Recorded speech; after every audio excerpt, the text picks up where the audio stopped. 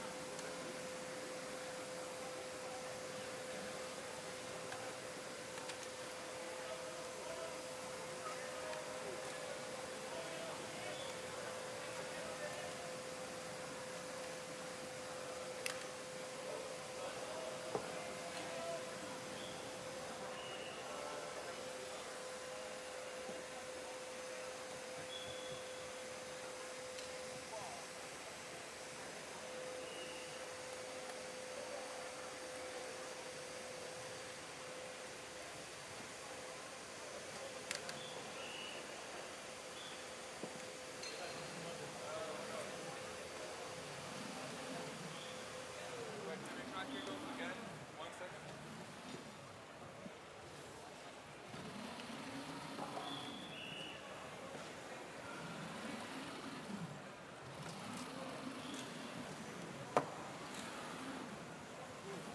Okay, go.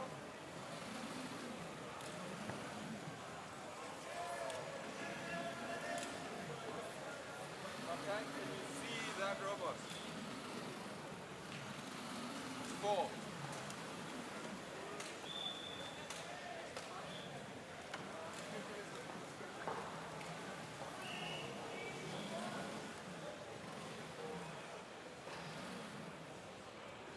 Damn it, not again.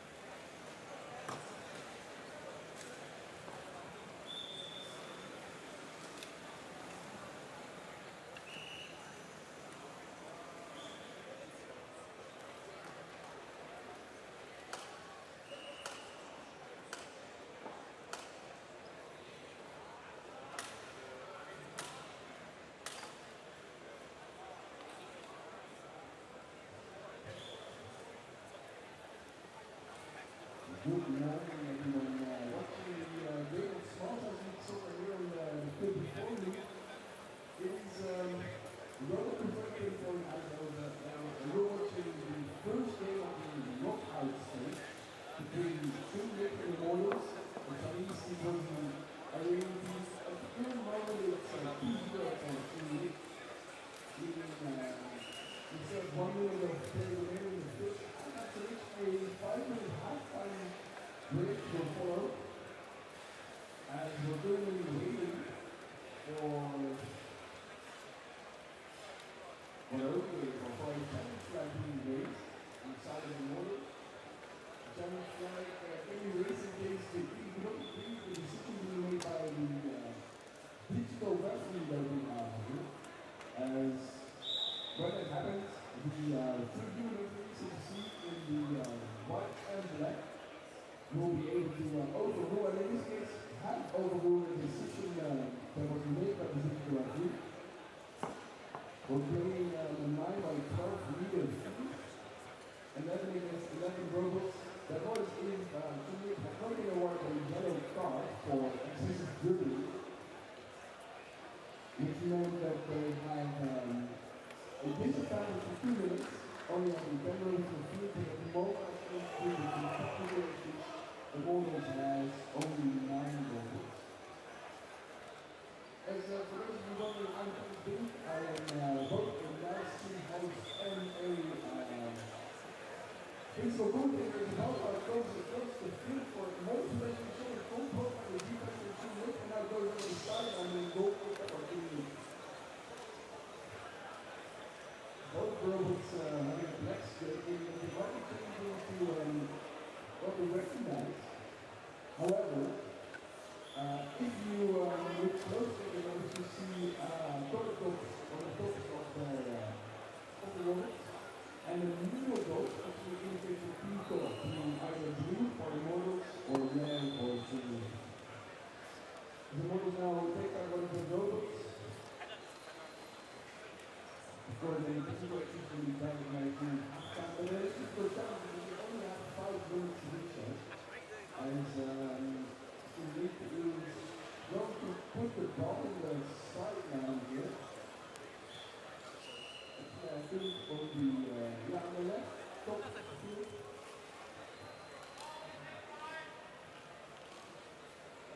I think we're going to be live, so if you have any questions, feel free to ask it. If you want a website presentation, please wait.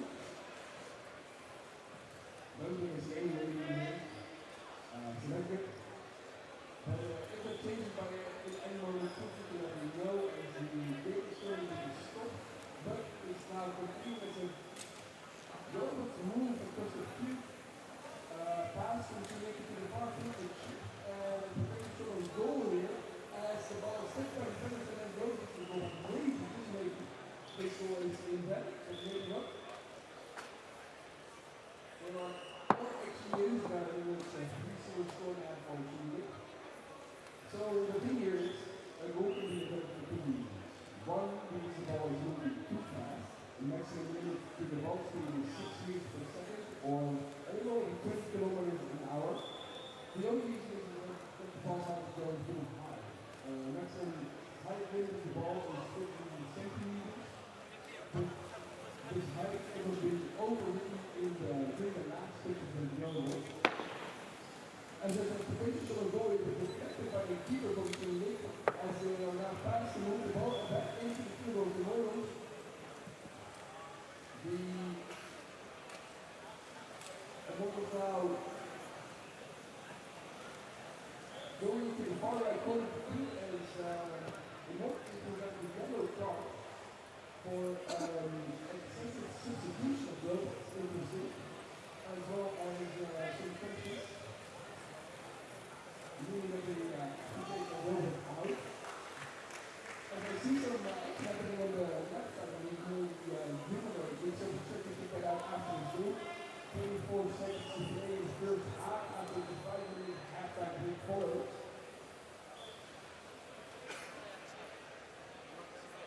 There's a little now take out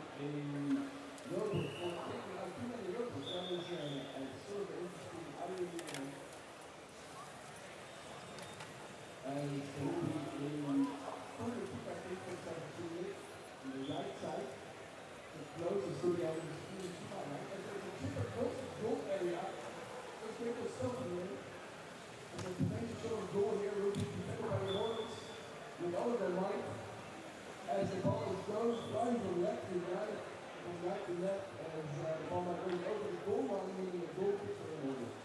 And the key height, pay attention here, as the Hornets will try to sweet spot the team road happening here. In the offensive place the ball, which is a very unique approach into getting the ball on the right, positioning the and it has it such not able to clear the ball perhaps. Great chip here to the midfield. As the ball is swiftly chipped back, it goes over the sideline, meaning a quick throw for the ball on the left side. And the game is off for 5 minutes halftime now. The Robots get to have a goal, or the Houston have a goal, fixing and organizing the Robots. The guys still doing it as the team of the Knicks makes a set promotion as I believe the goal was scored on the left side of the league. And with the 5 minutes halftime, I believe the team's about closing the Robots. It is now 3-0 for the Chinese team. We're watching the upper bracket first. Match of the Southside League, meaning that elimination is not yet at stake here, and both teams will be playing in the later today. Oh, speaking of matches later completely, let's have a look. So you're watching the league things that will now going to go for another 5 minutes in the second half, so I think 30 more minutes of game for you guys, as at 11:30, so that means 2 hours from now, there will be a move out. I know there will not be a upper bracket match between Tigers and Air Force. It didn't clash, and I did give it some support. Thank you very much, though. Always appreciate it. And I hope that the views to my right are also doing well, slept nicely, and I'm here to see on the favorite team, maybe the first time in the slice as weekend. I maybe will take a brief look at what the team is. So it's also really part of the RoboCup soccer. The third post that you see on the teams hanging here in the soccer arena. And the RoboCup soccer has a goal. By 2015, we want to create a soccer team, a robotic soccer team that can beat the human world champions in the game of actual football. And every team you see here, not just here on this field, but also on the field behind me and to my left, is working on their own set of challenges in order to make this a realization. And as the lyrics I think behind me is a great show of both engineering, larger scale engineering, image processing, as well as playing with a big ball. Durability with the sound results is a very high-paced, artificially intelligent game. As I was talking to one of the team members yesterday in the interview, and they mentioned that during halftime they can also adjust some of the tactics on the fly, maybe another regression, maybe the kicking or shipping power. So I'm curious to see how it will go into this second half. Immortals, being a team from Iran that has spent last year working on changing their code, programming the robot. As their last code was about 12 years old, which is in the world of technology, in the world of robotics, that is a little bit too old for our liking. I'm happy to see that they have changed. But on the left side of me, there is a humanoid being. It is the semi-temporary now robots. Usually seen in the healthcare environment, but now seen playing a game of football. And that we actually introduce a lot of mechanical challenges, trying to simulate human dynamics as a part of this is now broken. But unfortunately, no kids for me here as got a switch to move fast. But if anyone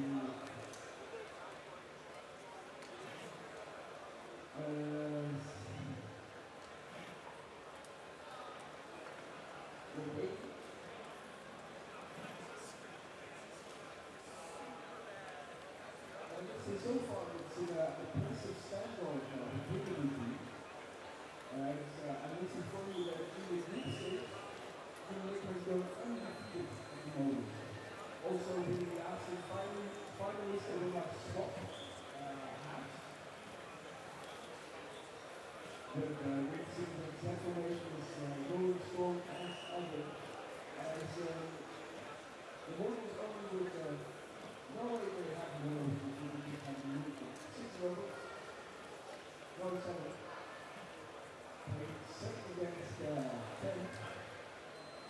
which was even more impressive than had been managed to reduce the score to a 3-0 so far. As both people move on to the next match. With 5 minutes left to play, maybe I was sure that you know there's actually a timeout call on the side of Nick. Trying to diagnose their local. Both teams have been awarded yellow cards, one on the side of Nick, one on the side of United.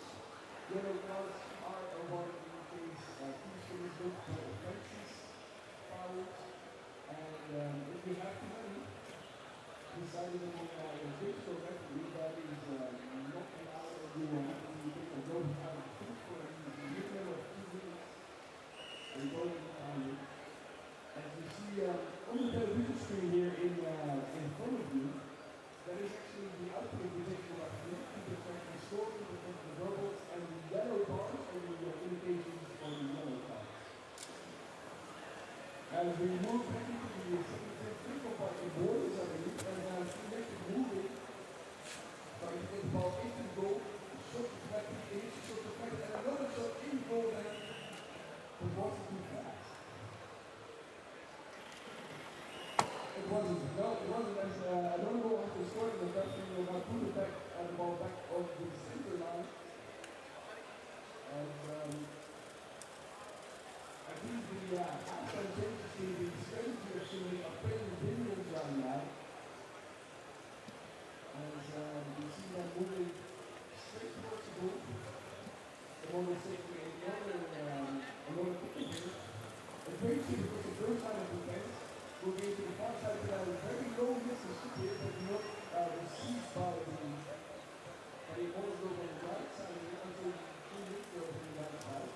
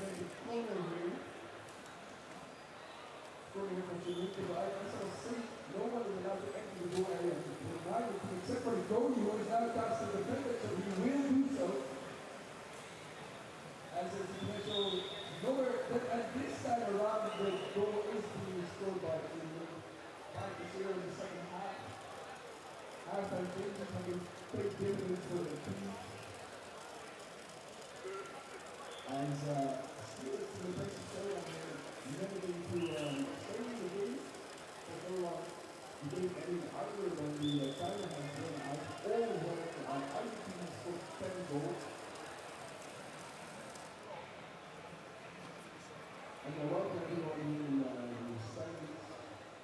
The game still 3.5 minutes to go. I would say anything can happen with our team. We're certainly was fortunate to get them as we are no, actually, scrap everything that I've said. The goal is invalid, likely, because the ball has still a maximum height 18 centimeters as opposed to the maximum height of 15 centimeters. And the reference are specifics, and I must let you know I have a piece of details over to the reference there. I have a piece of details, but you know what, let's go and watch that one. And I will also try to focus on the person audience what is happening. So there was a corner kick to the left side. Shooting the ball across the corner area or across the goal area. And with the ball bouncing, there was a fight, a goal clearance, by the keeper. And then another chip to block this other defense. And let's see, this is the most it worked in football. I think as far as I think that was goal and as never to the field as thing. So I think it's a great a cheeky goal. This is my broadcasting opinion there. Then he uses a VAR on next week.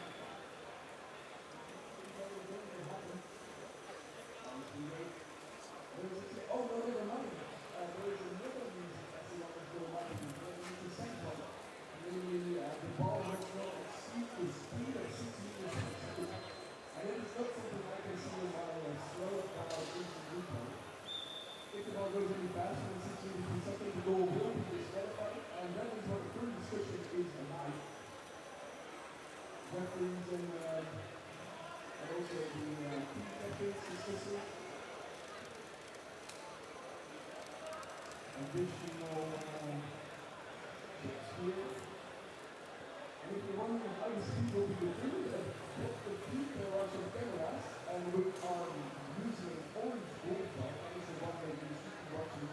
And as the orange gold ball is struck by the camera and the typical referee that we have is also calculating the speed of that orange ball. And as I look at my right here, thank you everyone for joining me on this local Saturday. If anyone wants an explanation in Dutch of what is happening, I'm very short on please wait for me now. As I think that's all fine. Yes, no way in there, okay, great.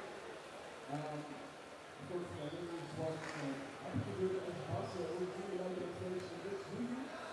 Also, yeah. Alright, short explanation in Dutch there.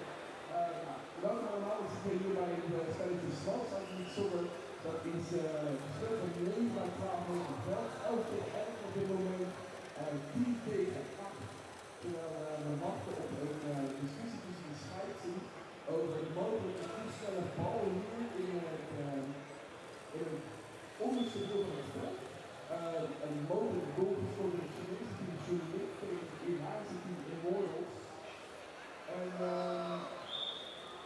de bal mag gaan maximaal 6 meter seconden gaan. En het is lijkt het heel langzaam, want 6 meter seconden is 20 km per uur en zo hard kan je niet fietsen.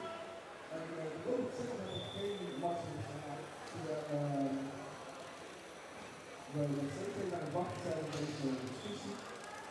Wordt het spel gespeeld door 9 van het veld, 11 tegen 11, en heel erg snel. En we zijn inmiddels goed om te ontwikkelen in de strategie en de hoogtesnelheid en de aanpassing van de robot.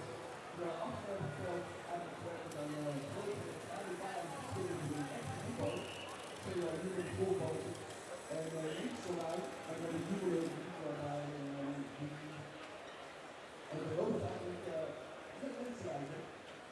En ook erg grafisch.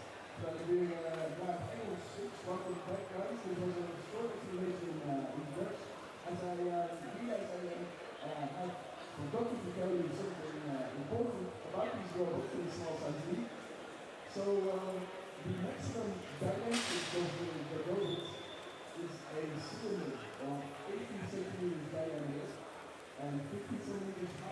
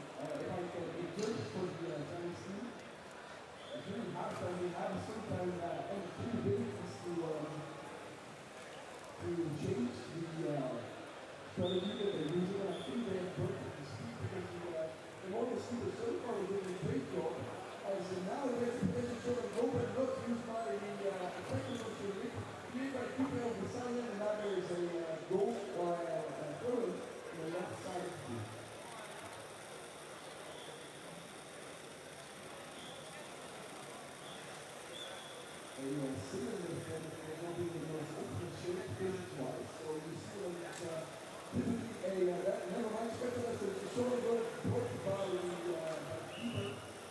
Cylinder shape not being increased by motion because you need a flat area to keep the ball in. So it's sort of a half cylinder or a cut-off cylinder. And there's another shot here, or another cross, which is being shot with this one. The moment gets it moving on a day. The ball is now being once more placed in the sideline using a what I like to call fist method. Using robots taking it back to back, especially when they move the ball and it's now going over the far side of the field, all the way up to the goal area to the lead. The keeper now passes through the ball so loose that it's far too technical. Left to the keeper, no one to take it there. As the discovered by the robot execution, the robot handler on the taking out one of the robots and putting one back in and near the second line on the left side. You see one in now.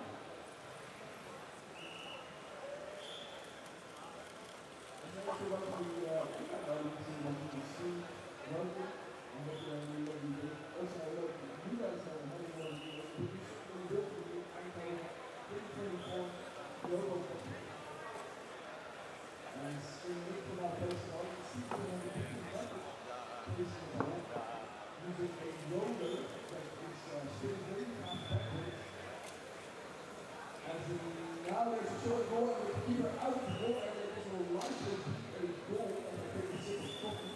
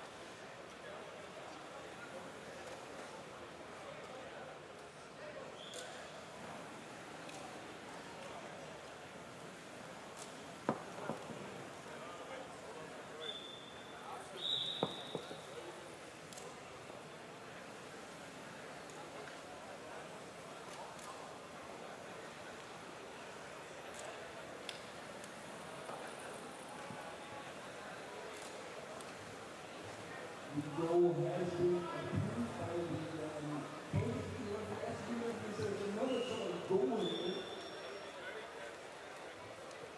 The pieces are so far under slightly, but it is working out for them. It's about 60-0, 2 minutes of play remaining in the second half of the game. The game will either end 18 minutes or in a 10-0 or a 10-something victory. The order for another kick going to the far end of the street, cleared out by one of the defenders as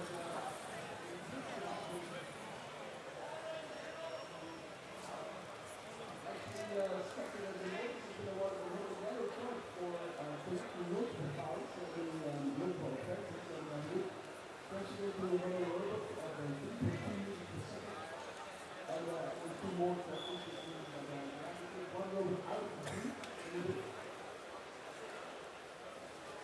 And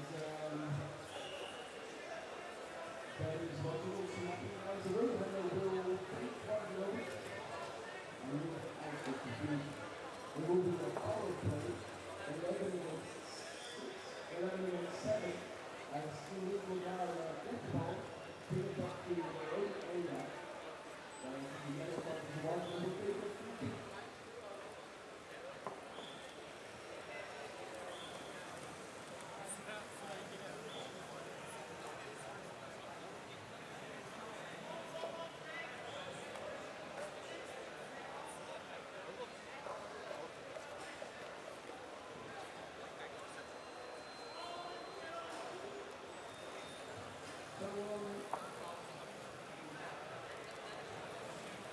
This whole piece of European football is really 5 minutes and the overarching goal of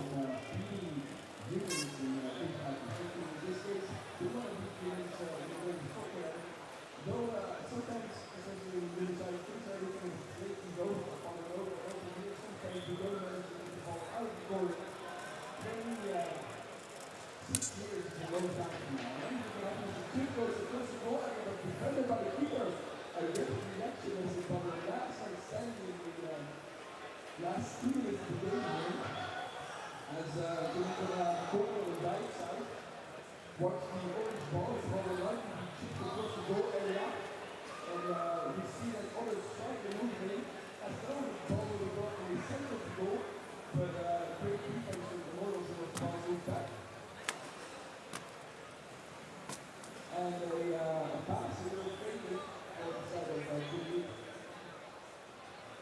And I would recommend to since another kissing at the ball, I've really grown close to my heart. I love this side to see as it's a tip now over to the midfield.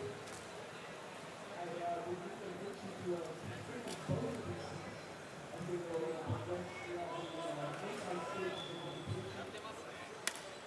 Next group, whatever building, the Republic against Air Force, the German flag, as we will follow that during another match at 1:30. Leaving versus Global City, Germany versus Brazil. As we will time out for a moment, I think looking at the coach maybe, as even though the score is not able to go about, it's still a push to go like the coach. As something is happening on the right side, very aggressively.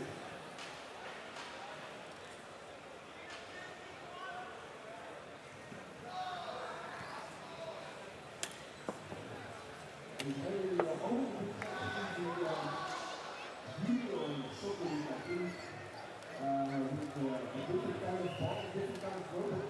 This mode is actually using IR infrared, if I'm not mistaken. With a smaller feet, only for also eating a high pace as we wait for the time when maybe I might as well go here. And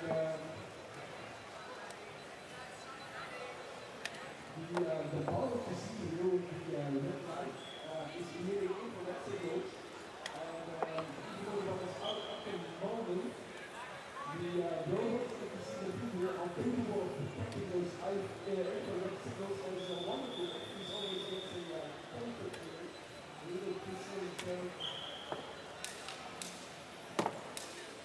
And there is some nice music playing in the background. Definitely don't watch this as well, as the timeout is over, and I will move back to my streaming setup.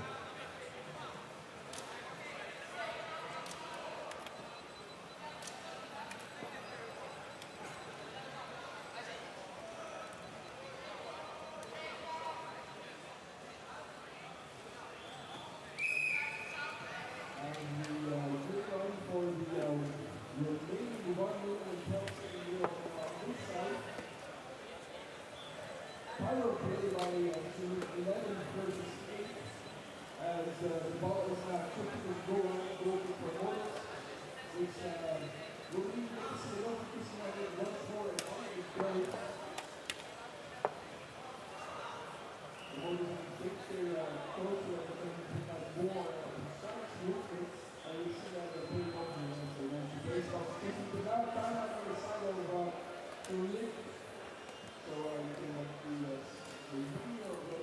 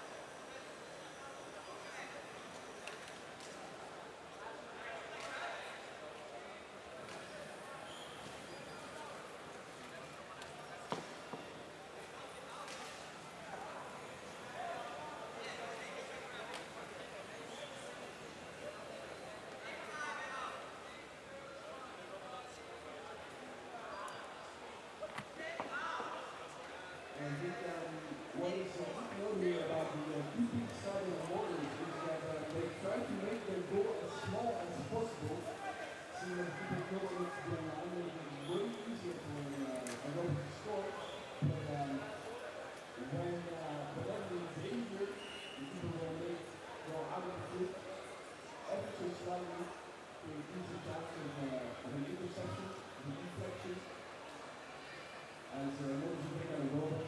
But also, you can not go out of the road too fast. And this might result into a 1-2 shooting situation, bypassing the keeper. It's a target as this is what may be happening as the group is running.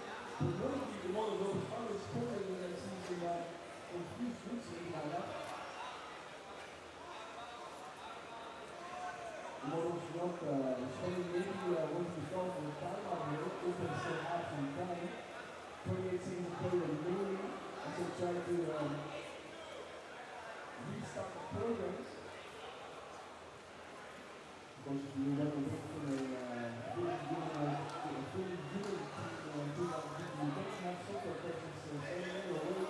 As we see the Immortal robots swiftly moving back into action, but unfortunately the ball players in the time as well. Meaning, shooting back to the develop to the timeout is still running, but now has been out. As no more seconds of timeout for the Immortal team here.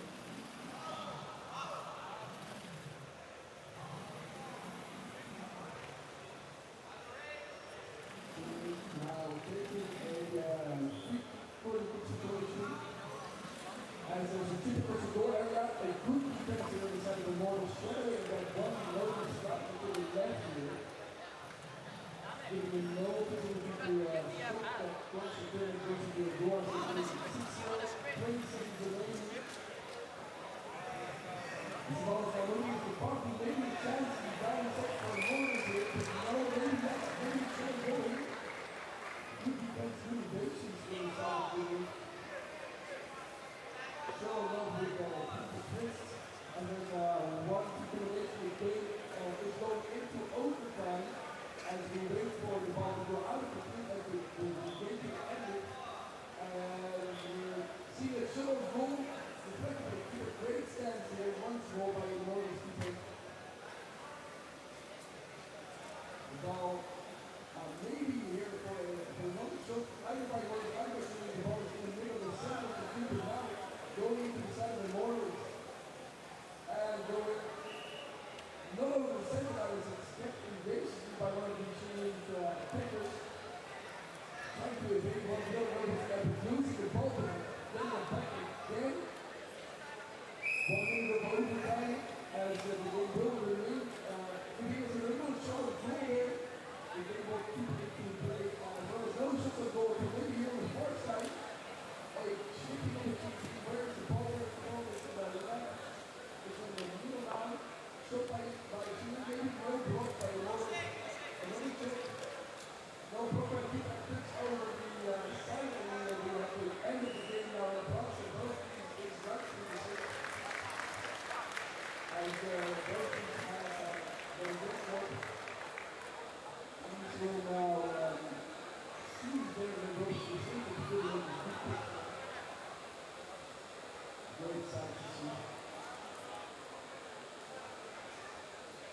As I would like to remind everyone that 1.5 hours from now, we'll be doing a lot of other podcasts, Friday Business Air Force.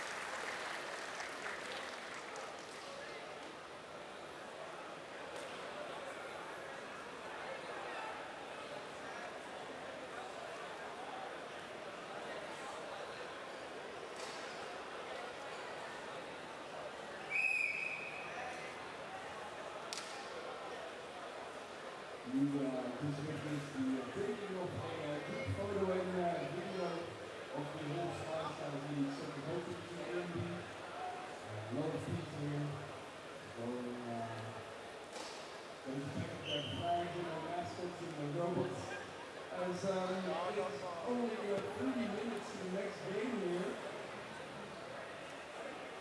Tigers from Mannheim versus Air Force from London. I think I said that correctly. A German class in the second game of the upper bracket of the Southern League stage. As let's say about 15 minutes, I'll go back and explanation with you during the conference. Maybe I'll win now as I think there will be a mid-sized league game to play. But first wait for people to clear the field now.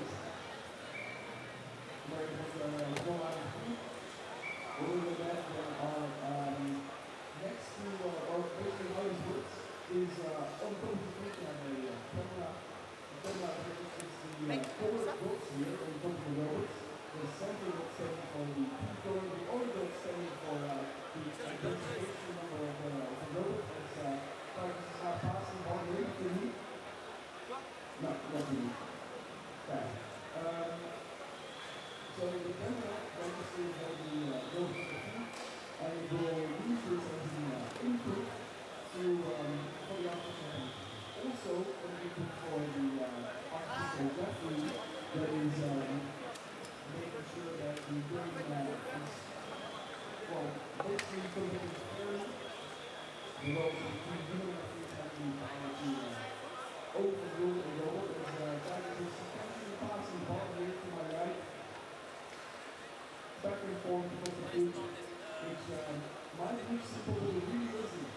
It is a combination of good execution of mechanics, along with communications, prediction of where the ball is going to go, and actually being able to read this is really harder than it seems, as I'm playing so many videos and moving.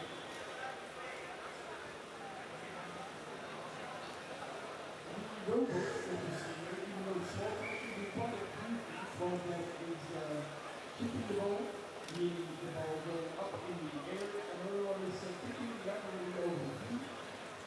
And what the latter is real, but they're not allowed to get too far because others all the things to really do some passing. And what's next? Now with the robots. The keys are not allowed to check any of the exhibition coaches as playing the balls, and I've been sitting on the junior side. And these will make taking risks and staying the game in a big ball, trying to achieve the push. But this will happen really, really fast in game, especially with two great abilities like the first airports. And is there anything else you want to say? The beauty of this is that with helping the game position on yellow cards, so there is a defense is really about RP. The yellow card meaning that they don't actually take it out of the field for 2 minutes, they get a slight disadvantage. The robots will kick and chip, meaning over the ground through the air, but they cannot score with the ball going in the air, higher than 50 centimeters. You can also speak about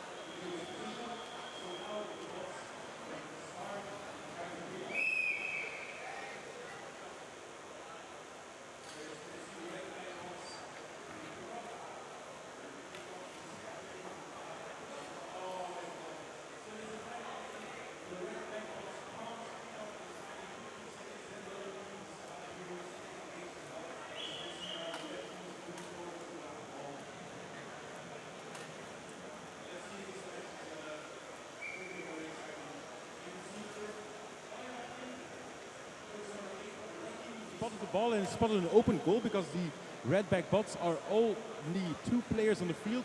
Oh no, so the redback bots have a defense position and kicking the ball away from their goal to the other field.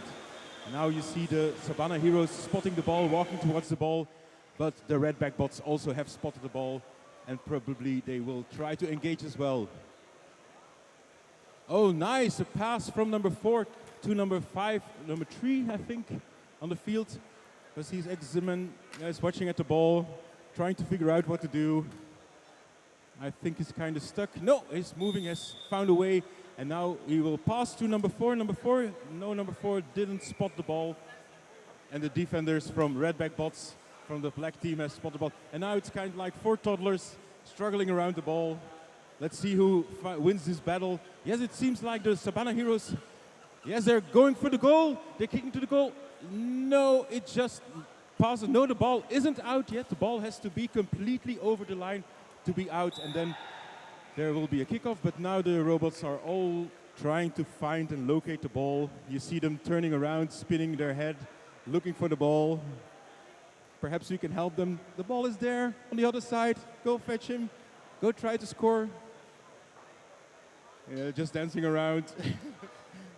Perhaps some music. Oh no, number 4 has spotted the ball. It's a defender, so I think he will try to kick the ball away. Number 4 walking towards the ball. And number 5 can re-enter the field, perhaps because he was in an illegal position at the beginning of the match. So he had a penalty time. Oh, number 4, it's a very risky move, but he manages to kick the ball away. And now the keeper entering the field as well. So after a penalty time of 45 seconds, these robots can re-enter the field. And that's what you see with number 1 and number 5. They have re-entered the field now. And now the defenders for the black bots are trying to figure out how to make an attack. Now the keeper is standing in the wrong direction. I hope they don't kick him ball. They don't make an own goal.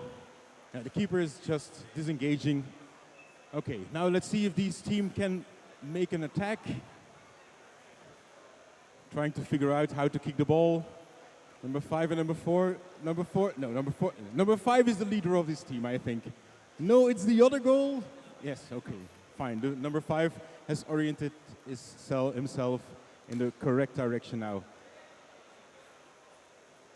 So you see now the red-black bots are in a defensive position.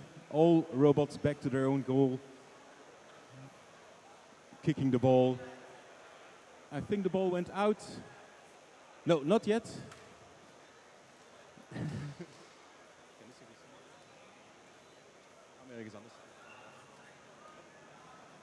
Yeah. So now there's an indirect kick for the red team. So they have to pass the ball to another player before they can score.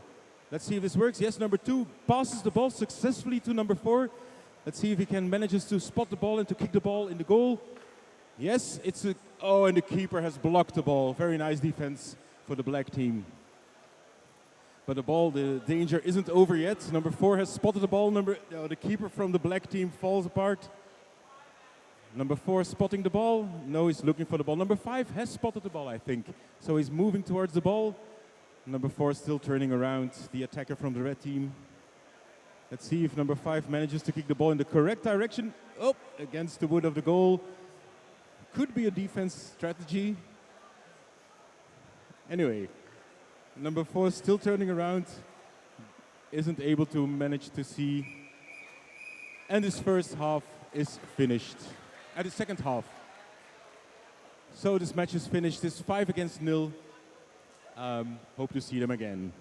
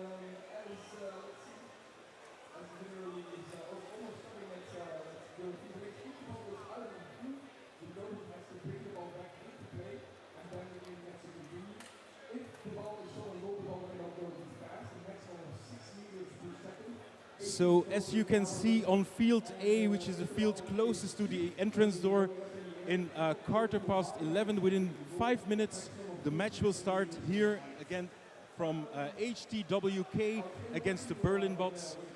It's for the semi-finals, I think.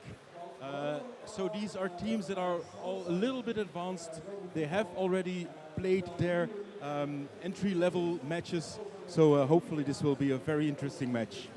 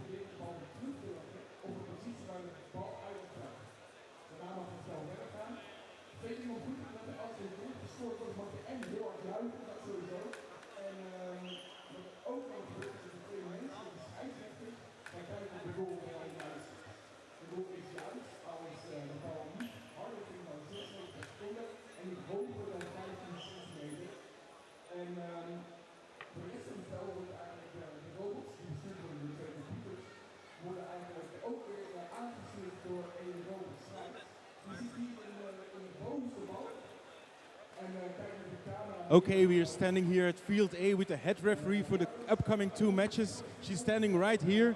Hello, what's your name? Hi, I'm Marot. Marot, and you're a developer for a certain team, and these developers, they switch and they have to referee other matches. Exactly. So we are from now Devils, Dortmund. We're coming from Hill Dortmund University in Germany. And the whole idea is that the other teams will do the referee for the other the teams that they are not playing, and also assistants. So each game has 2 assistants, 1 game controller operator, and 1 head ref. So it's a 4-headed team, 1 game controller here with the head. What's your name? My name is Aaron. Aaron, and you're controlling the computer, and this computer communicates with the Nowbots. Yes, exactly. Since the now robots cannot understand our language, or at least not now, I translate them to Wi-Fi commands that are sent to the robot. So you're pushing buttons, which is a Wi-Fi command, so they know it's an offside. No, offside is perhaps too complex, even for robots.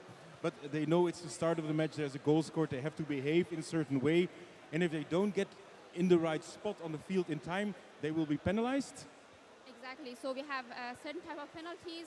For example, illegal position, when the robot doesn't stand in the right position. For example, in the kick-in, they have a ready phase that they have to place themselves in the right position on their half of the field. And if they are placed in the other opponent half, they are penalized for illegal position, for example. Yes, and they get penalized, so they get removed from the field, and then after a certain amount of time, 45 seconds I think, they can return to the field. And how does it feel as a human to referee robots? Well, that's amazing. I mean, we are now living in 2024. Everything is doing autonomous, and it's really amazing to be a part of such an amazing event, controlling the robot, playing with them, and interact with them. Okay, thank you. I think you need to be ready for the match. So the robots are getting into position next to the field. 2 more minutes, and then we'll start this match of HTW against the, I'll have to look to the Berlin United. So Berlin United is playing in pink, I think, and the HTW robots, K robots from Leipzig, are playing in blue.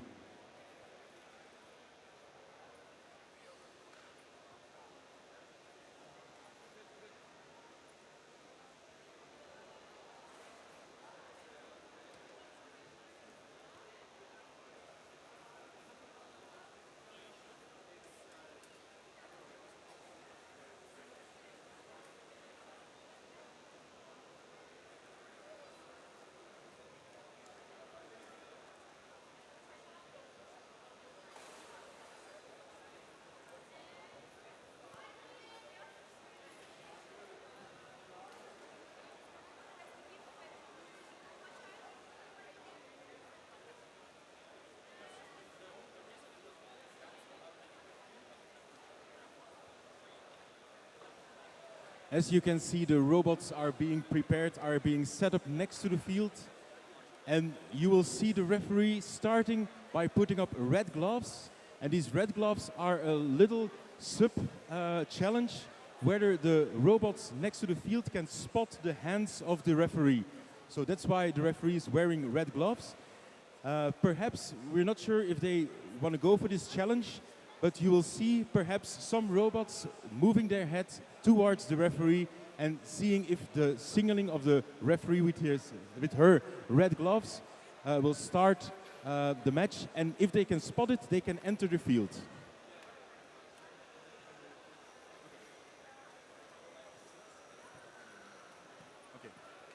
Okay, and so now we're on the live stream as well for the Leipzig team. Let's see how this rolls out. And with me there is Nata. Nata is also a new commenter for today, and she will be giving some feedback as well. Thank you very much. Okay. So now you see the referees putting on her red gloves. And it's interesting to see if the robots can spot these hands. So if you see some heads of the robots moving towards the referee, this will be granted extra points and will be given the robots an opportunity to enter the field as well. As you see, the blue team spotted the hands of the referee, so there are extra points for this team.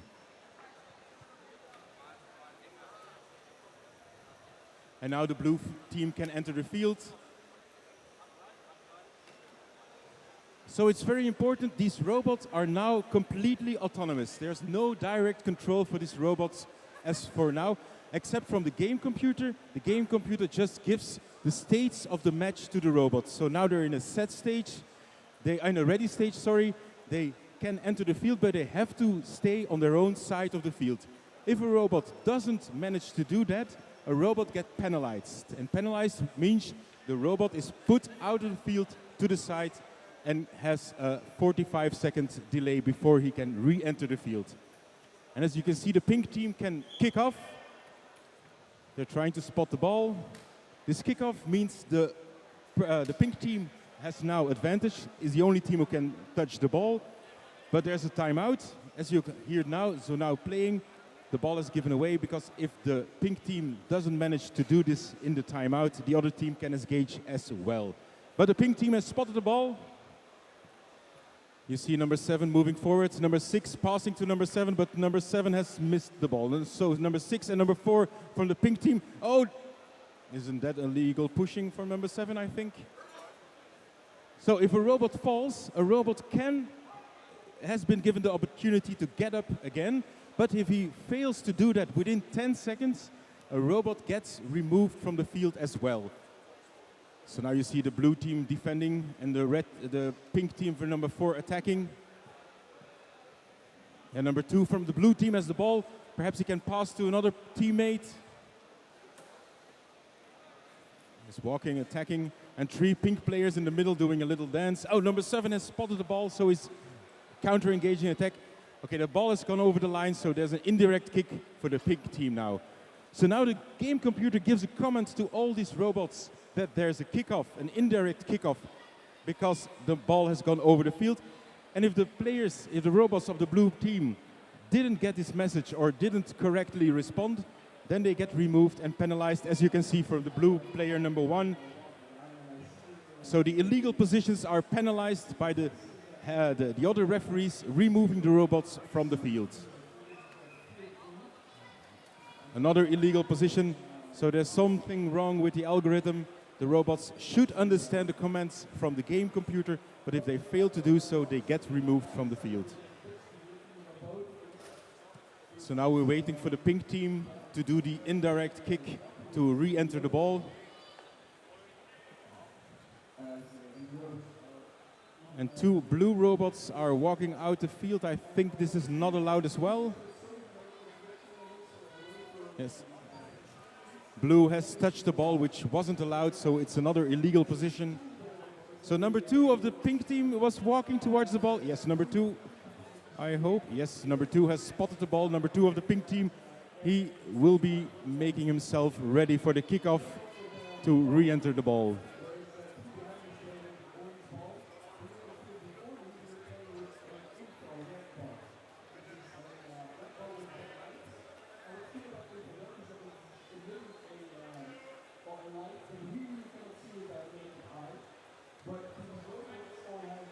So because the kick in for the pink team wasn't done in time, there's a timeout, and now the blue team could engage. So number 6 has kicked the ball towards the goal. The keeper from the pink team has spotted the ball, and now we'll see if he can manages to kick the ball away. Yes, the keeper has cleared his goal, but number 6 is on the leap. Number 6 is re-entering. Number 6 from the blue team has spotted the ball, but the defenders from the pink team has spotted the ball as well.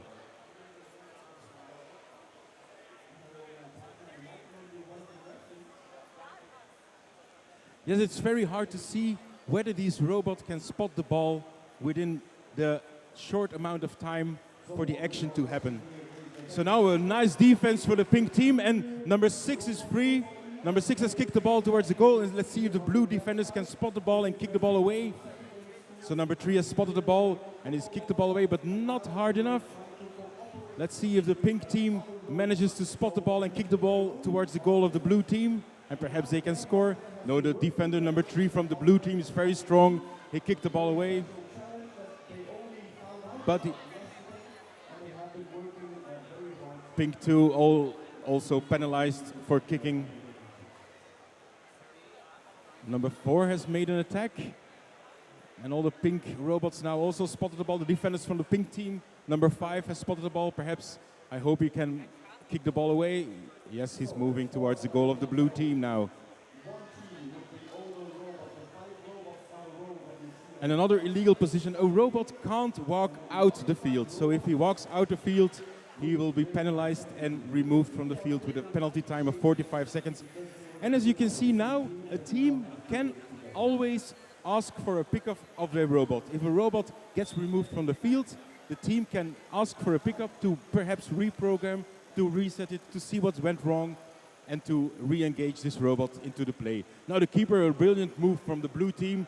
He saw the ball, he saw an attacker, he saw there was no defender, so the keeper engaged himself, tried to kick the ball away. Now let's see if he is.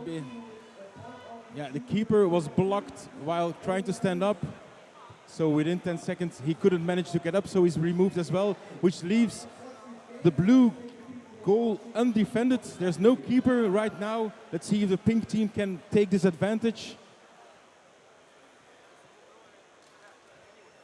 Yeah, number 5 of the blue team spotted the ball. Number 3 also, they're thinking who should take the shot. Number 5 doing nothing. Number 3 moving towards the ball. Number 5 now also moving. Number 3 trying to defend, but falling down again.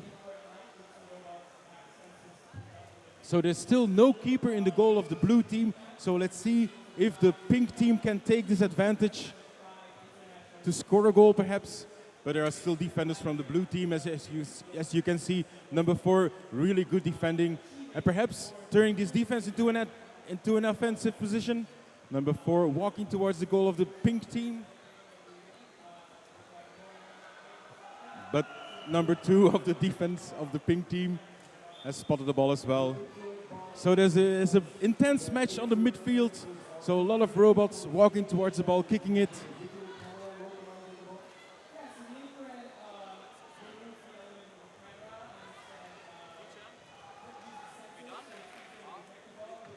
So still, as the keeper can now re-enter the field, he's trying to look for the goal to move into his position. The keeper of the blue team still trying to find the goal. There's a lot. It's very difficult for these robots to localize themselves on the field. Now is an open shot. So the ball is going towards the goal of the blue team. Let's see if the pink team, number 6, is moving towards the ball. But there's a defender from the blue team as well. Let's see who can get the ball in the first. Number 7 shielding the ball. Number 6, oh, number 6 falling. So a defense position of number 7. And number 7 is kicking the ball away. Very good defense of number 7 of the blue team. So there was an open opportunity, but the defenders of the blue team managed to defend their goal properly. And now lying down, but getting up again. So you see they have 10 seconds to get up, these robots, if they fall. If they don't manage to get up in time, they will be removed on the side and have a penalty time of 45 seconds before they can re-enter the field. Yeah, another illegal position of blue 6, because a player can't walk into the goal. A player has to stay on the field. So now a little squirrel in the box before the goal of the blue team. The orange, yes, they have managed to kick the ball in front of the goal. Let's see if the pink team now can spot the ball before the defenders of the blue team. But number 5 of the blue team has spotted the ball. Let's see if he can kick the ball in time. Yes, perfectly defended from the blue number 5. And perhaps they can now attack the pink goal. Number 5 still on the ball. But number 6 is going to try to intervene as a little squirrel. And number 3 from the pink team also tries to intervene. Number 5 still on the ball. And there's a squirrel at the midfield. You see a lot of robots falling. It's very hard for these robots because their joints on their knees, for example, they get really hot during the match. And as hotter these joints get, the more difficult it is for the robots to control themselves, to be able to stand up, to be able to kick. Because if they want to kick, they have to rebalance themselves on the other foot. It's a very hard operation for these robots. But you can see that in a couple of times, a lot of times you can do it. It's like, for example, now number 7 manages to kick the ball in the correct direction. Let's see if he can get there in time again before number 5 kicks the ball away. But number 5 is defending. No, it's blocked by number 7. Oh no, number 5 is a good, strong defender together with number 4. Trying to defend. Oh, and number 6 has spotted the ball and has spotted an opening. Let's see if he can get there in time before the other team gets up.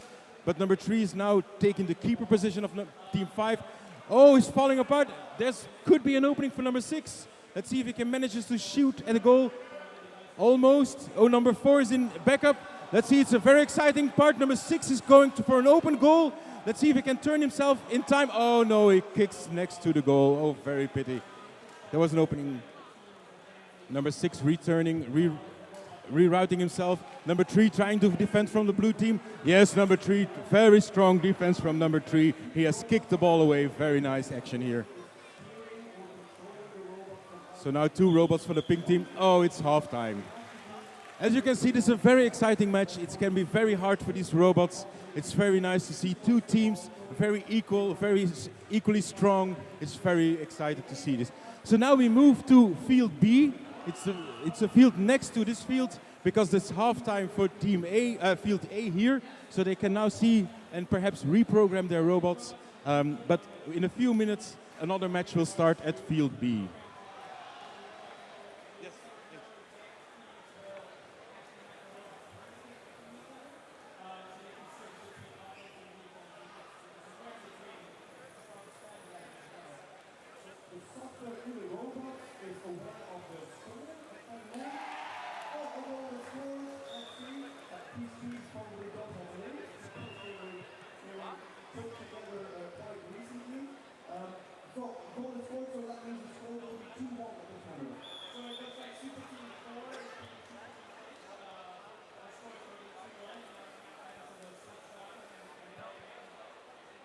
So that was the first half that we have been witnessing here. This is halftime. Is there any work done on the robots in the halftime break?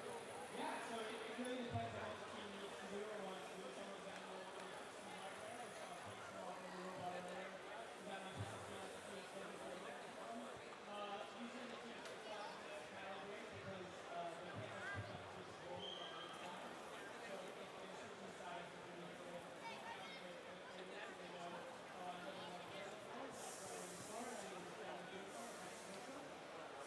Normally, in a human football game, the halftime break is a moment where nothing much happens and the spectator. But at this moment, you have to be aware of what is happening. These are teams that have been working on their own robots for the entire year, and they were asked only yesterday or 2 days ago to work together. So you see them all diving into their robots. They try to adjust software and hardware. They have probably seen small mistakes in the first half in programming their own robots, but they also have to be aware how their robot has to work together with the other ones. Other hardware that they have only just met 1 or 2 days ago, and now they have to really dive in because that's the concentration that we see at this moment. Robots passing from hand to hand, trying to find small mistakes. A little physio work is being done on the robot here at the far side of the screen. You would have to have some kind of internal monologue of these participants at this moment while what is going on.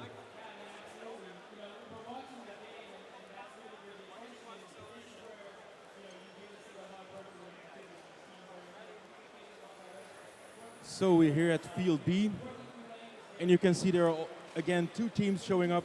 It's SPQR against the Nomads. SPQR playing in red, and the Nomads playing in green, blue, it's a dark blue color. Let's see who's the strongest one this time.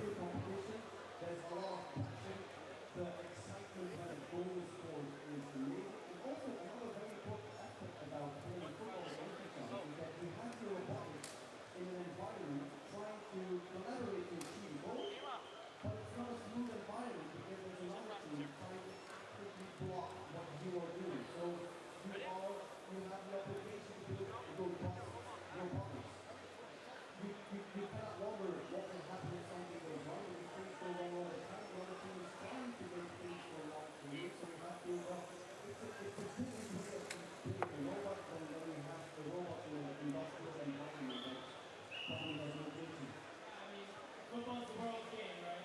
Everyone's focused on this one thing,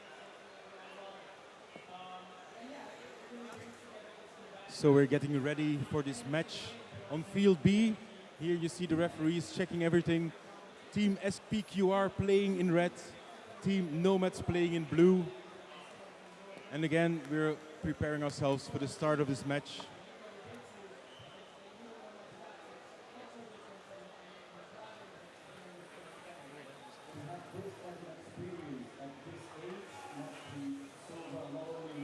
So the robots are now in a standby position, anticipating this match. And as you can see, the referee is putting red gloves on.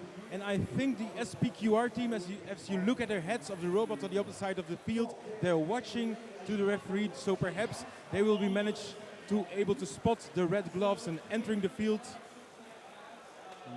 No, I don't think there was a chance, but they didn't manage to spot the red gloves of the referee. So they don't have the advantage of entering the field a little earlier than the other team.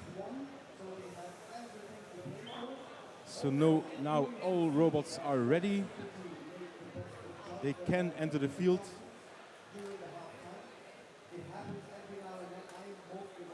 As you can see, they're now all entering the field, taking their positions. So they have a certain amount of time, and a little piece broke off of the robot, but is quickly removed from the field.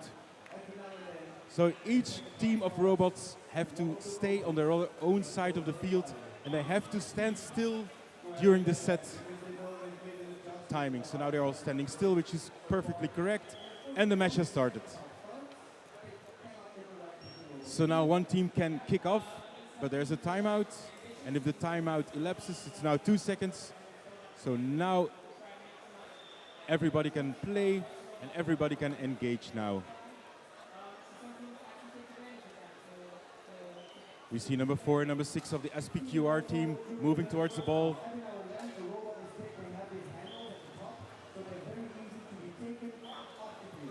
Already falling.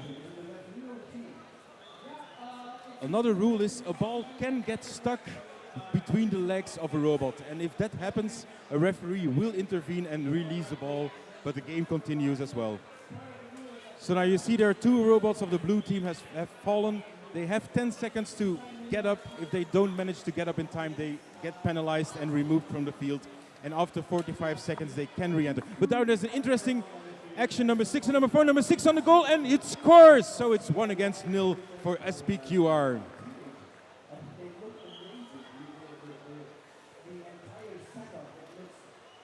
No, I think it's the other team, so yeah. Okay, it's 1-0 for the SPQR team.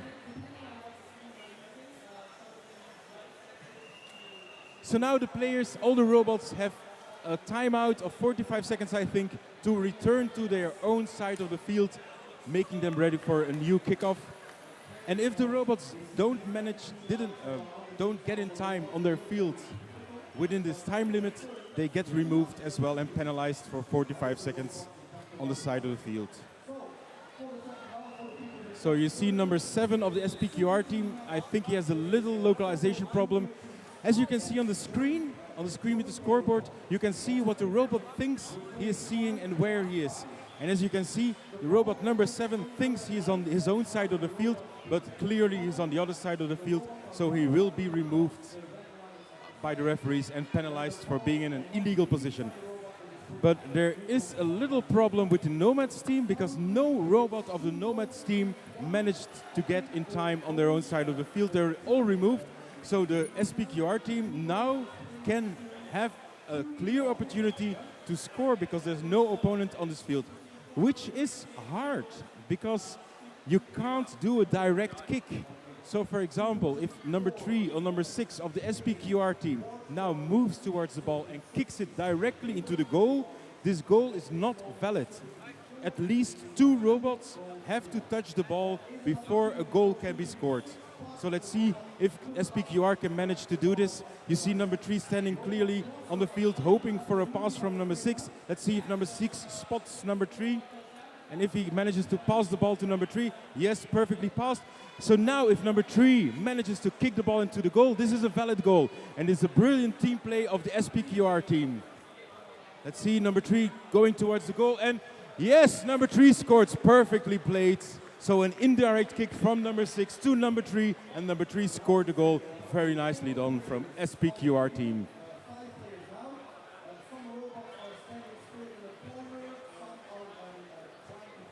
So now SPQR is leading with 2-0. The scoreboard needs to be updated, I think.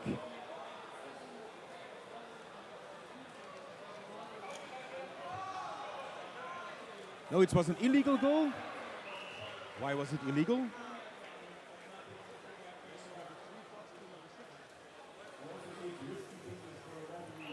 Oh, the goal was clearly, it was illegal. The assistant, clearly, it wasn't a legal goal. So now another pass from a 3 to another player, the keeper from the Nomads.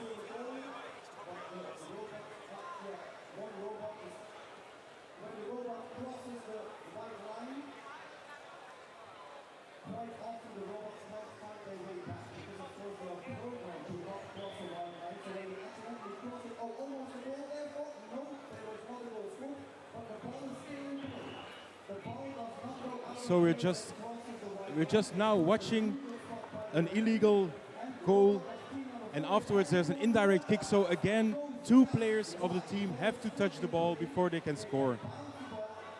So now a corner, also an indirect kick.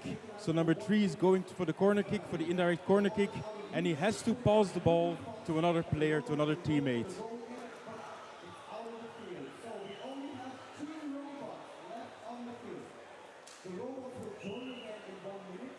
The corner kick didn't go as planned, so it's now an indirect kick for the Nomads team, but there's no player, no robot of the Nomads team on the field.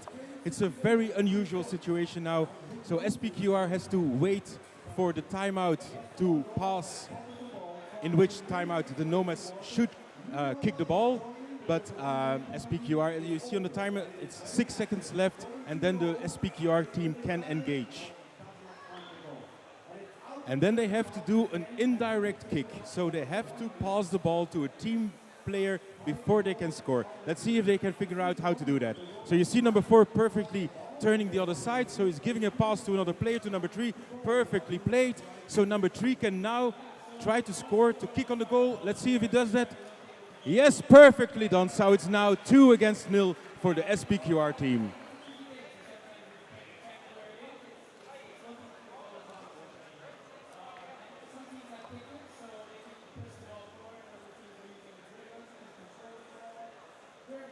So now all players need to return to their own side of the field.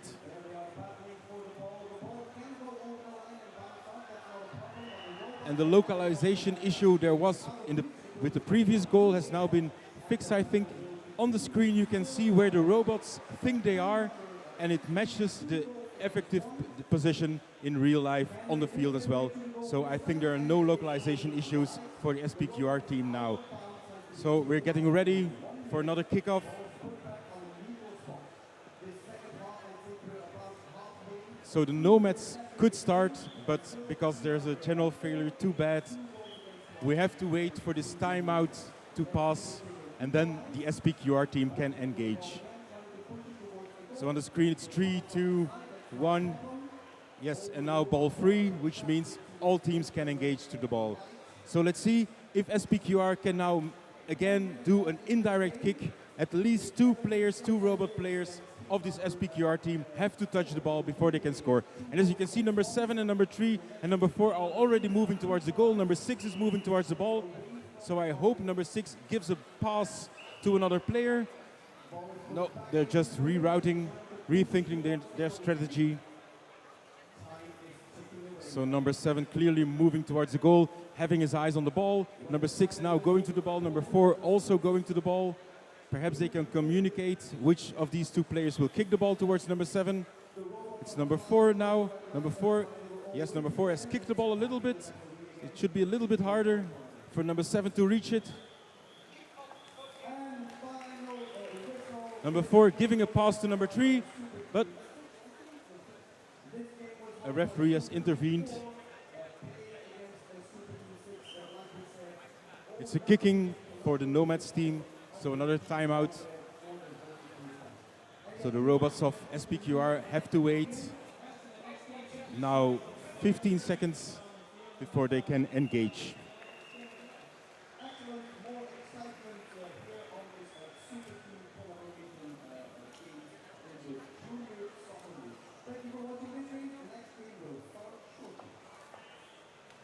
Yes, they can now engage. The ball is free.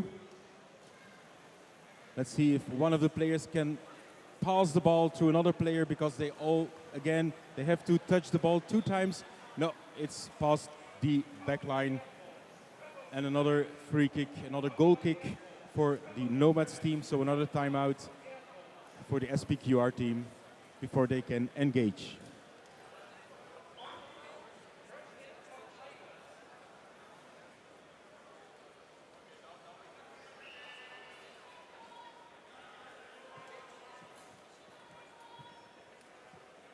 Yes, as we said before, a team always can ask for a player who is penalized to be removed and to be picked up, to perhaps reprogrammed, to reset.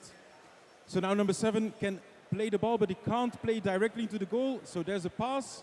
He falls. If now another player of the red team, of the SPQR team, manages to kick the ball in the goal, it's a valid goal. But number 7 can't kick the ball into the goal. This would be an illegal goal. So this is a legal goal because it was an indirect kick. And they performed a direct kick. There was only one player of the SPQR team who touched the ball. So again, and we're halftime.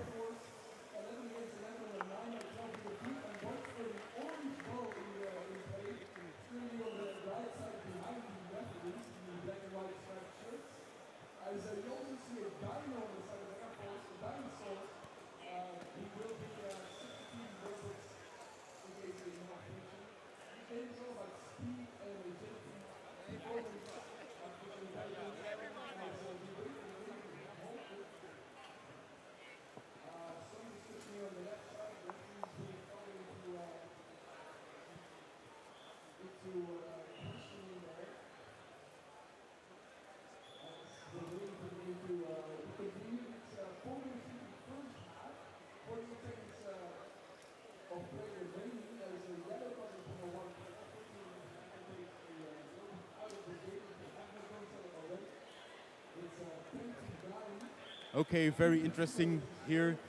On field A, we'll see the second half of the Berlin. What are the teams here? Berlin United against HTWK robots from Leipzig.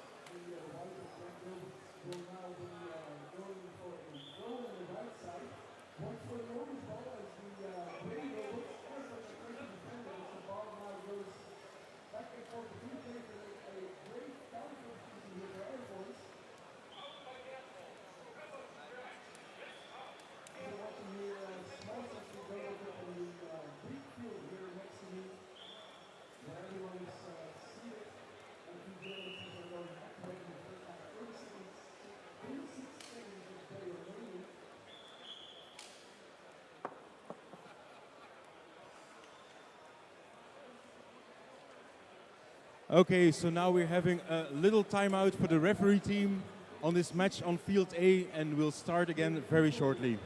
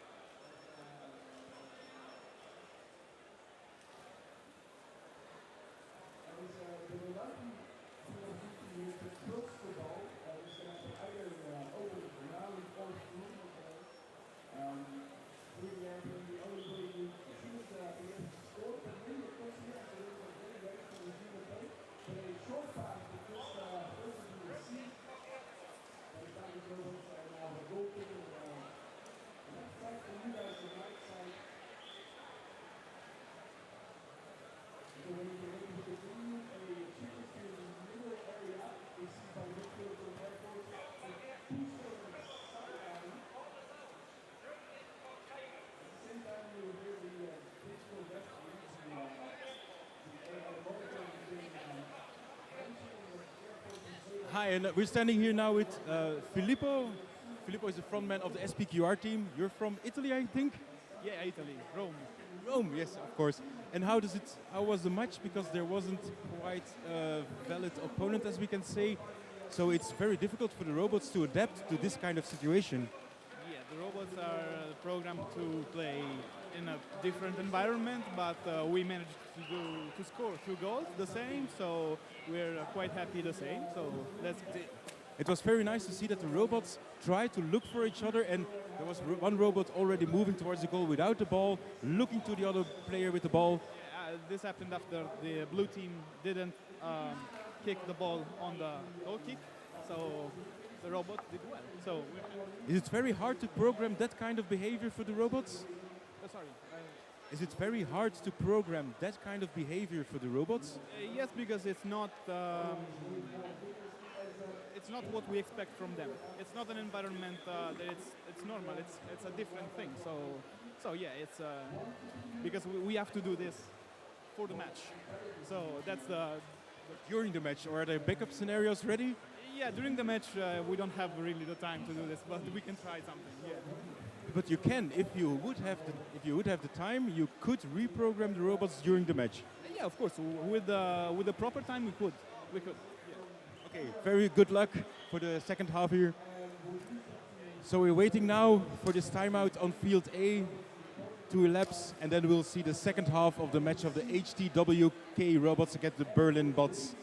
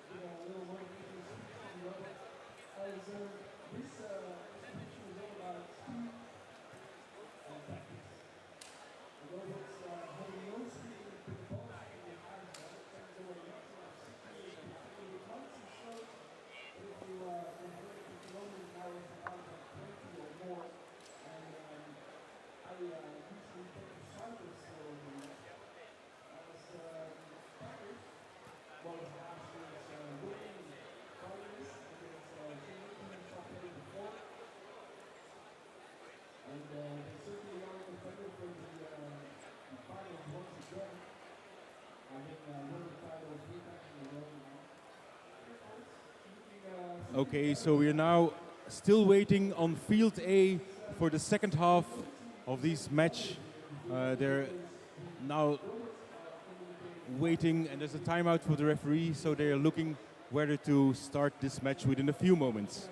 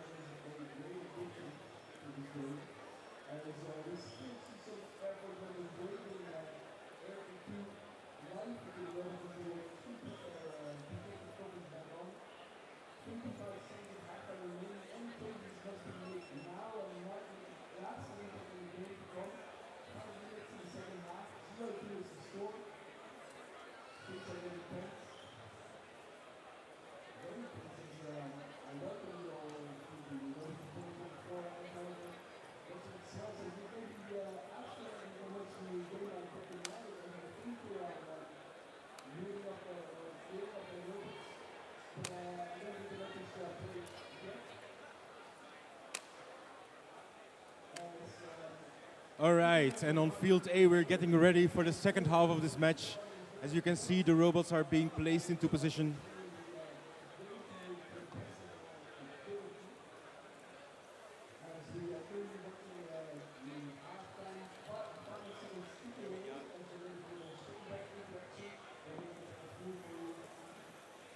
So I'm now here with Dario. Dario is of the Dutch Now team, and he's going to co-host this match. Hey, Dario. Hi, good to see you guys again.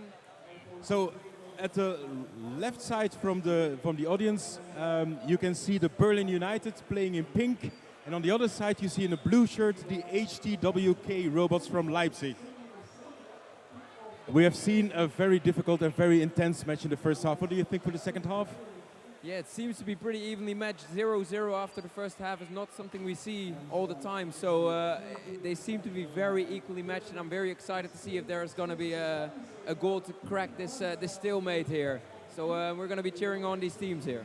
Yes, it's very exciting to see which of these two teams will manage to score and manage to win this match.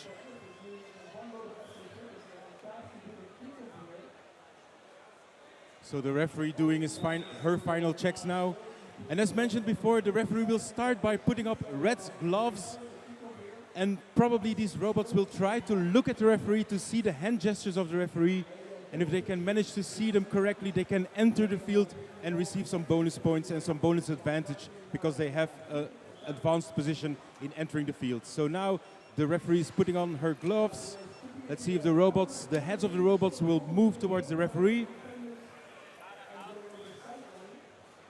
Any robot has spotted? No, I think they didn't spot it. So never mind, the match will start soon.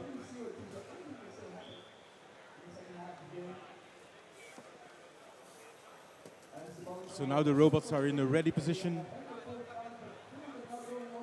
As you can see for the pink team, they're scanning the field with their heads moving to left to right.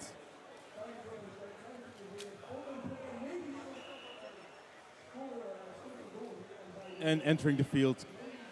So before the match, before the kickoff, all these robots needs to be on their own side of the field.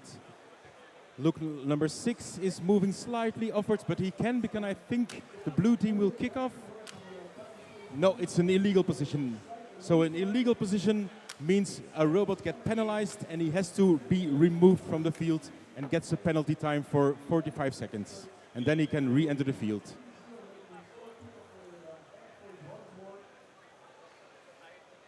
So the pink team has to wait to enter the center circle. Yes, perfectly. Number 5 moved forward, but waited outside the circle. And now the ball is free, and now they can enter. So there's a small attack from number 5. He has the pink team in the lead now, looking for the ball. The defenders of the blue team trying to kick the ball away. Yes, now let's see if HTWK is sharp enough to block this attack here. See if they can defend that ball, fend off the attack from Berlin United here as they come out very strong. We can see the ball getting cleared away with 2 defenders. There is a really aggressive defensive tactic implemented in their systems, as we can see. And hopefully they don't intervene with each other, because number 3 has now kicked the ball towards his own goal, and number 4 has kicking the ball away, but number 7 of the pink team has spotted the ball. Yes, it's blocked the defensive position. Now let's see if the pink one of number 7 can spot the ball before the keeper does. The keeper of the blue team now spotted the ball and kicks the ball, tries to kick the ball away, but there are 2 attackers from the pink team coming in. Oh yes, and the keeper has kicked the ball away, and very nicely done. But the attack is not over yet, because there are 2 other attackers from the pink team, but the keeper has gone for the ball. The keeper is going in an attack. The keeper is going to attack to the other side. Let's see what he does. Keeper on the run. Very interesting to see that the defenders from the pink team also intervened as well. But the keeper has not stopped yet, so the keeper is going perhaps to score a goal for the blue team. Now the keeper from the pink team also engages in the ball. Let's see who wins this. And the keeper is going for the... Oh no, the keeper has fallen just in front of the goal. The ball is lying 30 centimeters from the goal. Let's see which robot gets the first to the ball. It's a keeper from the blue team. Oh, the keeper falls again. Oh no, this is very pity. Come on, keeper from the blue team. No, the keeper from the pink team manages to see the ball, but kicking it in the wrong direction. The keeper now can see the ball again, blocking the ball. This action isn't over yet. It's very exciting to see. Oh, it was an illegal position of the keeper. Oh, pity, too pity. This attack is over. So now almost all players of the pink team back at their own field, trying to recover the ball and planning another attack. So number 4 now spotting the ball, perhaps giving a pass to number 7. Yes, perfectly. Number 7 spotting the ball. Yes, very nicely done. Number 7 is seeing the ball, and there's an opportunity. So the defenders and the goalkeeper of the blue is still penalized, so there's no keeper in the goal for the blue team. So perhaps there's an opportunity here for the pink team, for the Berlin team to score. If they get in time there, he's running, all his joints are getting very hot. So here's a position where the ball was between the legs of a robot, which is not allowed, so the referee intervened and took the ball away. So there's a number 5 of the blue team now in illegal position because he has run out of the field. So he's penalized again before he can re-enter the field. Yeah, so they're in a real tough situation here. Number 3 taking from the blue team taking the defensive position, but it's not necessary at all as number 6 is going here for a goal. He seems to be on target. Let's see if Berlin can defend that attack here. They seem to screen the ball off very nicely. Can number 6 spot the ball again? Let those algorithms do their work. He has spotted the ball again, and he's now going for it again. And as you can see, these robots get really hot at their joints, at their knees. After running or kicking, they tend to fall over because they are so exhausted after kicking the ball. But now there's an open opportunity again for the team from Berlin, for the pink team. There are 2 defenders left, and number 7 also, but he's still wandering around where he is. But there's 1 attacker for the pink team, for the Berlin team, going with the ball towards the goal. Oh, now number 7 of the blue team has spotted the ball and he's tried to defend. Yes, he stopped the ball. It was very exhausting because he fell over, and now another player falls over, but the attack is not over yet. As number 3 of the blue team manages to stop the ball. Now there are 3 attackers from the pink team. kicking, falling. Oh, and a nice defense from the blue team.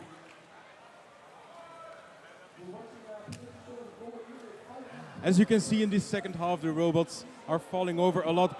Oh, there was a little problem, but it's quickly fixed. So the ball is now back on the correct position. Number 7 has spotted the ball, and there's an opening. Number 7 of the blue team, because all attackers from the pink team are away from the goal except for 2 defenders and the goalkeeper. Let's see if this attack results in a goal, perhaps, in a kick on the goal.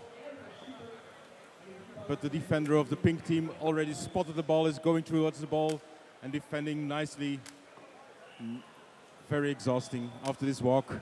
So falling down and now trying to get up. So to remind you, these robots have 10 seconds to get up after they have fallen. If they don't manage to get up in time, they will be penalized and will be removed from the field. But now, nice defense from number 2.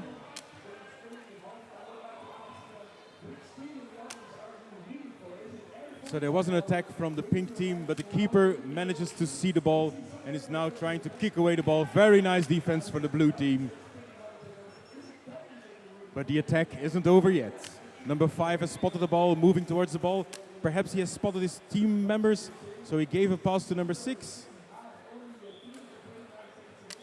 Number 6 kind of freezing. Number 5 still engaged with the ball. Giving a pass to number 7, it's the other direction.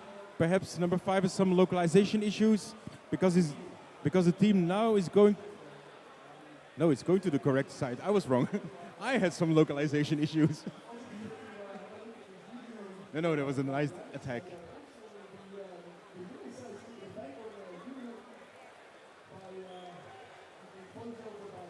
So you can see, as you can see in this second half, the robots are getting really tired. How does this come, Dario?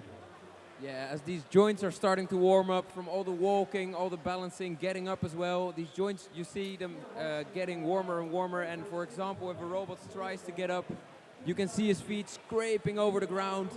The joints not pulling as hard as at the start of the match and then falling over more and more. And they will get penalized more and more as well. So yeah, it's a really exhausting activity for the robots here. Let's see if one team can take this exhaustment into an advantage with 2 minutes and 45 seconds left on the clock.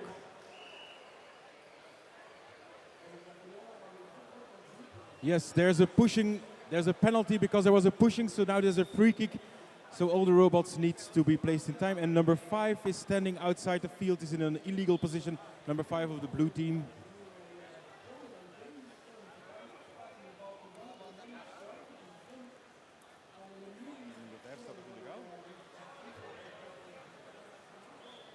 Okay, there's a little margin for number 5, so if he can return to the field, then it'll be okay. So it's pushing it now, so there's a referee. Yeah, number 5 manages to get in the field as well. Very nice. So number 6 now on an attack. Getting very exhausted, getting very warm. These robots doing their very best, very much effort, trying to swim, to crawl to the ball. But the defenders of the pink team also spotted the ball and kicked the ball away. And number 6, very clever, moving to the right, passing by the defenders. Now this number 6 can go for an open goal.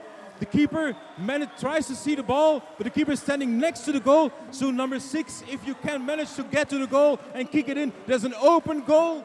Perhaps this will be the one goal for HTWK. No, the robot is turning around. What's he doing? Waiting for a team member, waiting for the pass. But the defender number 3 of the pink team also spotted the ball. Oh, this was very exciting. And the defender kind of tries to kick the ball away, but the attack is not over yet. Number 2 of the pink team trying to defend as well. Number 6 still in charge of the ball. Let's see what he does. Perhaps a pass to to his team member. Turning around. Will it be in time? Yes, the ball is going to the goal. Yes, it's a goal from the blue team for HTWK from Leipzig. They are leading now with 1-0. No, it's an illegal goal. Why? Why is it an illegal goal? I am not sure, as it seemed that there was a pause, but the referee always makes, the call from the referee always is the official call, so there has probably been some sort of an intervention, some sort of an indirect moment where this goal has been disallowed. So it's still 0-0. We still have a match to play here, as the HTWK bots are still in a good position to try to score a goal here. So perhaps it was an illegal push of the robot, and that gets penalized as well. So now the second half, it finishes 0-0. What happens now? I think as we are not in the knockout phase yet, we have a nice draw for Berlin United, which is a great result for them as the number 2 of the league. HTWK has been really strong this year. So a 0-0 score is something they can absolutely celebrate. So as you can see, the Berlin team is very happy that they didn't lose against the runner-up from last year, I think, HTWK. And the current second place as well, they've been doing really great. So yes, this is a very great match for them. Okay, in a few minutes we'll go back to field number B to see the second half of that match.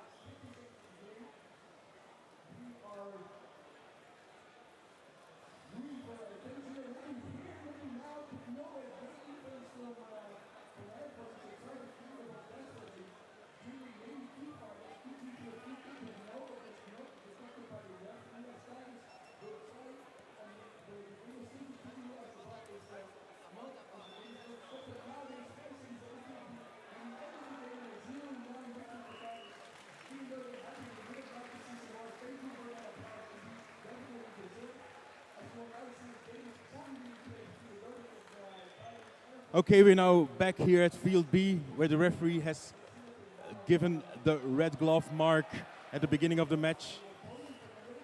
And again, we see a complete team from SPQR, but only a few players from the other team. Let's see how this match turns out. Yes, it seems that that our nomads have put about 3 robots on the side here. That is already a start. Ooh, as our pickup has been called. So that is really a shame as a robot starts falling over. Yeah, it's a shame to see the nomads not being able to perform at their fullest here, not being able to show off their hard work from the year because of some issues with the robots. Let's see if they can resolve this during the second half here. As they have to battle against a 2-0 deficit with 3 robots. Is going to be a real challenge, but we've seen big miracles happen during this competition, so let's see here.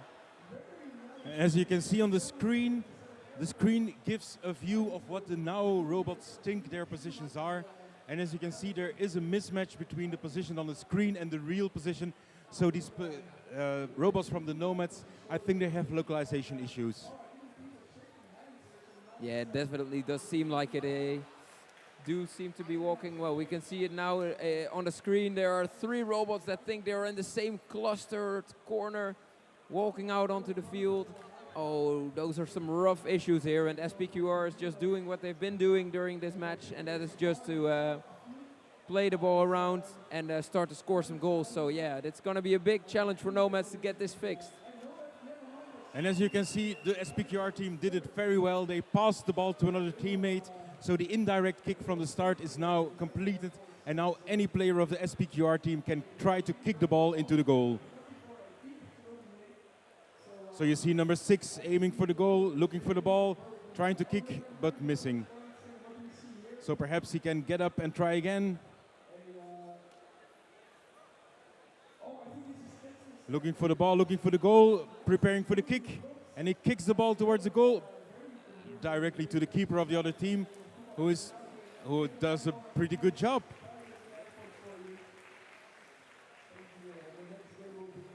But now number 7 is intervened, and number 7 also aiming for the ball, kicking for the goal, and he scores! 3-0 for SPQR team.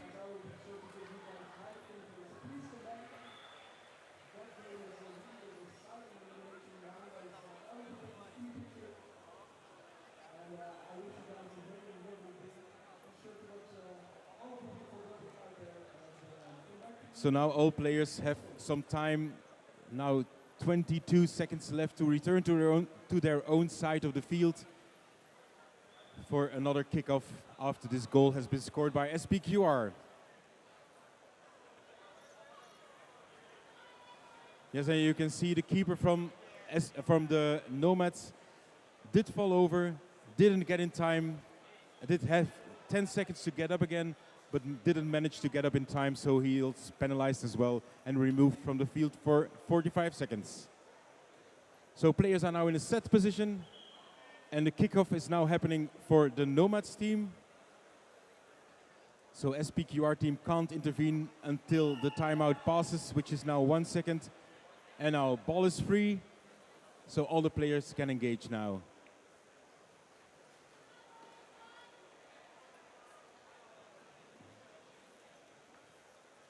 So only one player of the Nomads on the field, number 2. And as you can see on the screen, he's also having localization problems because he thinks he's on the left side, but he is on the right side of the field. And now a brilliant pass from number 6 from SPQR to number 7, which is very good because they have to do an indirect kick on the goal. Perfectly executed. It's like a Brazilian taka-taka. It's a pass and then direct kick to the goal. Very nice to see this team performing this action and scoring their 4th goal in this match.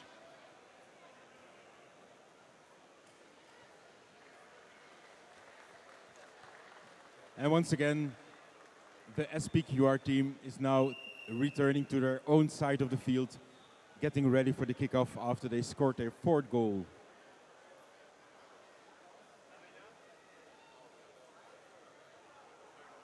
Yes, this isn't a standard match because unfortunately the Nomads team, their robots, there was some error, there was some hardware failure, some software failure.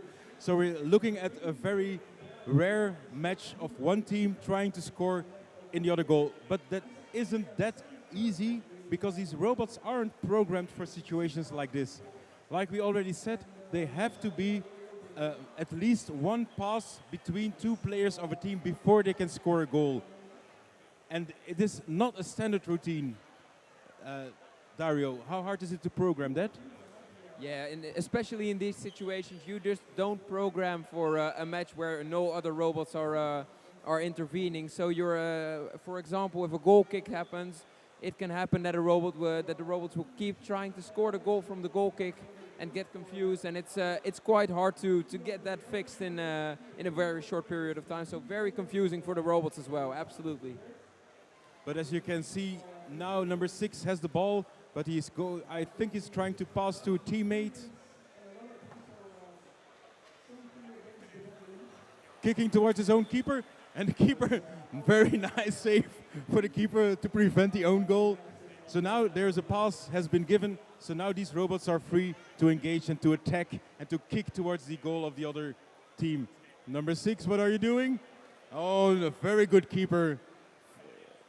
I think number 6 is delocalized as well, because as you can see on the screen, the team thinks there are 2 robots of the SPQR team on the other side of the field, but clearly, as you can see on the field itself, number 6 is not in the correct position as he thinks he is.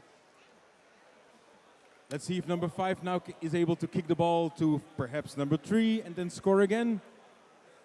Yes, we saw indeed like number 6 was really kicking that ball with in a way that's not as a pass should be. Luckily, the goalkeeper from SPQR has a very sharp detection algorithm, and he immediately saw the ball, immediately made the save, and saved SPQR from unnecessary own goals. And now we're in a stall. What's happening now? So all robots are waiting. So number 5 was freezing. So he gets removed and penalized as well. And number 6 still delocalized. So let's see. Hopefully it doesn't kick. No, it's an own goal for the Nomads. So, yeah, it's not a goal. So there's an extra rule. If there are no other players of the other team on the field, they can't make an own goal. So now we're returning to the match.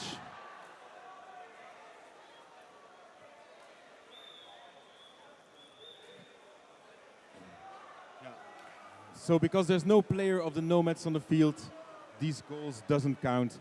But number 6 is still delocalized, thinking he's shooting at the other side of the field. I don't know if the SPQR team can fix that. Can they fix it during a match? Well, what they could do is request a pickup and try to get that robot fixed.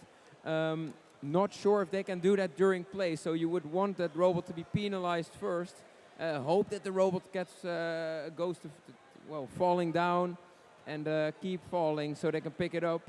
But it seems like he's helping out now. He's seeing the other robot and he's trying to pass it so they can score there. And this robot should be localized, number 3 here. So that should give them the advantage. And but maybe we have 2 opposing players from SPQR here who are trying to score a goal in the wrong side of the pitch here. So let's see how this unfolds here.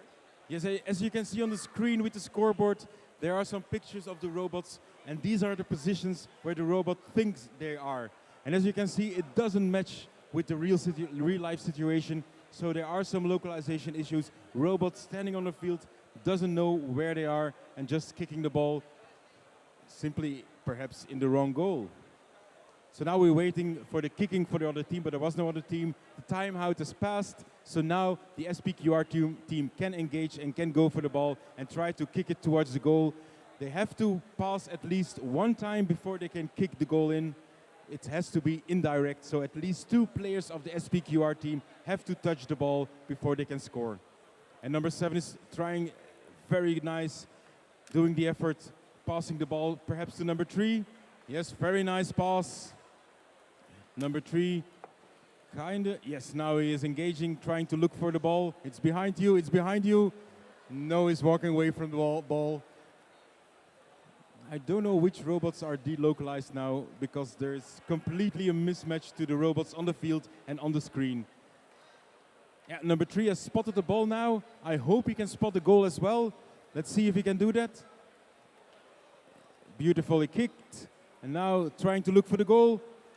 Oh, it's very hard effort. These robots, it's very warm here. These robots are doing their very best. Their joints, their knees, all their servos, all their motors, they get really hot. It's very hard for them to keep balanced, to keep in this extreme heat, to do their job. So now he's getting back up from number 7. I don't know, perhaps number 7 has spotted the ball and he can try to kick the ball into the goal. Yes, I think number 7 really spotted the ball. He nodded his head a little bit. I think he tried to look for the goal. Now calculating in which direction he has to kick the ball. But the match is already finishing. Now 5 seconds. Come on, number 7, do your kick. 3 seconds left. And just out of time. All right, so the SPQR team has won 4-0 against the Nomads. It was a very interesting, very bizarre match because only one team showed up, but very interesting to see the logic and the algorithms of these robots. As they scored 4 goals, it was very good to see that they worked together to score these goals. Yes, absolutely, and these matches are always also kind of fun to see how these robots have been programmed as they were intended. So we of course train our robots, and we don't have so many robots that we can play an entire match with an opposition. So normally we play our robots only with one side and trying to score goals. So you can see really the tactics that they've programmed in, all the behaviors from the robots, who goes for a ball, who stays defending, and that's really cool to see in these types of matches. Okay, thank you. And hopefully during the day there will be other matches as well here. Go see some other matches, come back again. See you later.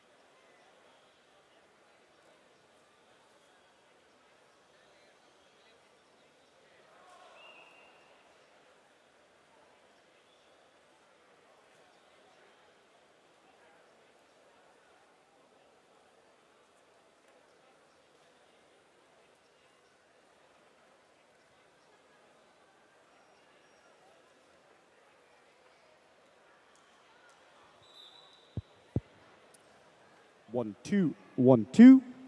So we are gathered here at the field of the mid-size league on the far side of the sporting hall. A game is going on between the Falcons from Veldhoven, next to Eindhoven, against the French team of Toulon.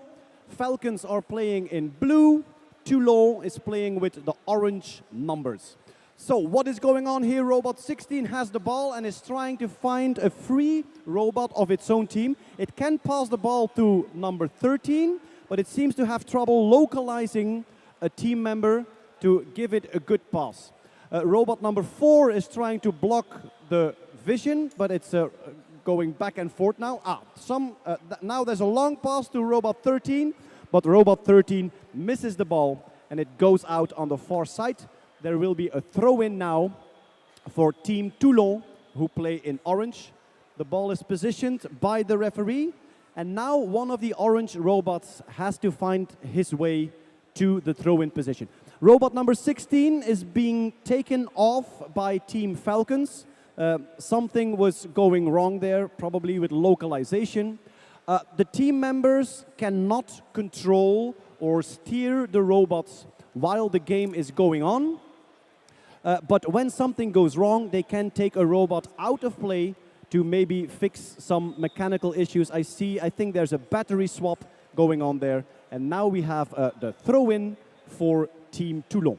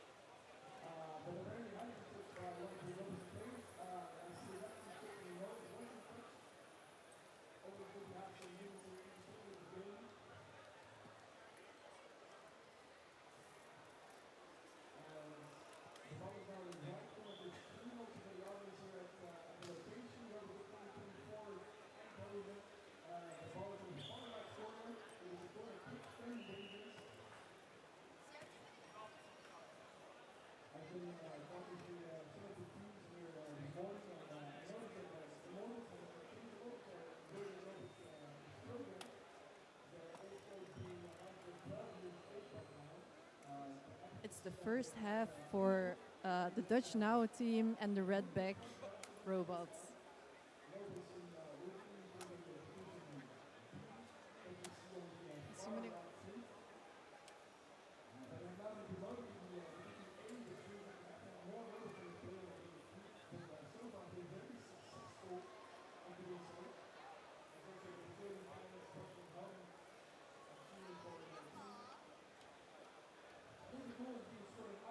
The orange team, number 3, is struggling to get up and he gets a timeout of 45 seconds.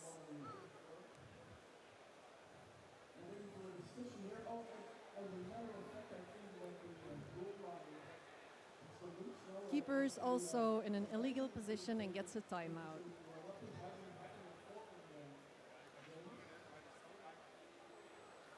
So the black team has a good opportunity to make a goal here.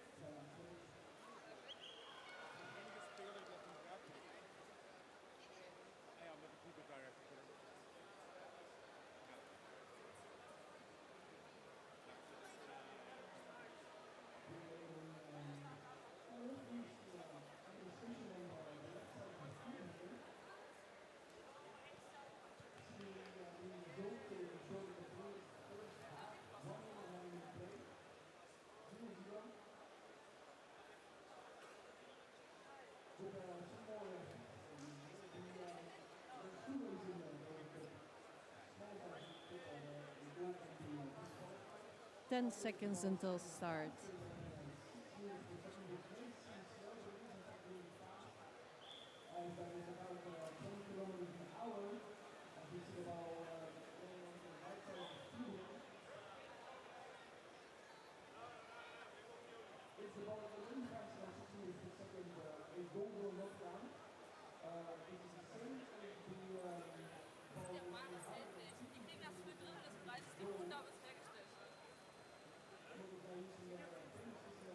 The robots are in position.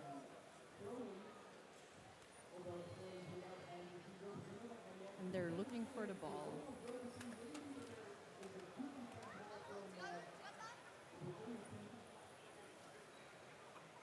Yes, player 2 of the black team has found the ball. And it's a fairly open goal, so if you can kick.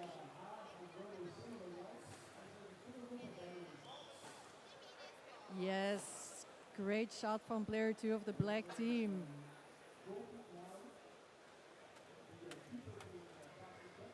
Let's see if Team Orange can also spot the ball.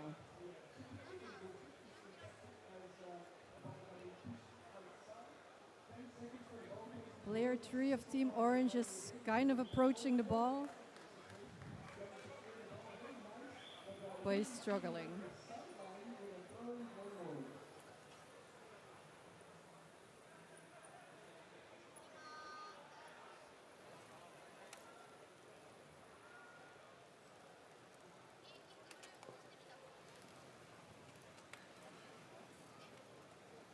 Player 3 has lost the ball and the keeper has lost the ball as well.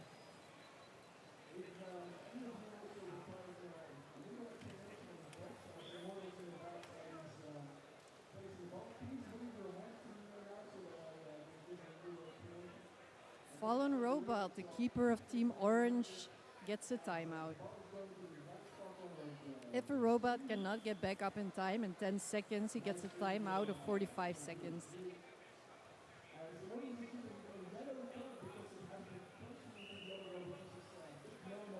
Oh, player 2 of the black team is approaching an open goal. He has a huge opportunity to score here.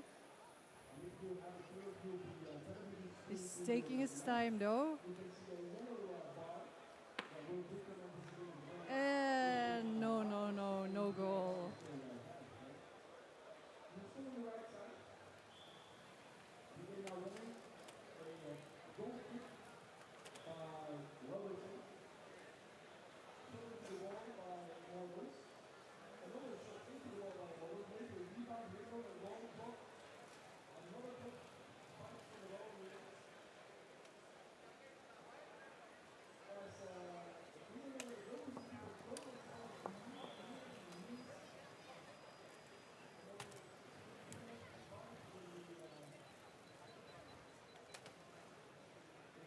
team black gets another opportunity to score a goal.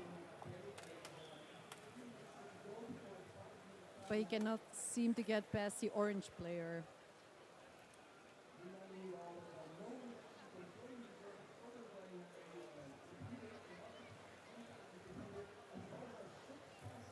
The two robots are struggling. It seems like they're kind of stuck.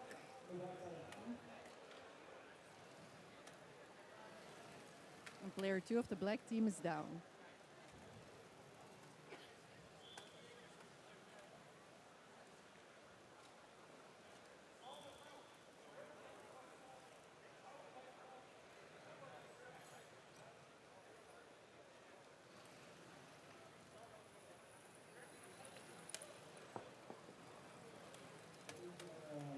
Player 2 of the black team kicks the ball out.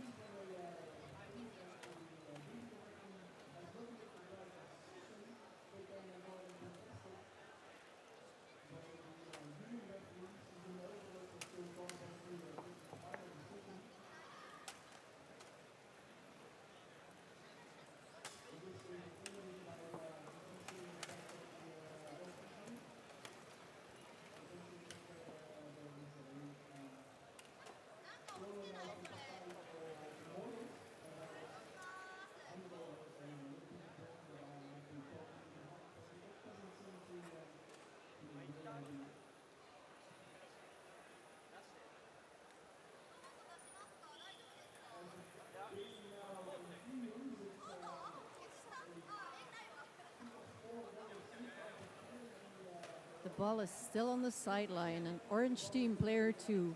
If he finds it, he can kick it.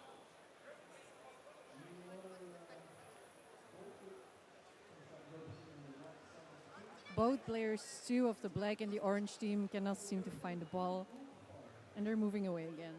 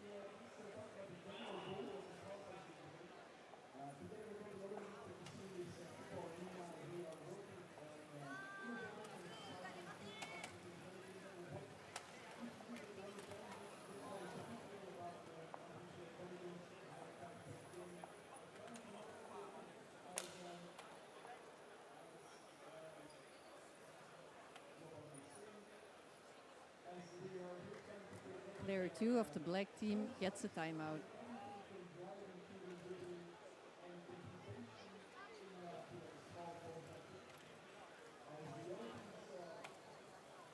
The ball's on the sideline and still needs to be kicked in.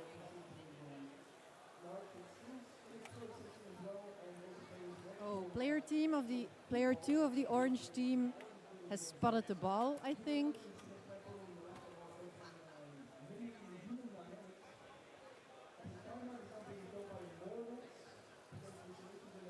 But he's moving very, very slowly.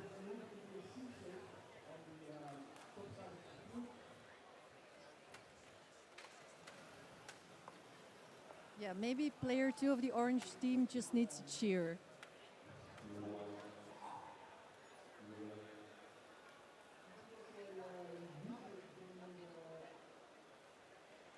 Oh, he's approaching.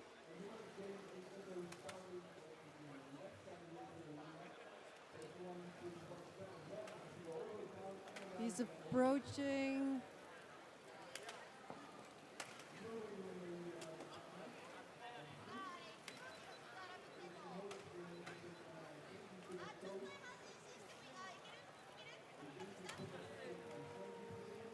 And it seems like he lost the ball again, player 2 of the orange team.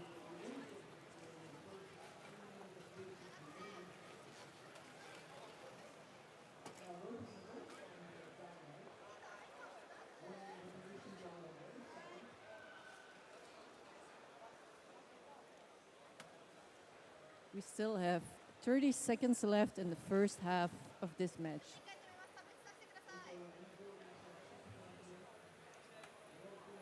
And player 2 has exited the field.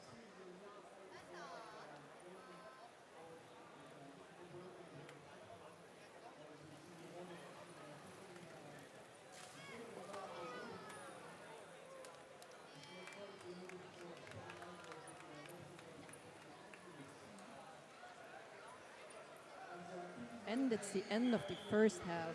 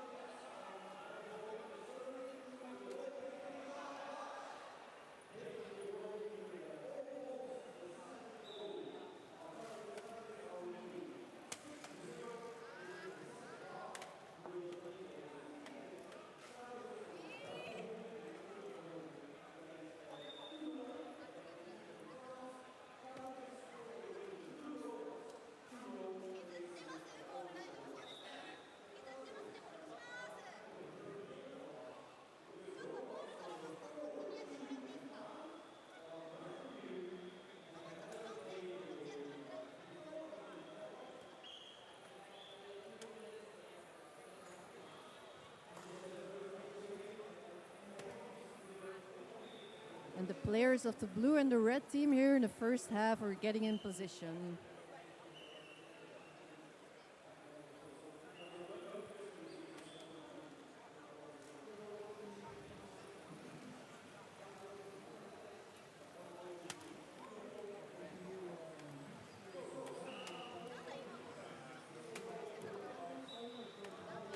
On the screen near the field, you can see the position of the robots. It's the position they think they're in. So it doesn't necessarily correspond to their real life position.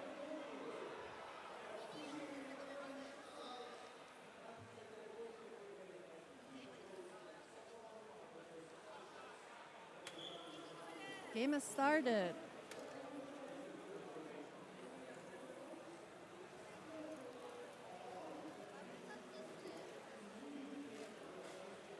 Right, the defense of the blue team.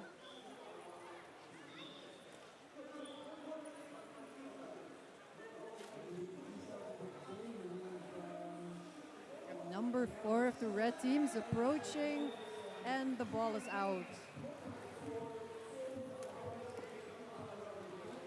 Kick in for the red team.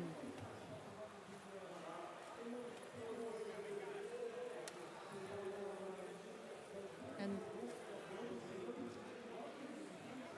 number 2 of the blue team is out for now.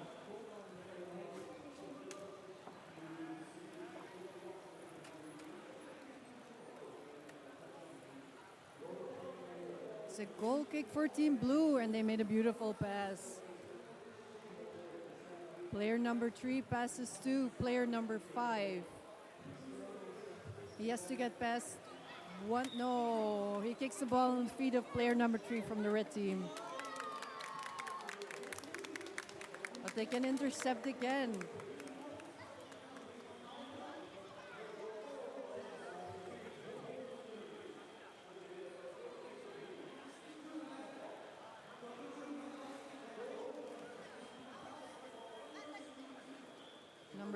3 of the blue team is getting ready to kick. Oh, and the pass is very near to player 4 of the blue team, who has a good chance of scoring a goal now, if he can make it past the goalie.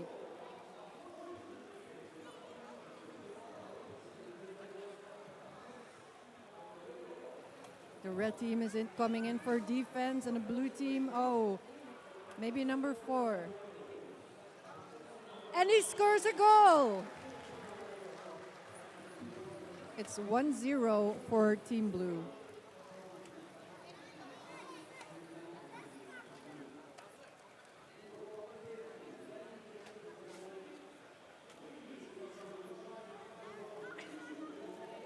The robots are getting ready again, getting in position.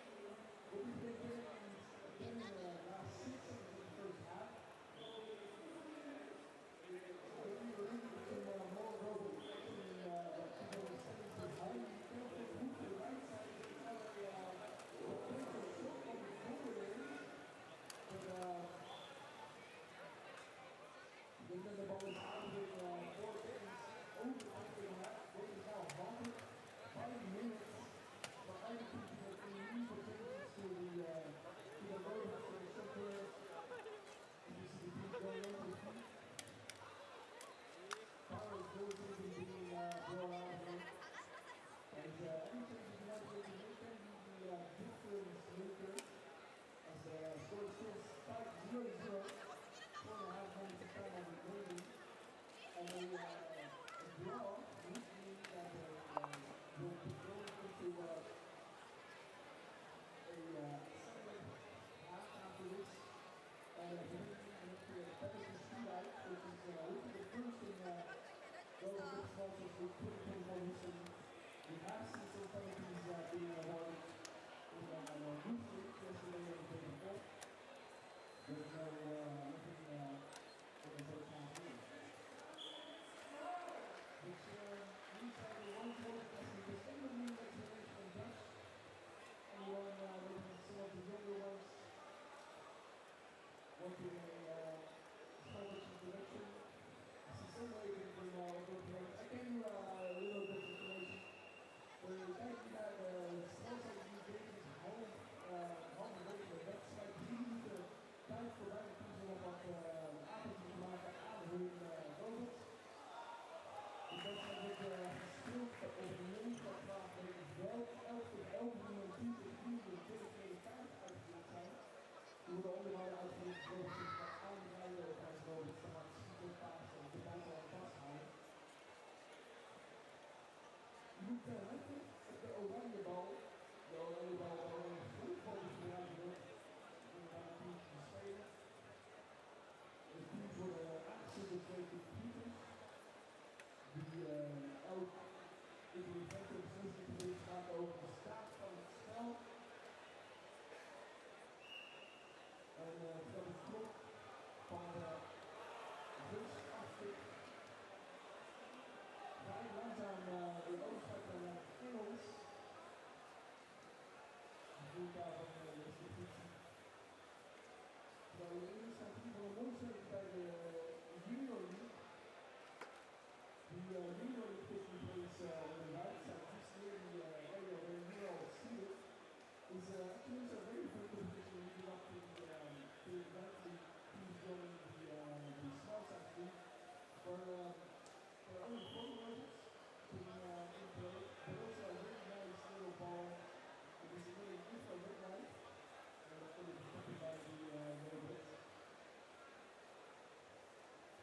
For those of you who just joined, the Models is a team from Ireland, all the way there. I think 6 months strong in the competition, and 11 robots strong, which is a little more important. Eventually, robots make a difference. Robots still away from Brazil. Quite a big team. Has been both of them have been around for quite a long time in the league. 1 minute and 31 seconds remaining. I'm very quickly to my audience.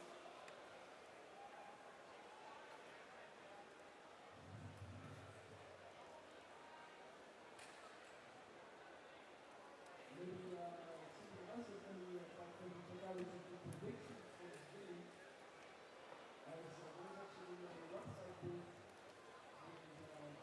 predict. In this case,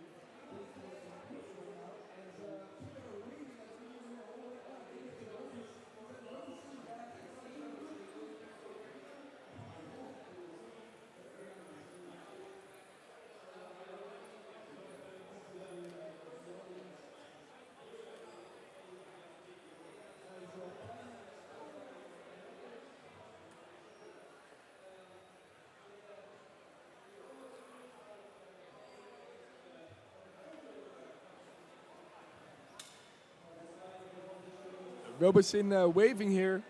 That penalty really needs to be reviewed. Thumbs up there.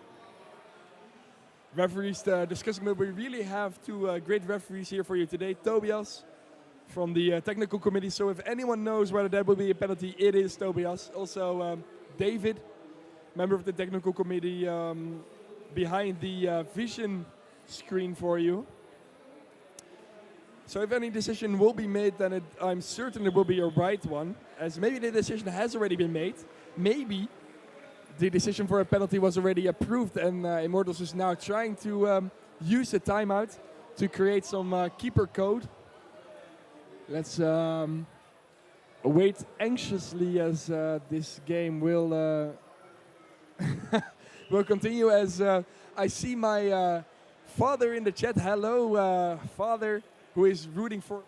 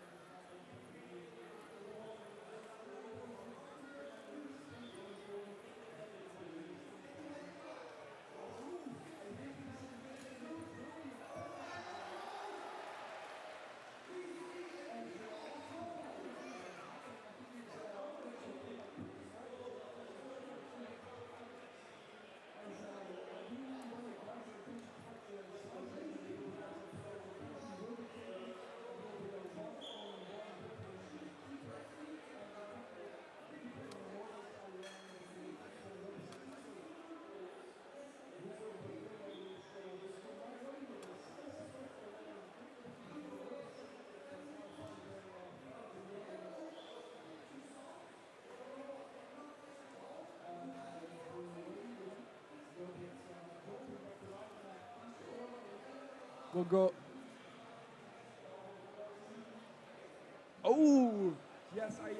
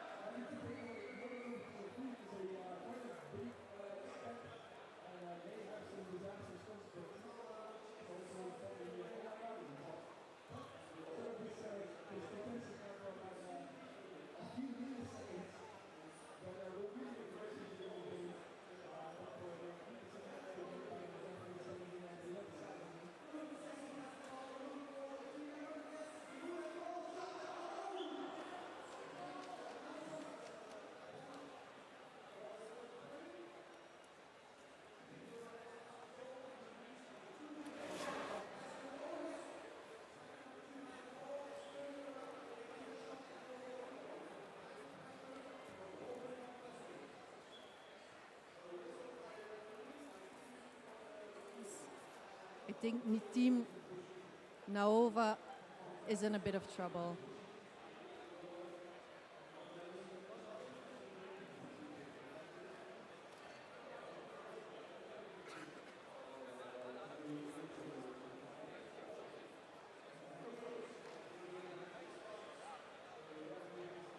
Both teams are in position, except number 4 of the red team, he gets a timeout.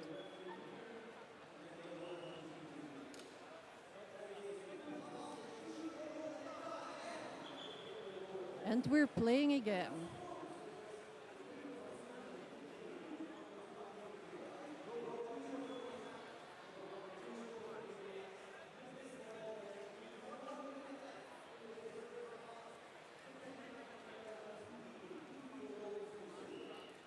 Number 5 of the red team makes a pass, but he's all alone. Oh, he gets joined by his teammates once again.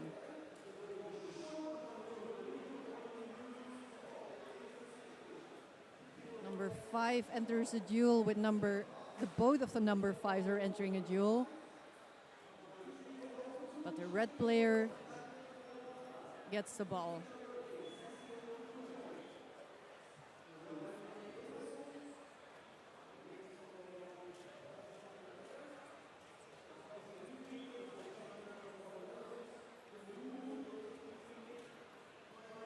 Blue team's on the ball now, number 3. It looks like he's getting ready to kick.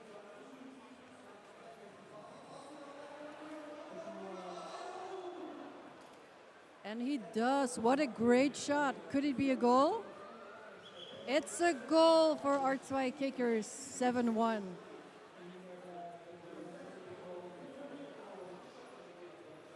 It's looking rather hopeless for Team Naova.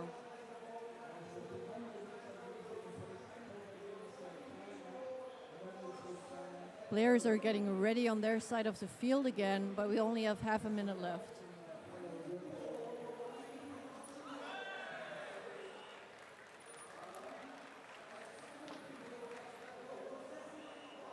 And player 2 of the red team is not on his side of the field, so he will get a timeout in 5 seconds.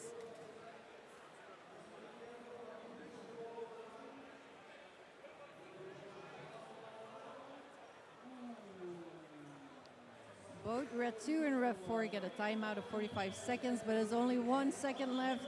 It's the end of the game. Our Zwei Kickers wins with 7-1.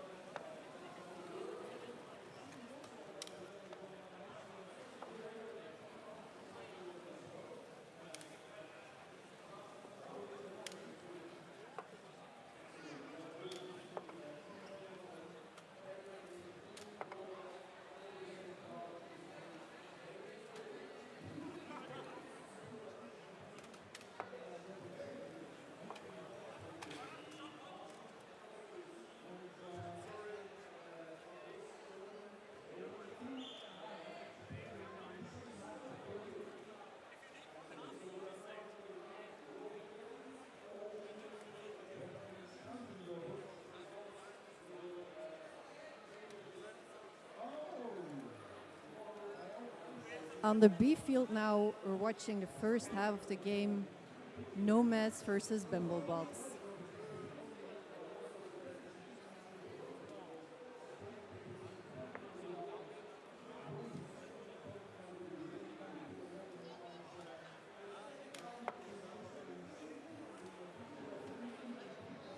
Bumblebots can quickly score a goal if he makes a pass.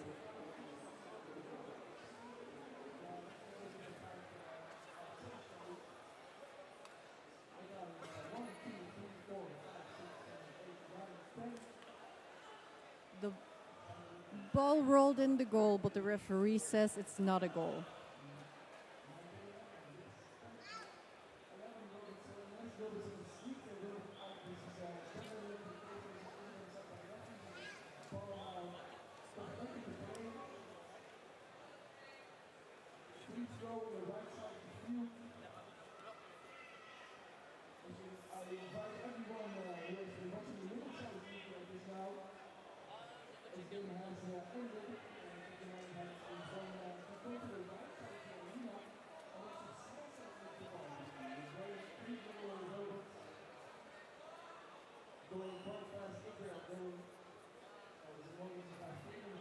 Grade 4 gets picked up, so he's out. And there is no one left of Nomads at this moment except for the keeper. Nomads number 6 is also out and their goalie is also out.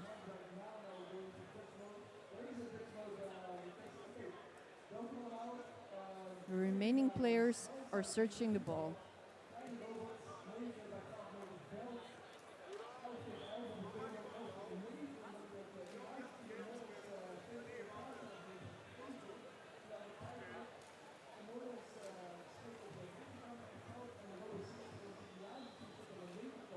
The gray team is slowly coming back from their timeout and they're re-entering the field. Number 2 of the gray team has spotted the ball, I think.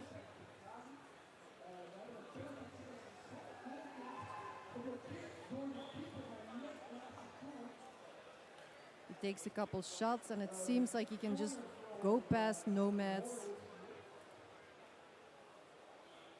And he might be able to score a goal. If he can find an opening here, he enters a difficult duel. But number 2 keeps focus.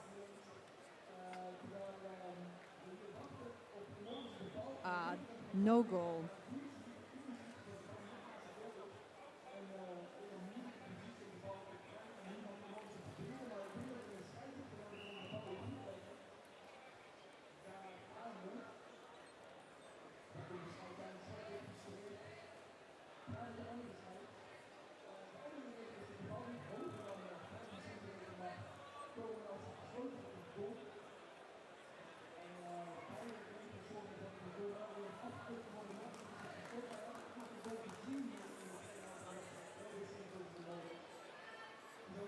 Number 5, the Nomads gets a timeout as well now.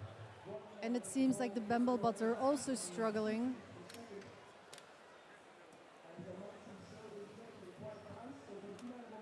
They can't seem to get up, so there's going to be another timeout.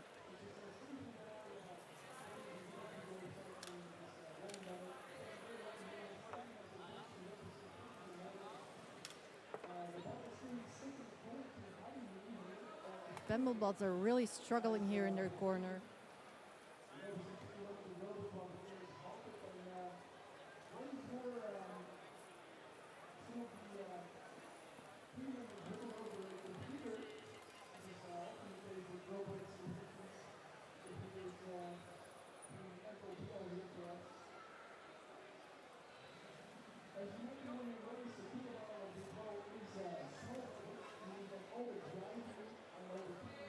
And it looks like the Nomads have found the ball. Can they kick it back into the field?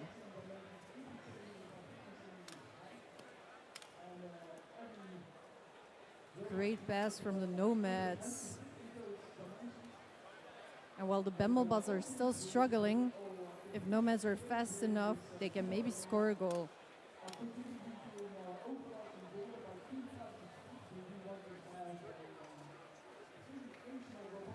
They're advancing slowly, but Bumblebots are also closing in. Who will find the ball first? It seems like Nomads has locked in the ball and getting ready to take a shot. Ooh, it's good defense from number 7 of the Bamblebots, and it goes past the goal.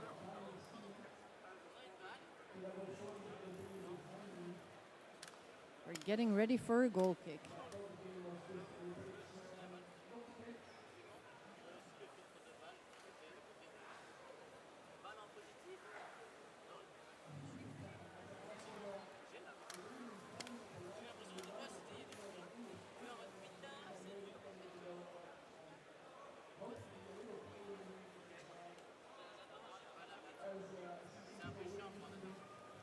Bamblebots have surrounded the ball. Hopefully one of them can kick him towards the other side of the field.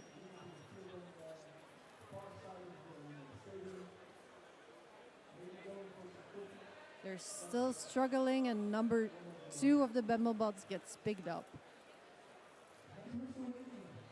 Number 3 on the ball, but Nomad is closing in. Number 3 fell.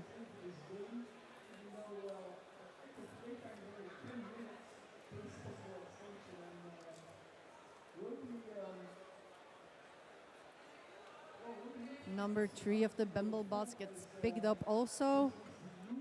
And Nomads, no, sadly no goal on the right side of the goal. We have another goal kick.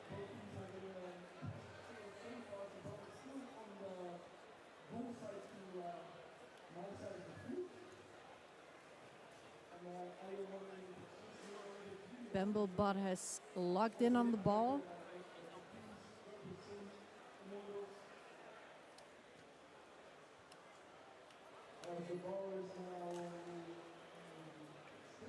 Maybe you can pass to number 5 or 7.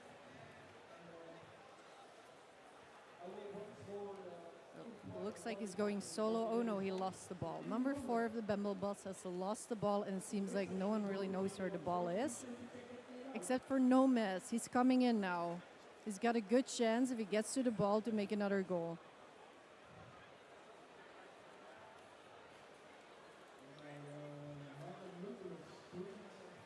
Nomad's getting ready.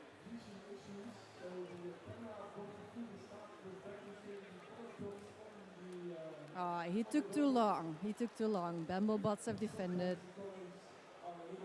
But he's not giving up.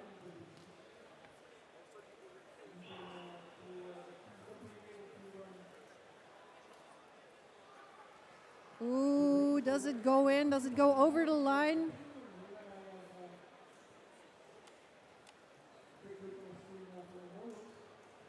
Meanwhile, the bots are struggling here.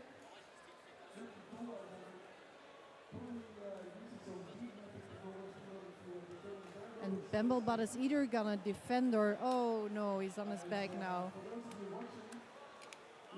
It's not a goal yet because the ball is on the goal line.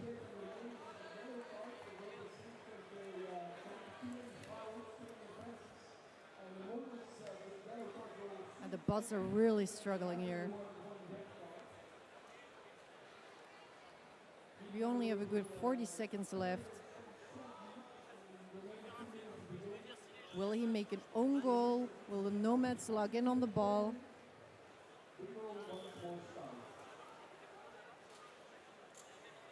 Great defense from Bamblebot.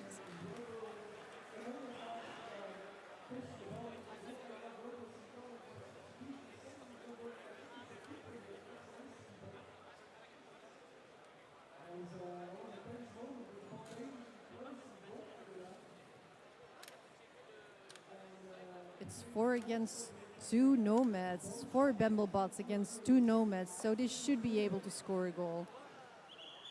And it's the end of the first half.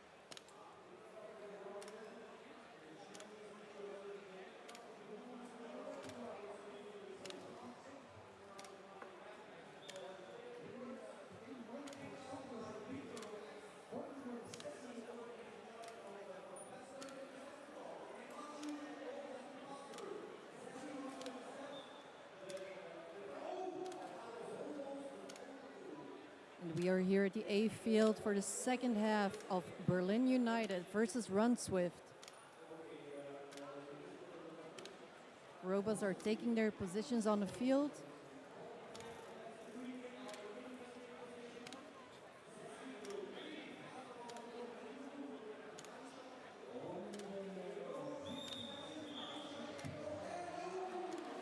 And we're playing.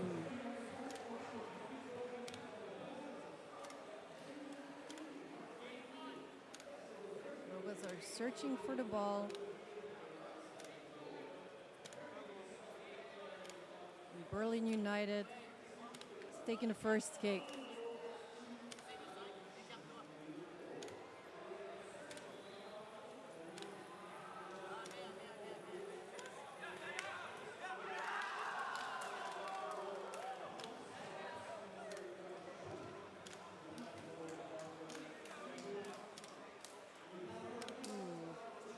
Great defense from Run Swift.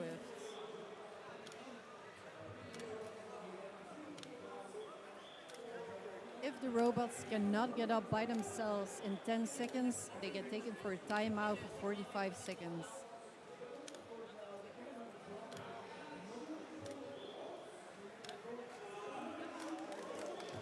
And they're struggling a bit here.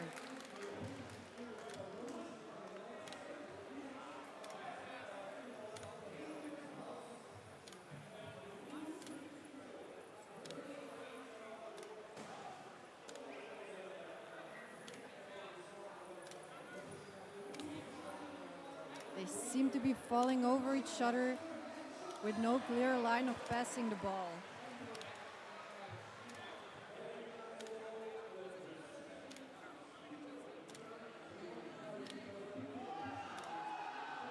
The yellow team's on the ball right now. And he scores a goal! Team Yellow scores a goal. It's 1-0 for Run Swift.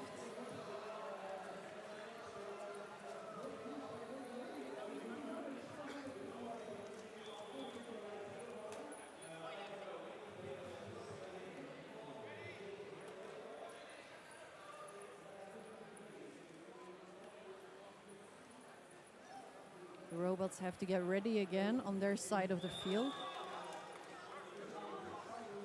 If they fail to do so, they also get a timeout of 45 seconds.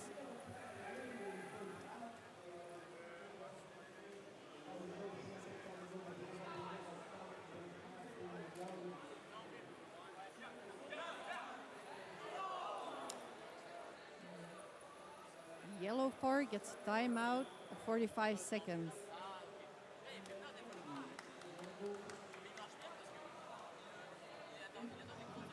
Pink 6 as well.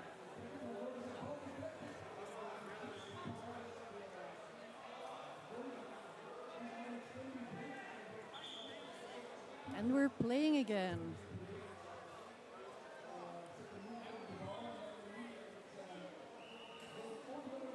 Berlin United on a way to make a shot.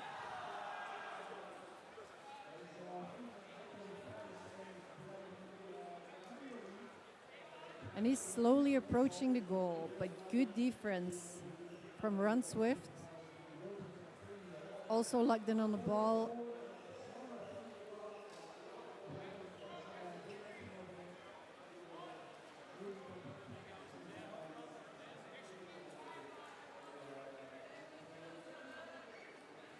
In the midst of the struggle, Berlin is going so no, they lost the ball. A lot of tumbling around here.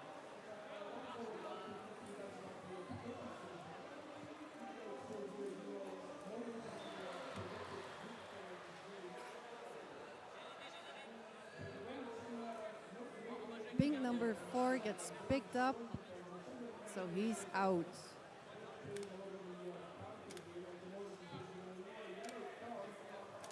Meanwhile, all the robots are struggling and getting up and finding the ball, but here's Berlin United.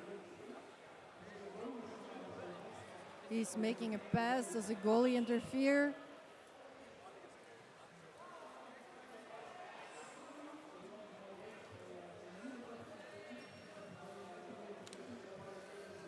Goalkeeper has to defend his goal now. But number 7 of the pink team is, no, he has not yet spotted the ball. There's another Berlin player.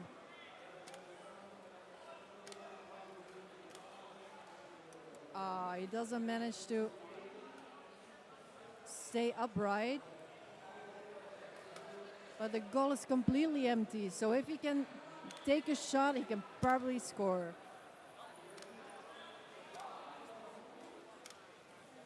Ooh, that's not good, but he gets another chance of making a goal. If he can position himself well, he might, oh, he falls. And here's the defense of Run Swift coming to intercept the ball.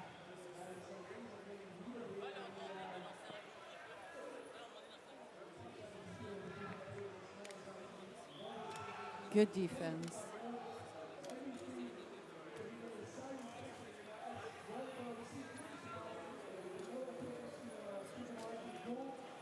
Yellow 6 has spotted the ball and he's making ready to take a shot. Ooh, that's a good shot, but it's still inside. Number 5 of the yellow team, Run Swift, is going towards the ball. Maybe he can make a pass to another team member.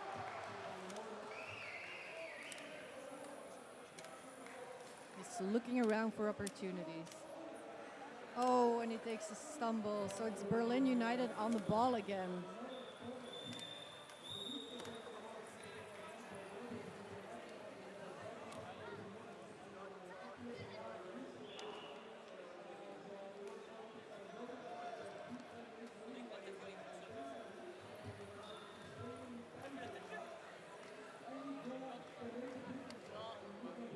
There has been a foul, so we get a penalty kick now.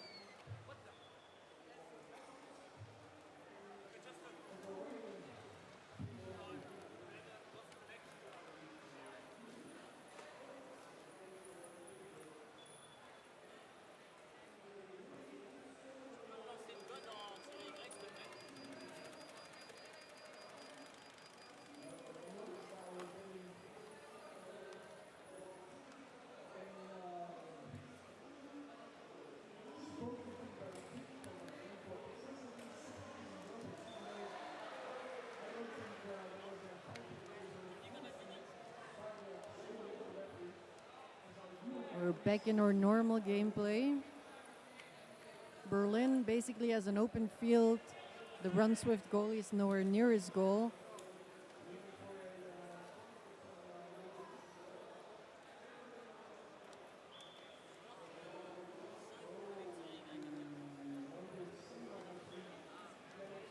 The Berlin goalie is doing an incredible offense here without a ball.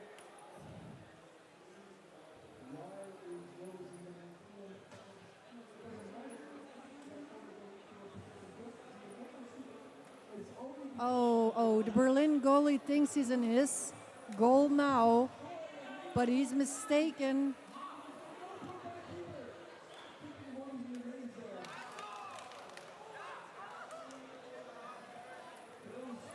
He gets taken back to his goal. Yellow 2 is out again. So we're left with 4 players on the pitch.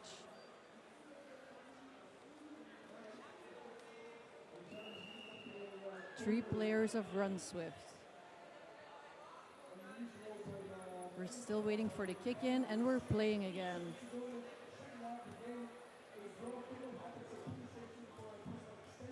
Berlin takes a shot, Run Swift takes a shot.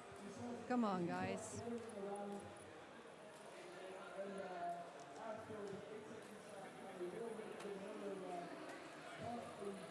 And the ball is out. We need another kick in. Players are really struggling here, both teams.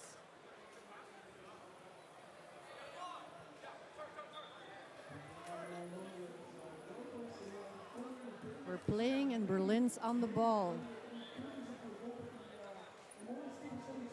But the Run Swift goalie is intercepting and the ball goes out.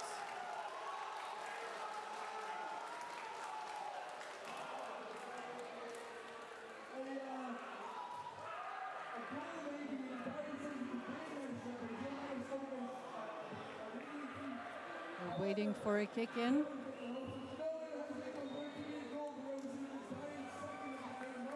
Berlin is on the ball. He makes a pass, but there's no teammates there, so he's going alone towards the goal of Run Swift. Oh, and he passes to number 5 of the yellow team. They're entering a duel. Who's gonna get the ball? Looks like number 5 of Run Swift has the ball. And he makes a beautiful pass, but is it enough to go inside? No, no.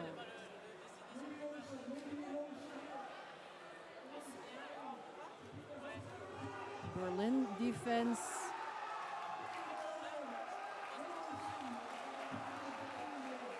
Makes a pass to a team member, number 3.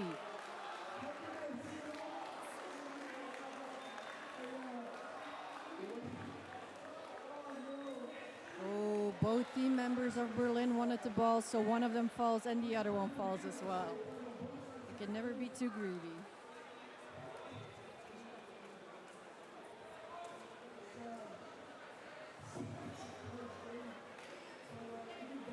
And Pink 6 takes too long, so he gets a timeout. But Berlin United has a good chance here. No. It's a strong defense from Run Swift.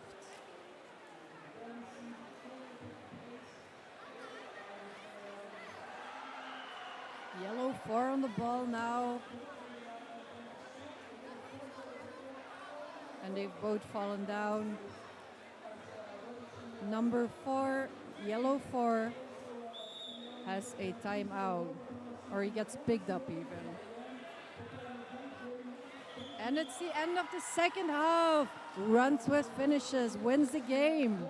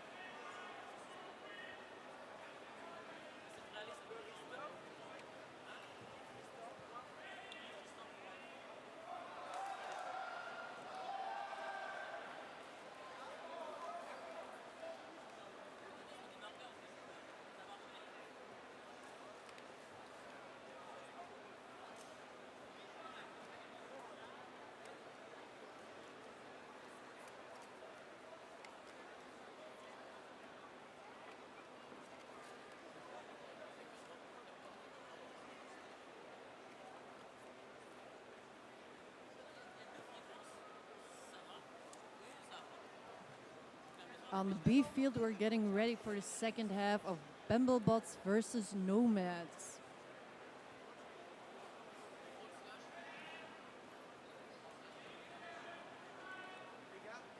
Blue 5 of the Nomads was not able to get in position, so he gets a timeout of 45 seconds.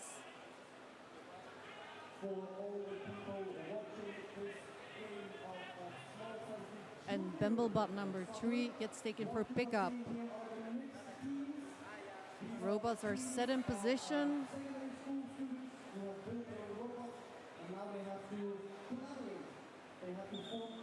And we're playing.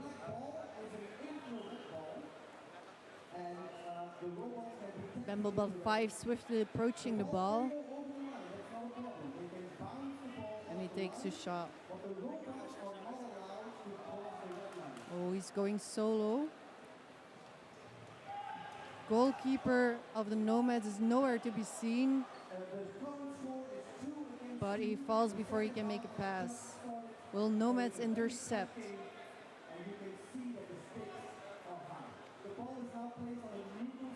Blue 7 makes a pass.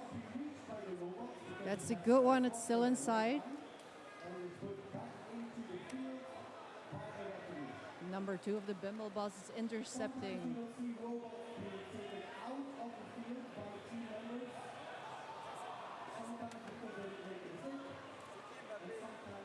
Nomad 5 gets a timeout.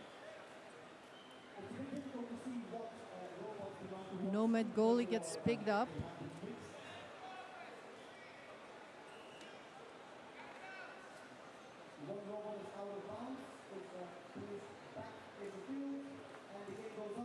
And Bamblebots are on the ball.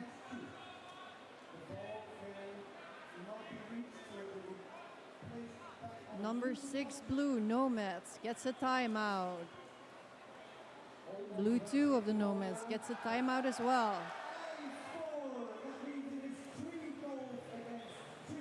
Oh, number 4 of Nomads makes a pass. Bamblebot's great defense. And that is the end of the game. The Bamblebots are struggling to get up. That's dangerous, that close near the goal. Number 4 of Nomads has locked in the ball. Oh no, he's lost it again.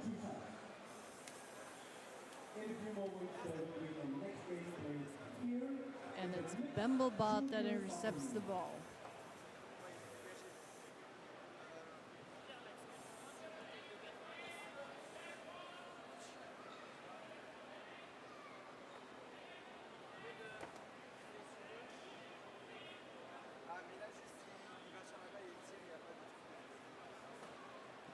And Blue 3 of Nomads also in a timeout of 45 seconds because he was stuck in the goal.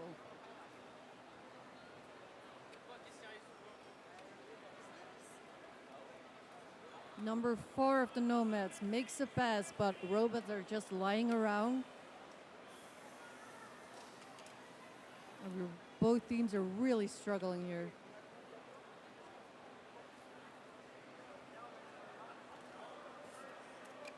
Number 4 of the Nomads making ready to make a pass.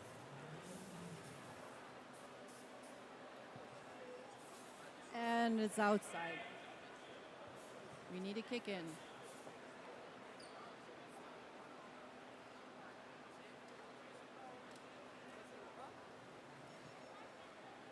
"20 more seconds till kick in, otherwise we just start playing."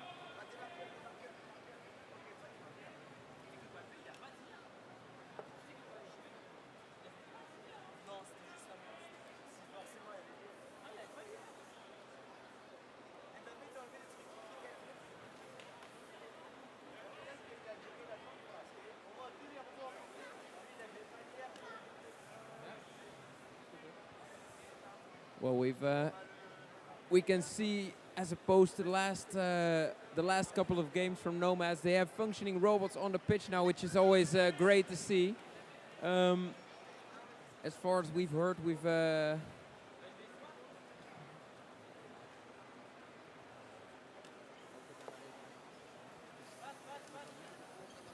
niet wat ik nu moet zeggen, maar ik kijk even tussen of... As they're having some difficulties with the kick-in from the sidelines here. The Bamblebots have their kick-in, but they don't seem to be able to find the ball here, which is a real shame. Now that the ball is free, you can see if Nomads can get moving here. Loading up a kick. That ball is going in the right direction here.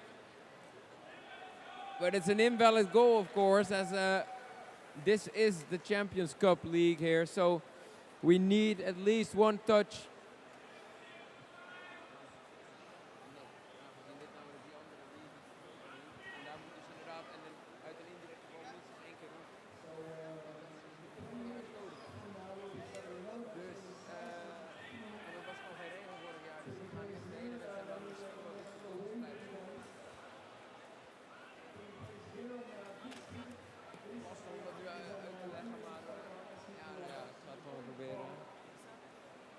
And this goal has, as this goal has been invalidated, we still have a 0-0 score.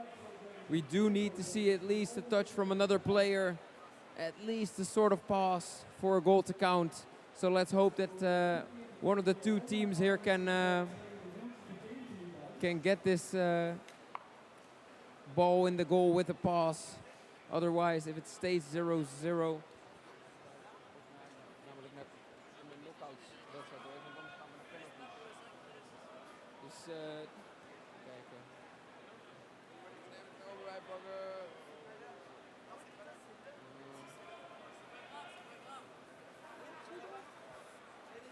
A lot of robots getting taken off here. A lot of robots falling down the second half. Those joints have warmed up.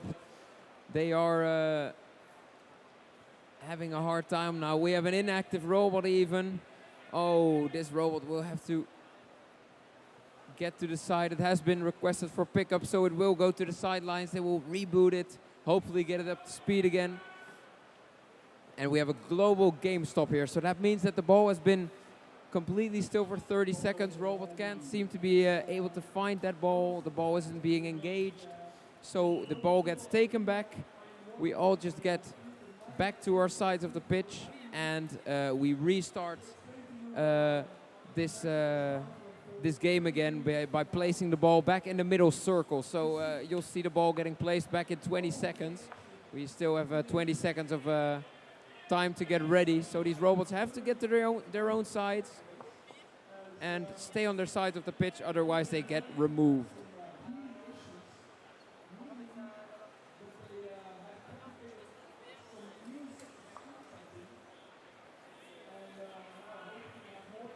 We're in set now. You can see blue 5 wasn't in the right position here, so they will have to go back to a penalty state. And we see a robot from the Bamblebots returning to the pitch again. So this is a kickoff here. And as we're playing now, the ball has been freed. Now the ball is free, and the Bamblebots and the Nomads are ready to engage. If they can detect the ball, they will be able to go ahead and try to score a goal here. It's going to be difficult for Nomads as they have only 2 players in the pitch and they have to pass at least once within their team.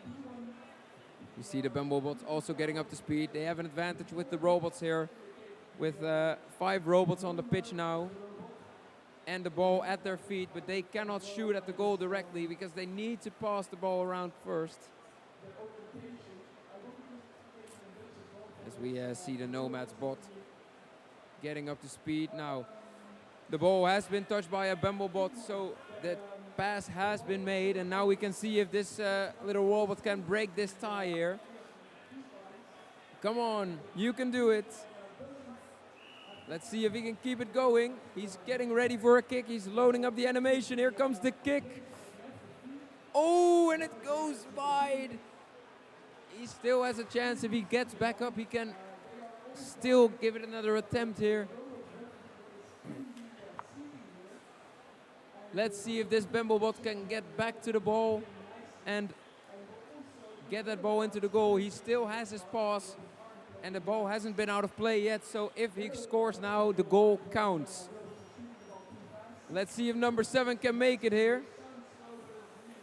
Big chance here. Hopefully he doesn't miss it. That's if he kicks it out. Ooh, he gets lucky as that is a light tap. The ball doesn't go out of play yet, so he still has a chance. He doesn't have to pass it back all the way. Still, he has a chance to score a goal here. He's looking for the ball. He knows the last place that he has seen the ball, and now he has spotted the ball again. Attempt number 3. Playing the ball into a better position, but you can see the Nomad's robot has detected the ball as well. There's a little dribble here from the Bemblebot. Let's see if he's able to do it. Playing the ball into the middle. Let's see what he's going to do here. There comes the ball.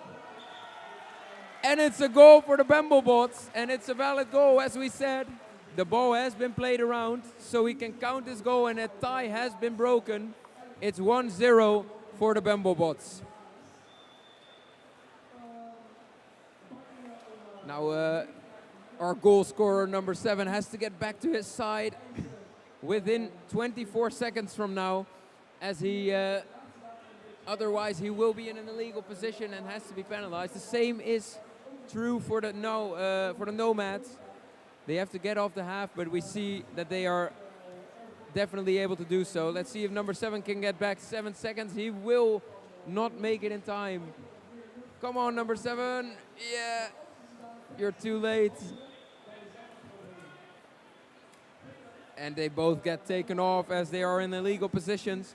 So they will have to get back. Little motion here, but it's fine. We can get back into action. The whistle has been detected, but as Bemblebots have scored, they cannot go for the ball yet. They have to wait a couple of seconds. Now that the ball has been freed, the Bemblebots are free to get the ball back. Maybe pass it around. As we have 30 seconds remaining here in this half, we are looking at a conclusion. And with Bemblebots on the ball, the chances are very small for Nomads to still score here and make it a tie. Let's see what is going to happen. The Bemblebots haven't passed the ball yet, so they will have to pass that ball before they start to score any goals. But 7 seconds left. It looks like we have a 1-0 victory for the Bemblebots. And as the match is finished, the Bemblebots win it with 1-0 from the Nomads as they go through into the knockout phase of this competition. So stay tuned, as in about an hour, we'll continue with more exciting matches. We have SPQR coming up against the Hawks. It's a great match. And we also have a lot more awesome matches upcoming. So stay tuned, and we'll see you back in an hour.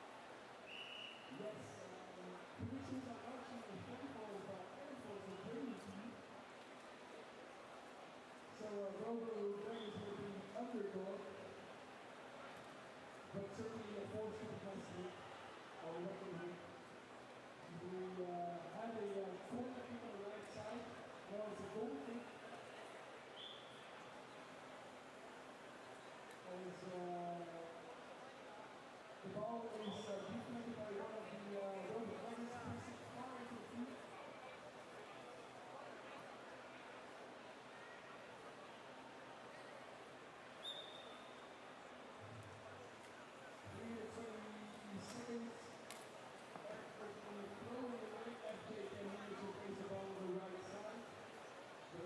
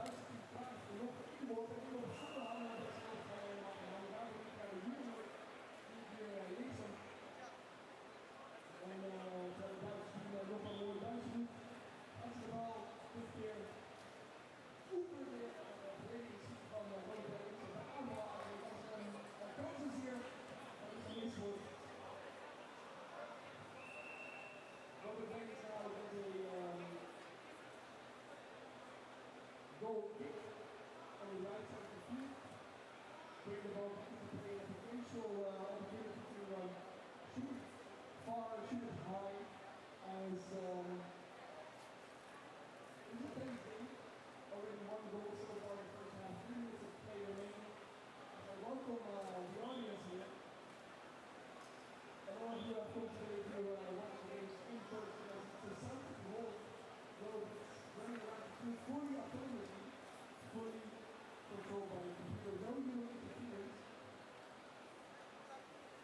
Wat je ziet gebeuren, dat gaat dat volledig computer bestuurt. Alle mensen die hier langs de kant gaan zijn eigenlijk helemaal niks aan doen. Maar ze moeten wachten op de computers die daar tegen elkaar aan het spelen zijn. En dat is slim. En de mensen die hier jarenlang aan gewerkt hebben. Teams from all over is working hard and full year. It's about to have in place on the right side of the goal for RoboCup.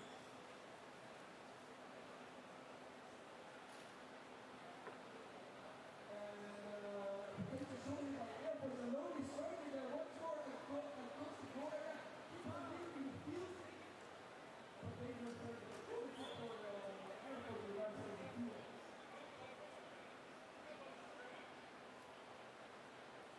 At the same time,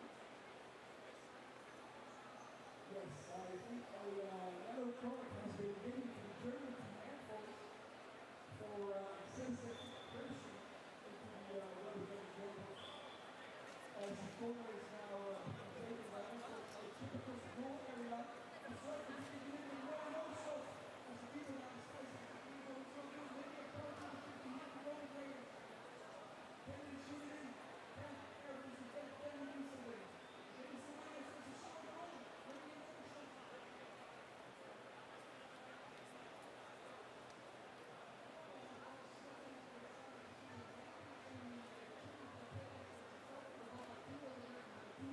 Players. Now, was really taking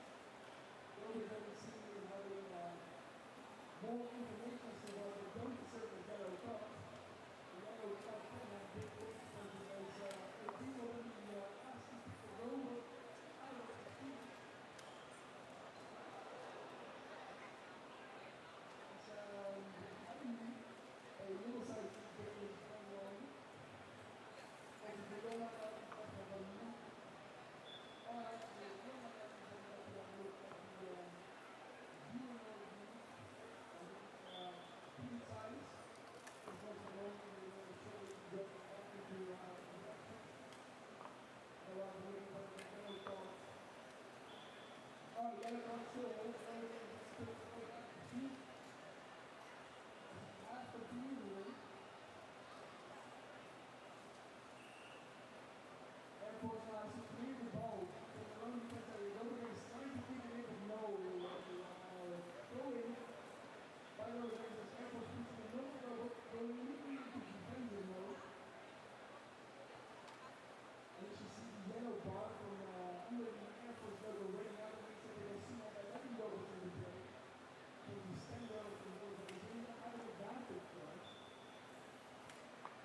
Everybody is moving on to the left corner of the field.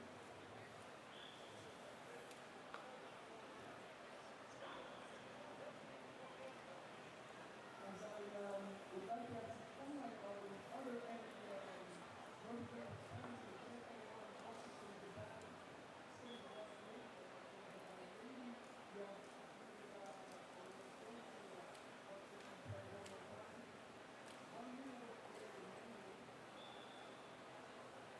first half.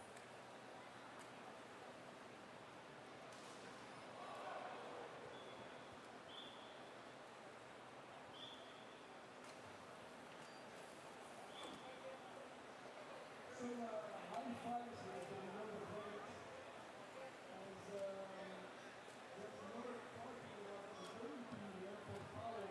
Very important. That's what they think as the RoboCup is certainly a penalty, but soon they think that the RoboCup will pick that one over because the other yellow card is higher. So once the ball, the goal ball, the middle is goal ball on the left side of the field.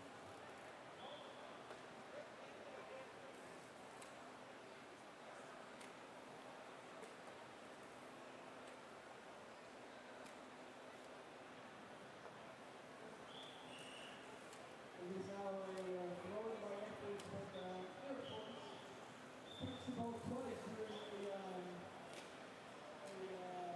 throw-in. Puts the ball twice is not allowed when you have a corner or a throw. As they are goes for attention to score the junior league. And ook in Vegas heeft hij de grote uitdaging. Als het corner is, een boot of een ingooi, dan mag de bal maar 1 keer aangeraakt worden. En Air Force gaat die bal 2 keer aan, wat wel de bedoeling is.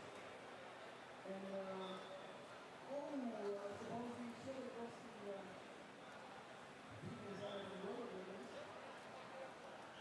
Dus throwing the Air Force as the ball was een flinke bal aan de defender.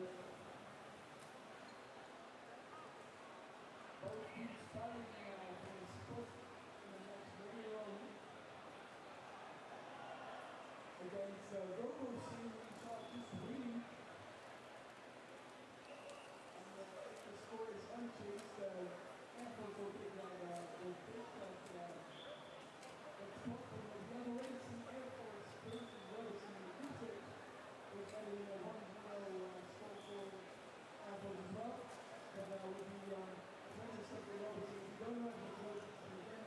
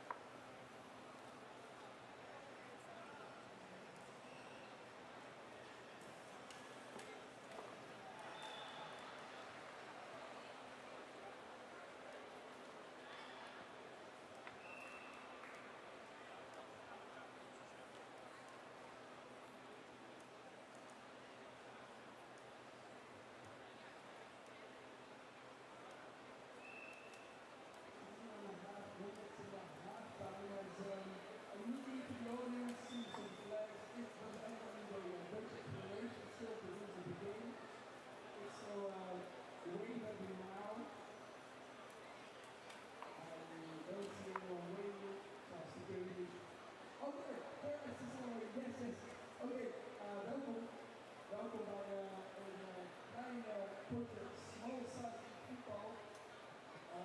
Even voor de voet staan hier, terwijl de teams zich laden. Misschien dus de eerste helft 1-0 voor Duitsland tegen Japan. Terwijl die 11 spelen op een 89 meter veld. De dingen die nu zich spelen worden volledig publiek gezien. Dus alle mensen die daar zitten hebben geen enkele invloed op de spelletje. Het is volledig publiek gezien. Twee teams tegen elkaar. Je ziet ook camera's boven het veld die houden alles weg in de gaten. Terwijl we kijken waar de teams zich in de regels houden. Zo niet dat er de camera gebeurt worden en dan moeten de robots uit het veld gehaald worden. Je moet daar weten dat er ook één voetballer van die naar de middelstip gebracht wordt. We've started the first half of Sabana Herons versus Wistek United.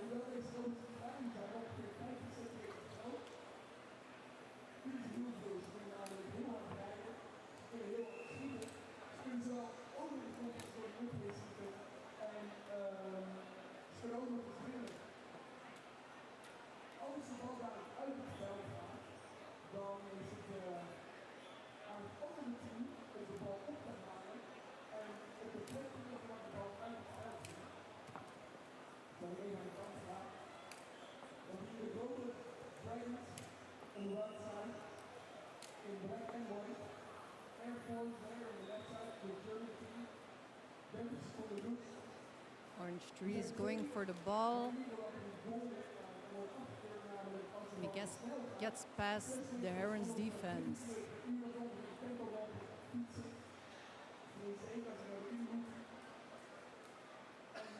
Oh, they're struggling.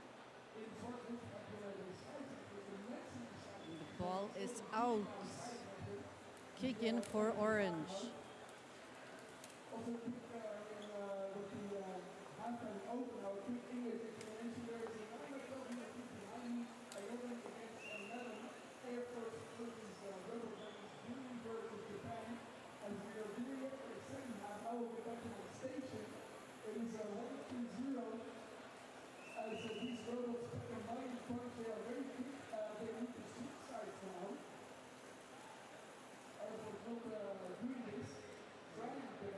The goalie saves and the ball stays inside.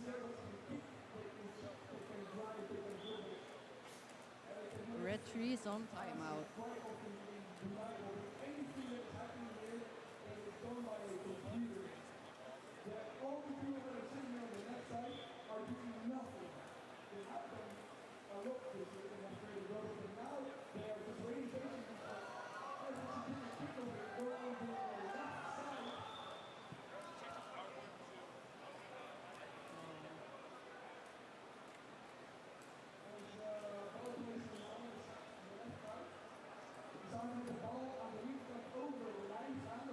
Kick in for Wistex.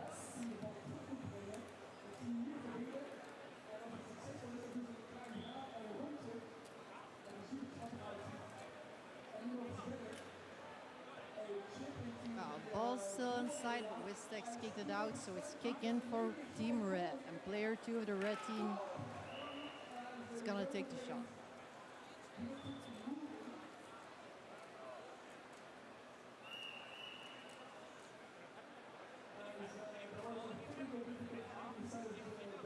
Good defense from Wistex. Oh, that can be a little dangerous.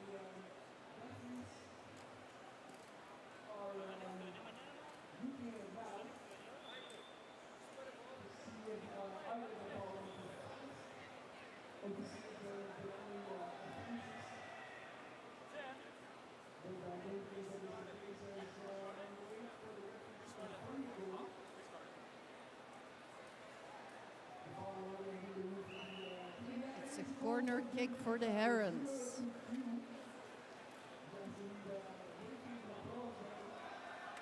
Number two of the Herons on the way to take it. This could be dangerous for Wistex.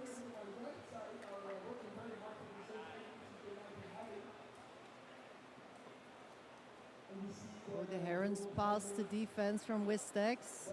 Maybe he can pass to player 4 of the Herons, and he does. Great pass. Number 4 now kicks, and it's a goal. Goal for the Herons, 1-0.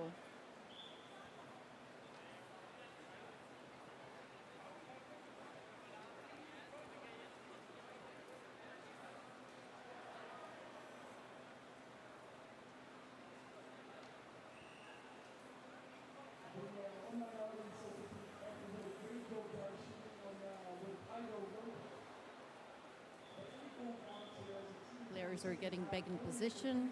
We still have 15 seconds, and it looks like they're all on the good half of their field.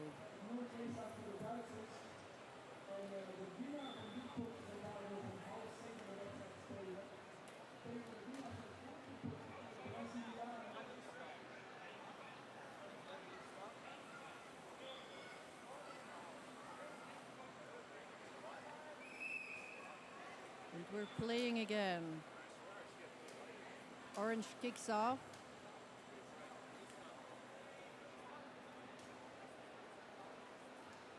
And this should be an easy defense for the Savannah Herons. The goalie passes to player 4 of the Herons via number 3 of Wistex.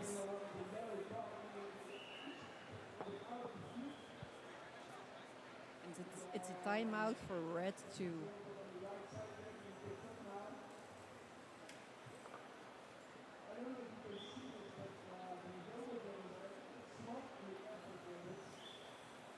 Wistex is coming in close, but great defense from the goalie.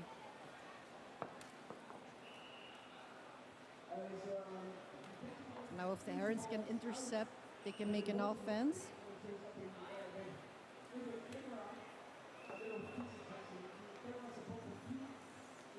Red 4 made a foul, so he gets a timeout.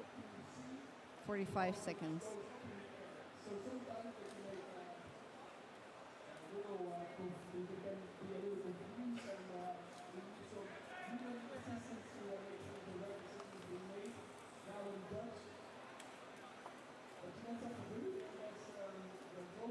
We're watching both teams struggle a bit in the center here. Who's going to intercept the ball? Orange 5 gets a timeout of 45 seconds. Red 3 also gets a timeout. And Wistex is on the ball and moving towards the goal of the Herons. He spotted, he kicks, but great save from the goalie of the Herons. Oh, that can be dangerous. Great save from number 2 of the Herons.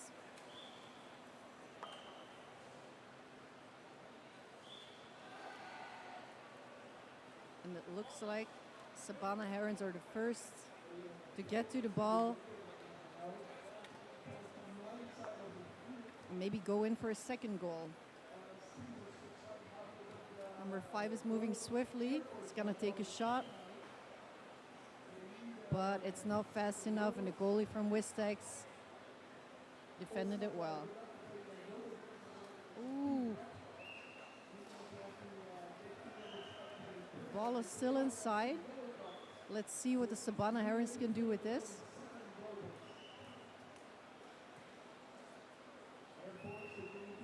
Ball gets intercepted by Wistex, and now it's a duel. Oh, looks like Savannah Herons is on the goal line. And that's a great defense on Wistex.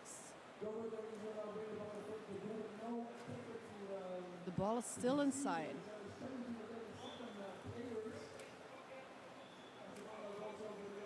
The Savannah Herons have intercepted the ball, so they can make another shot at goal.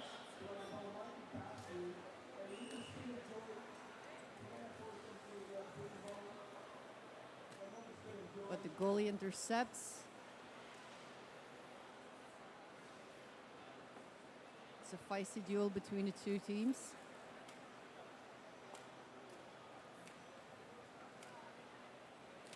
And the Sabana Herons still on the ball. There's an obstruction there. Ooh.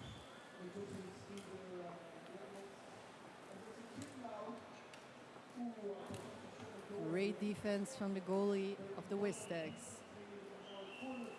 Number 2 of the Sabana Herons is also closing in.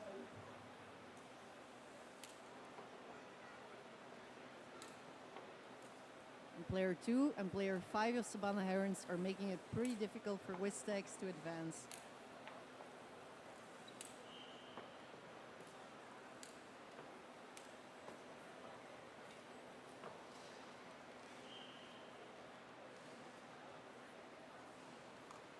There's not much time left for Wistex to make a goal in the first half. We're at 30 seconds. There's another offense from the Sabana Herons. Can they make another goal before halftime?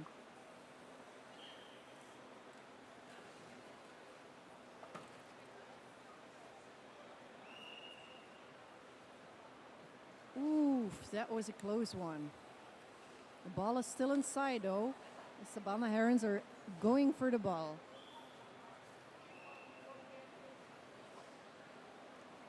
There's not going to be enough time to score another goal. Or maybe there is. No, finished halftime. It's 1-0 for Sabana Herons.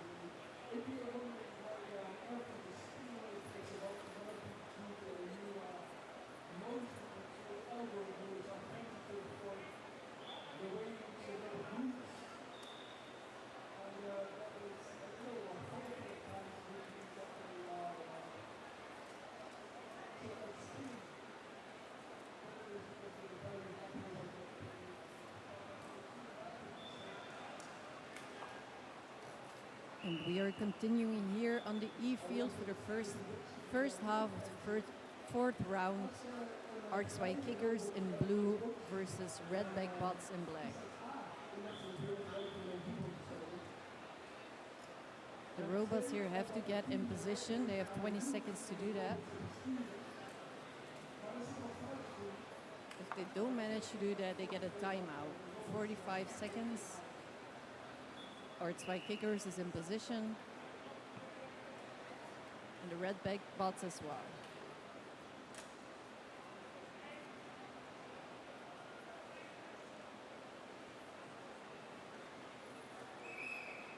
And we're off.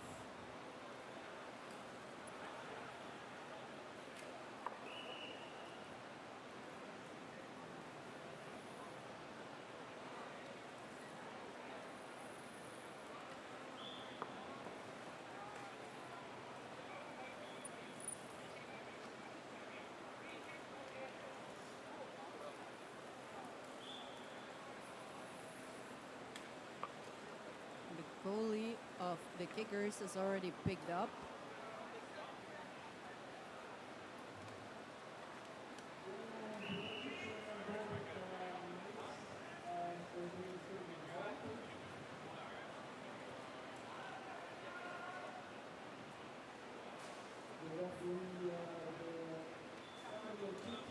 We had an obstructed ball here, but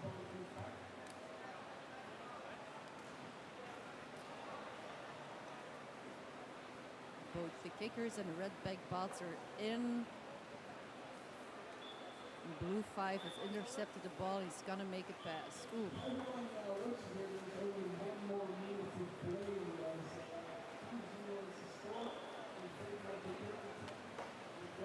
But it can be dangerous for red back bots.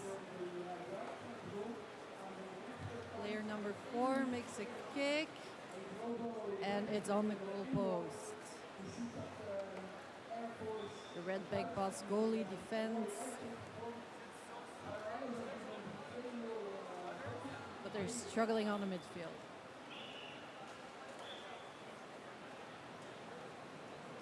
Intercepted by the kickers. Player 5 of the kickers has spotted the ball. He makes a pass right into the feet of player number 3 from the red back bots.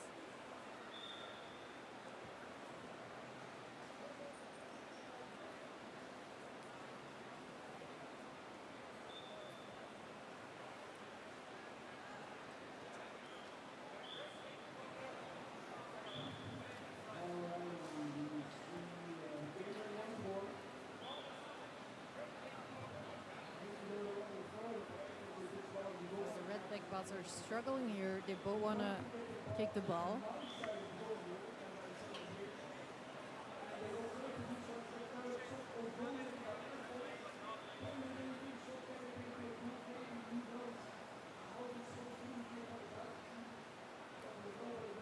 Black 4 intercepts. And it looks like he's gonna take a shot at his own goal.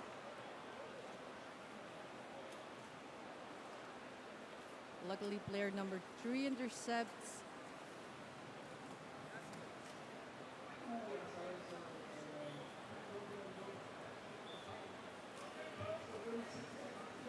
And it's a bit of a standoff here.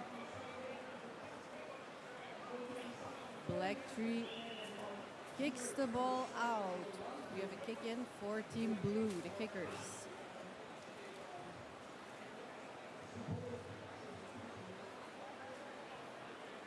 Black 4 gets a timeout for leaving the field.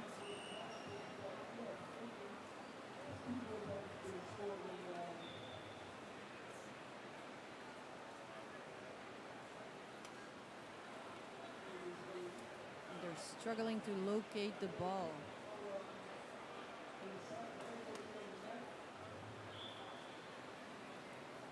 So we're playing again. Ball's free.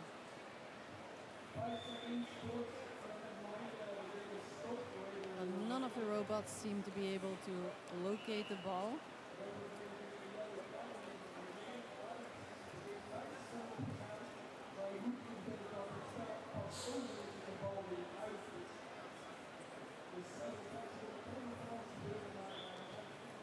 Blue 3 is also on timeout for 45 seconds. Blue 5 has located the ball. Might be able to kick it back into the game.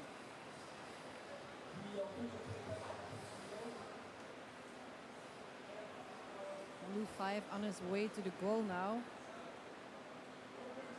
He's gonna take a shot.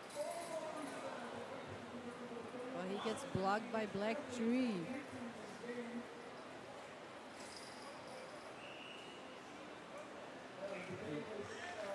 It's a kick in for Blue. And he manages nice in time.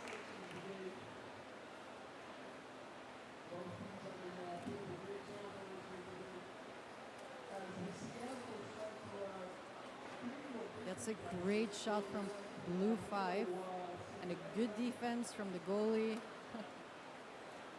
of the red back bots. No real danger there. He's defending real hard here.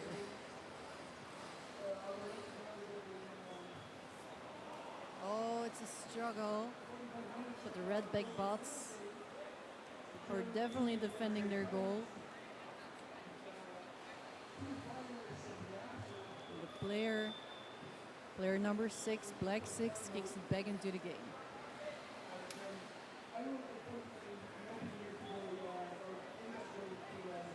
Seems like Black 4 and Black 6 have located the ball and moving towards it.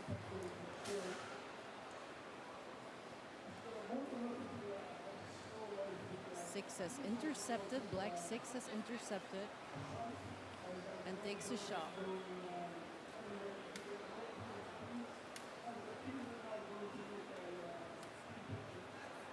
Now it's back to Blue 2 and he makes a really long, nice pass.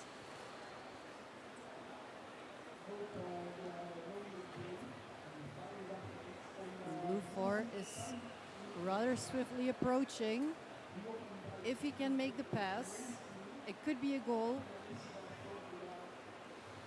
And it's a goal for the kickers. Artswai kickers 1-0.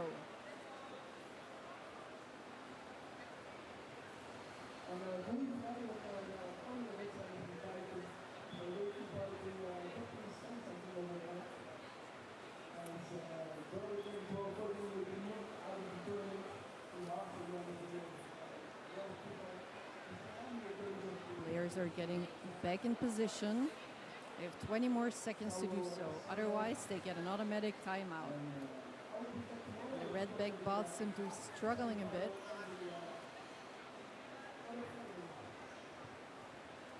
Black 6 was stuck in the goal, so he gets a timeout.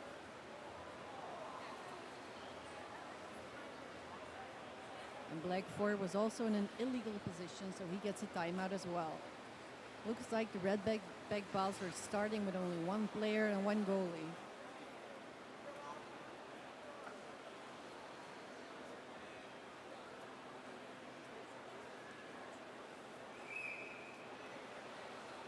And we're playing again.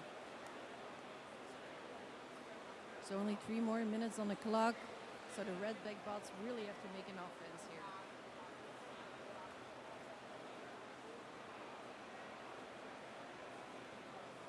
And it's the kickers that get the ball.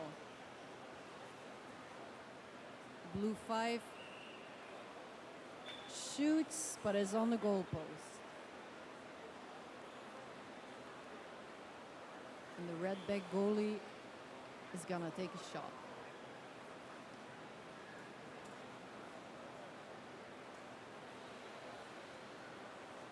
Oof, that could be dangerous if they're struggling that close to the goal. And it looks like the kickers, blue 4, is taking advantage of that, but he's struggling as well.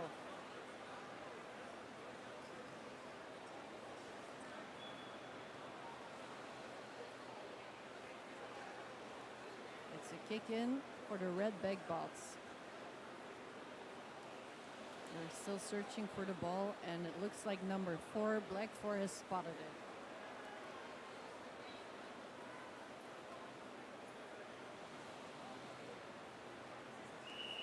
And he accidentally kicked the ball out, so now it's kick in for the blue team.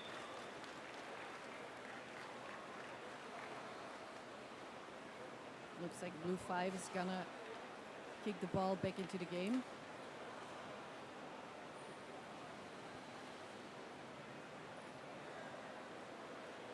Great shot and good defense from black 4.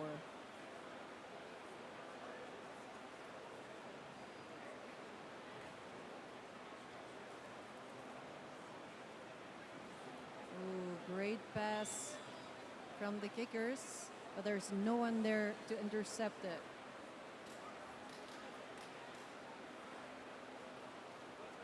But blue 4 has spotted the ball, and that can be super dangerous this close to the goal.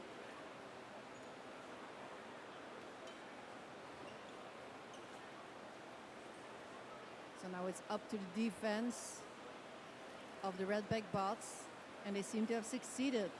Black 6 on the ball now. He intercepted, but they're struggling again. There's too many players near the ball. It's kind of hard for them to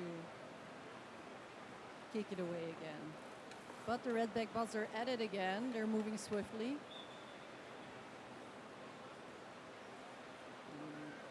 Black 6 kicks the ball out, so it's a kick in for blue. And blue 3 has already spotted the ball. There's only a good 15 seconds left on the clock.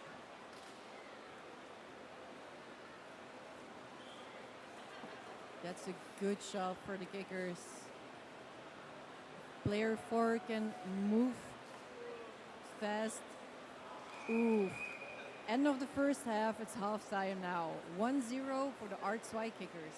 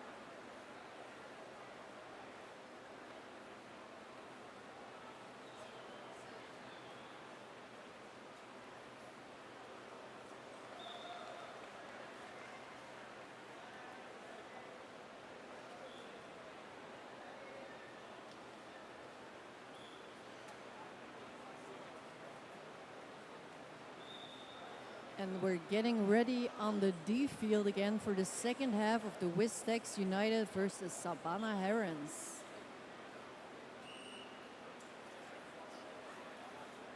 It's 0-1 for the Herons, so Wistex is gonna make it count the next 10 minutes. Players are taking their positions. They have 10 more seconds, and player 4 of the Herons looks like he's in an illegal position.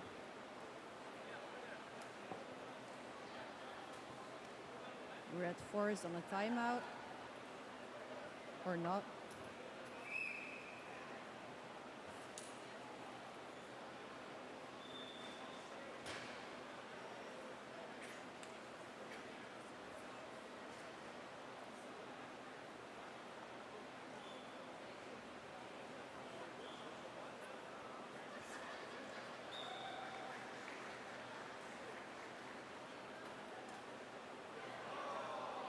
Herons are quick to shoot the ball, but Wistex has intercepted. Orange 3. And the ball stays inside. Orange 5 has spotted the ball.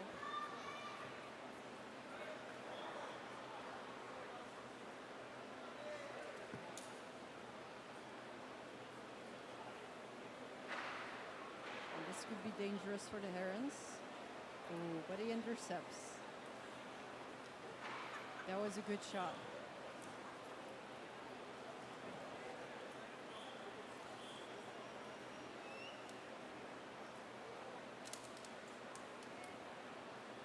Orange 3 now. Takes the ball, it stays inside though.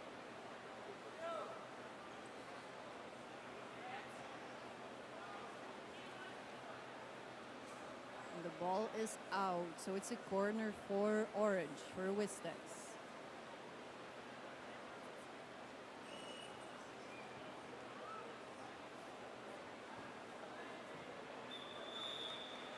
Number 4 here can make an easy goal.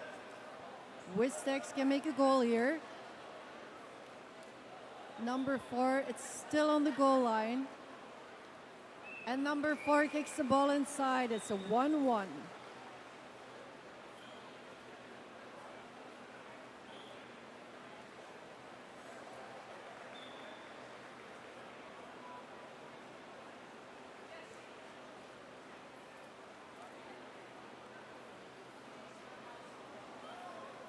Players are getting back into their positions.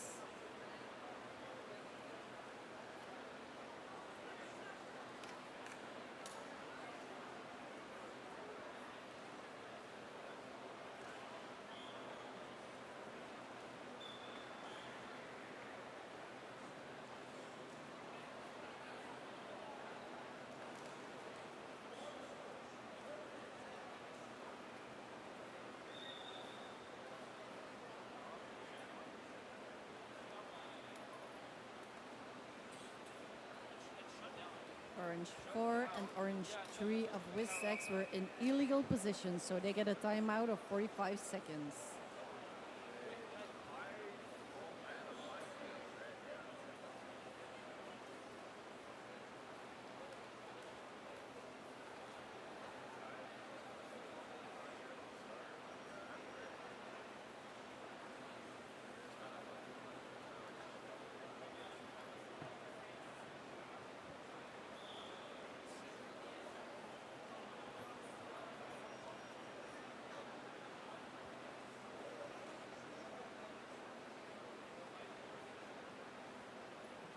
Oh, they're struggling again.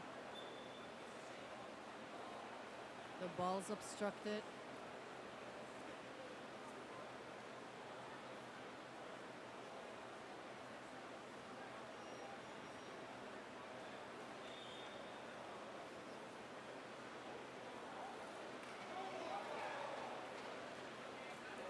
Who's gonna end up with the ball? Who can intercept the ball? Oh!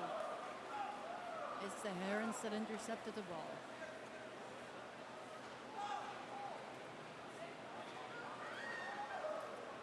He makes a shot at goal, but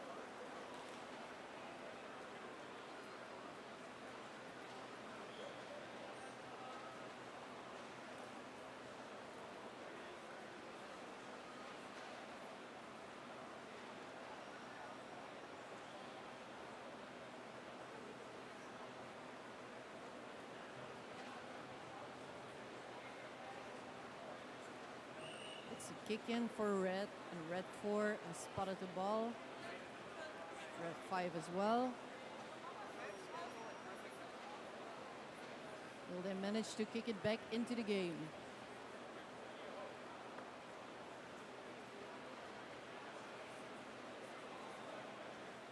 It's a kick in for orange. They still have to locate the ball. It looks like player 3 has done that. Ball is back into the game.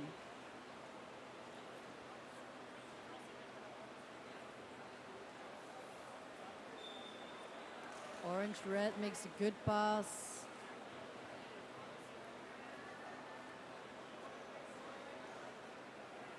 But the goalie kicked it out, so it's a corner.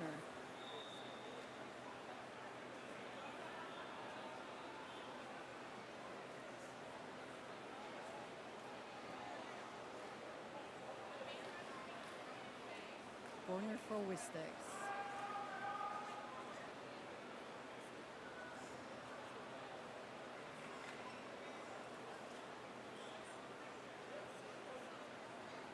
Ball is still on the line.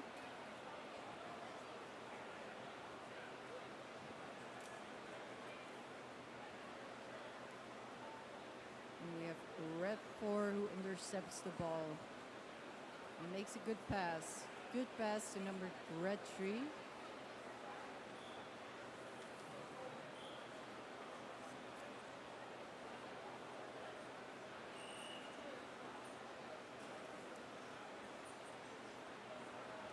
So that's a feisty duel between the two.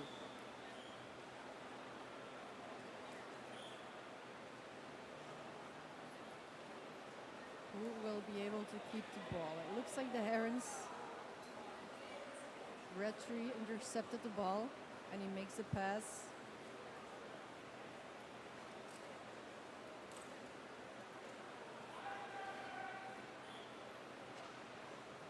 But it's 2 against 1 here.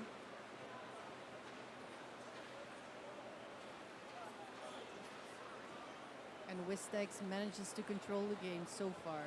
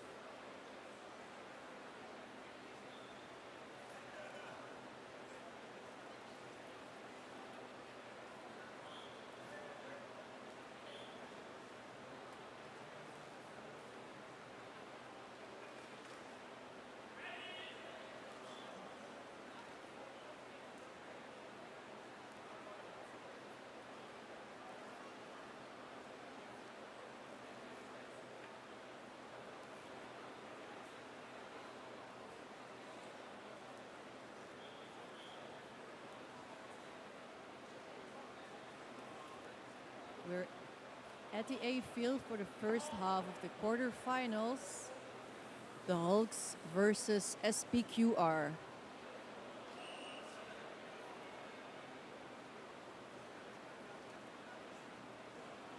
Robots are getting in position. They're all positioned correctly.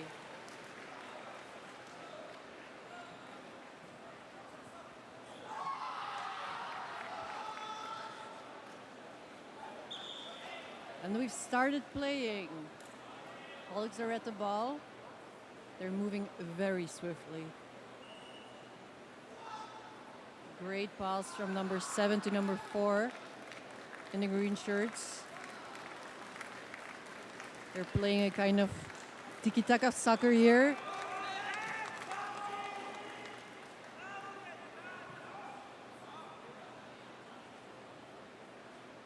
Tensions already rising, and there seems to be some struggle on the midfield.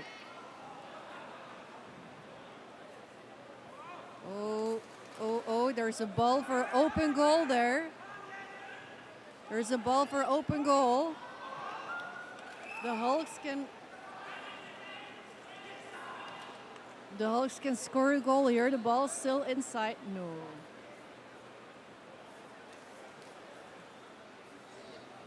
Oh, we're having a penalty kick here. It was a foul in the penalty box, so we're getting a penalty kick now. Number 7 in the green shirt from the Hulks is gonna take the kick.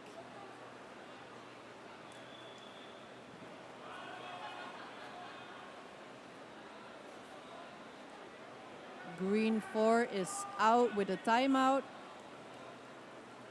He gets picked up.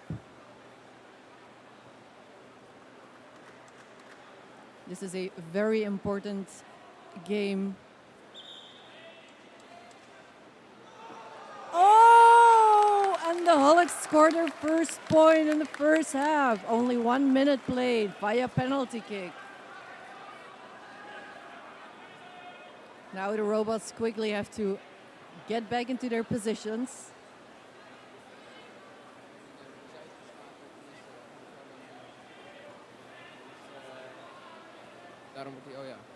As we saw the robot after the penalty kick was taken, he fell over and got disabled, so he quickly got taken off for a substitution here, getting rebooted, and it seems that he's up and running again.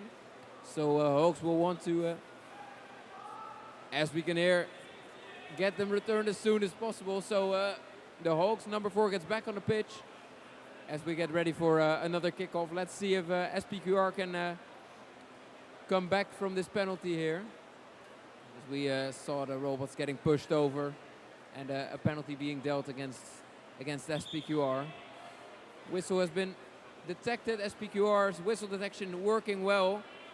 Beautifully played. They also make sure that they make a pass before they try to score a goal, and that works out beautifully here.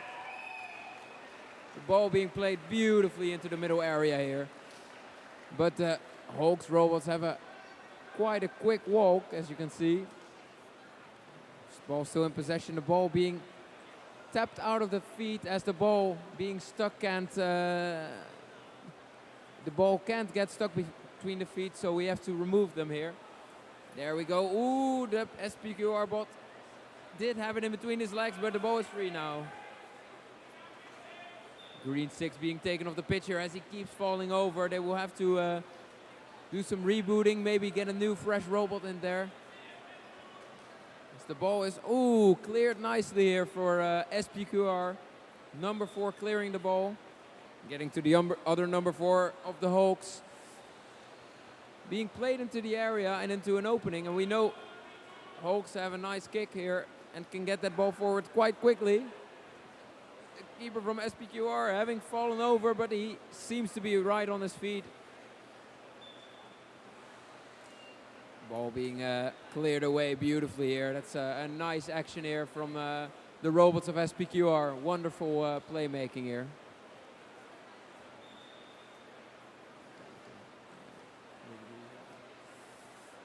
Now there's a opening here for SPQR to seize the opportunity.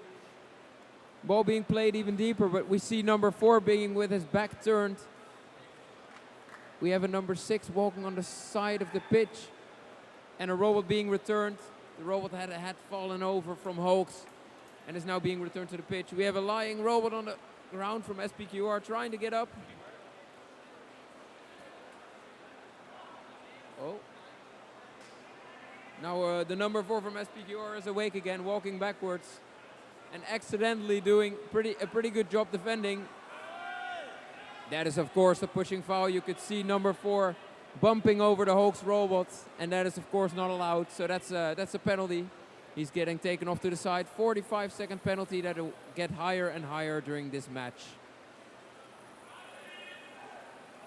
Ball is free again after the pushing free kick.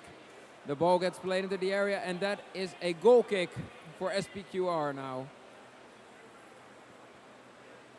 Now robots need to get out of that goal area as soon as possible. As of course it is not allowed for a... As we can, oh yeah, now we can see it was a corner kick that's called. Ooh, and that's a shame. They tapped the ball out of the corner kick, and now it's a goal kick for SPQR again. A lot of action going on during this match. So now we see the SPQR robot wandering off. That's a shame here. He needs to take that goal kick, but he's not doing it. We have a couple of robots from the Hulks really waiting. They're staying nice outside of the area of the goal kick, not engaging with the ball as they're not allowed. Now the ball has been cleared, and Hulks has a clear chance, but they can't score yet. They can't score yet because otherwise it's an invalid goal. So if this is a goal, now there's a big chance. If he taps it in, it is a goal. And there it is, the second goal from Hulks. The ball gets passed via the pole here and rolls in by another player. So that's another valid goal from Hulks, and they're doing a great job here on the attack. Wonderful football here. And now a timeout is called. So we have a 5-minute break here from this match called by Hulks, which means that they will probably have to do some reprogramming here. So we have a 5-minute moment of a lot of chaos from both teams, running around, getting some code pushed to their robots, and yeah, we'll see. How have you found this match so far? Oh, I think it's a great match. It's super exciting. Love the action from Hulks. They're doing a wonderful job. Okay, we'll see you back in approximately 4 minutes.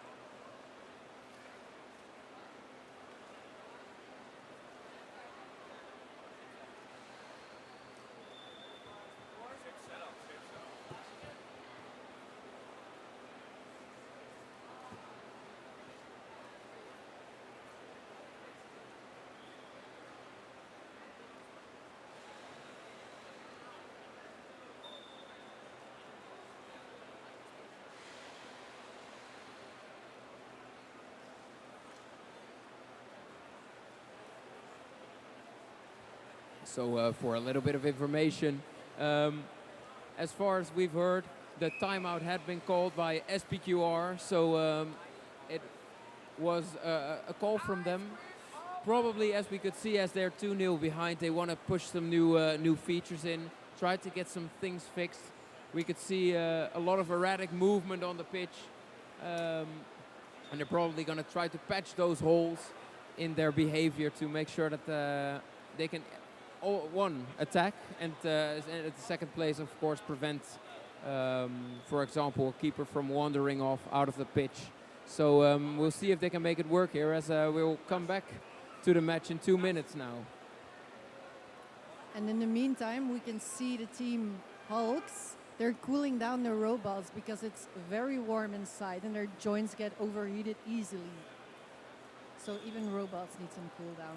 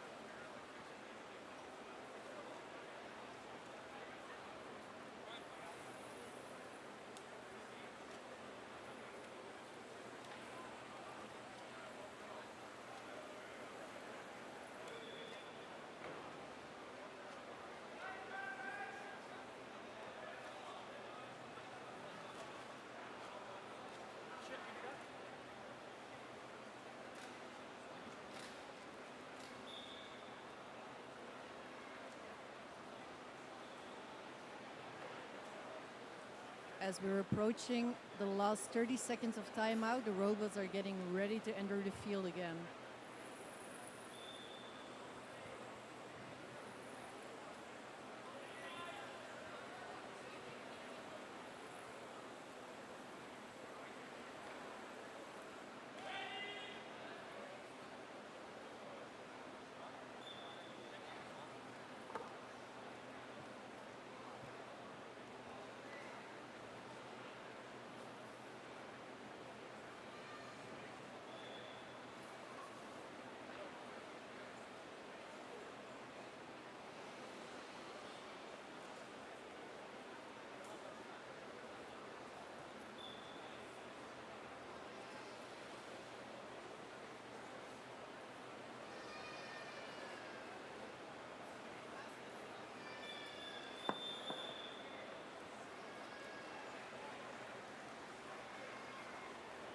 The robots of both teams are back in position. Oh no! The whole goalie has fallen, but he got up.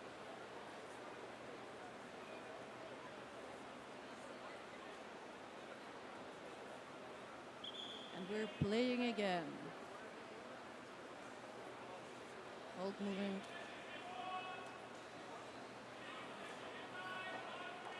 Swiftly towards the ball, but both green 4 and green 5 have a penalty.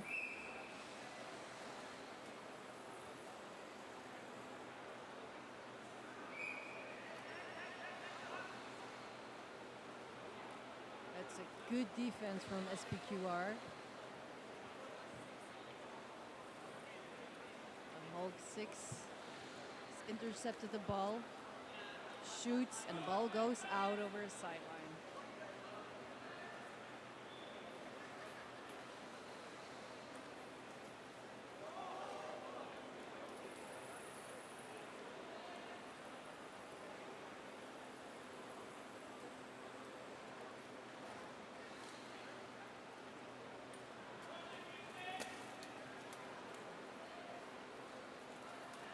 Green 6 is on a timeout.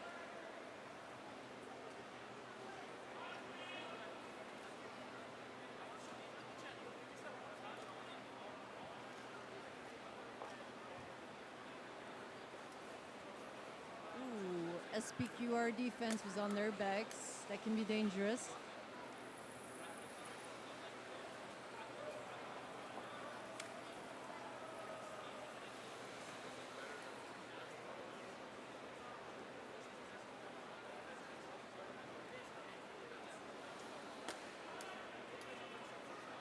And it's a corner kick for Hulks.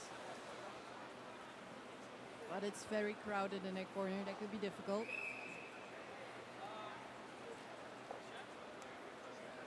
You have 20 seconds to kick the corner, otherwise it's free play. Ball was kicked out, so it's a goal kick now. And the SPQR goalie takes the kick. This could be dangerous though, because there's no one in the SPQR goal.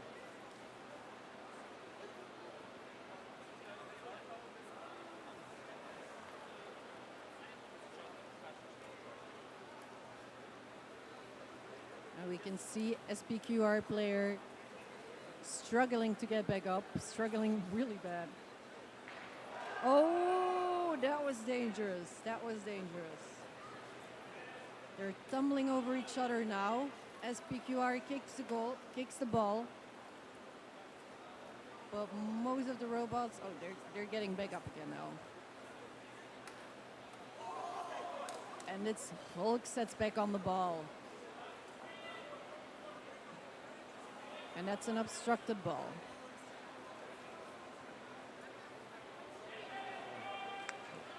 Yeah, you can absolutely see the joints getting overheated as there was an invalid goal. This ball wasn't passed yet by a teammate, and it was a direct kick, so the goal doesn't count. Now Hoax has to make sure to at least pass that ball around before they try to score it here. First step, but as it has been a pushing error on the keeper, or no, a pushing error on Hoax here, so a penalty kick has been called. Hawks gets another penalty here, and they have to get into position. You see, ready for a penalty kick, so all the other robots need to get out of the goal area, and only one Hawks robot is allowed in this area to take the penalty here. As you can see, SPQR has programmed this, their goalkeeper right to make sure that they... that robot number 4 is going to be in a wrong position here for a penalty. And as you can see, he's going to be taken off here. So we can see the keeper of the SPQR being put on the line neatly. We have a disabled SPQR robot that's being taken off here, getting rebooted as we get ready for a penalty kick. They're now in the set state, so they can't move yet. Now the penalty can be taken, and it's a beautiful penalty. Another great penalty goal for Hawks here, as they make it a 3-0 lead in this quarterfinals. This first half is really, really going their way. And we've seen from Hawks that they can get to really high scores. So it's going to be a real challenge for SPQR to get this fixed in halftime and get back on track. To remind you, of course, as we are playing knockout matches now, if SPQR does get to a 3-3 draw at the end, we'll be going to penalty kicks. And as we can see, Hawks has been very strong at penalty kicks. So they're going to have a real challenge there. But let's see in this minute, just about 2 minutes, somewhat, what Hawks can do, what SPQR can do, what's going to happen here.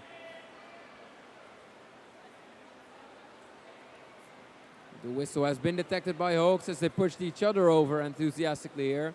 Whistle doesn't seem to be detected by the SPQR bot, or the SPQR bot is frozen in a state here. Number 7 kicks that ball off. Still needs to pass it to another player if he wants to do anything with it. But the Hawks attacker on the midfield already is clearing that ball out perfectly. Wow, now it's a chance for SPQR to dribble a bit. Let's see how far he can get. That's some really quick dribbling here. Look at this solo action. Number 7 trying a kick from distance, but he needs to pass first. So he'll need to make sure that that ball is passed around before he can do anything. And as Hawks repossesses the ball here, they also can go for a beautiful pass. Ball goes back and forth. A lot of robots falling over all over the pitch. The referees will need to pay attention and see if they can catch every robot that can't get up anymore. We play, of course, with 7 against 7 robots, so it gets really chaotic very quickly. And as you can see, number 3 doesn't seem to get up, so he is taken off the pitch for a penalty. The ball getting blocked around there, and that's an opening.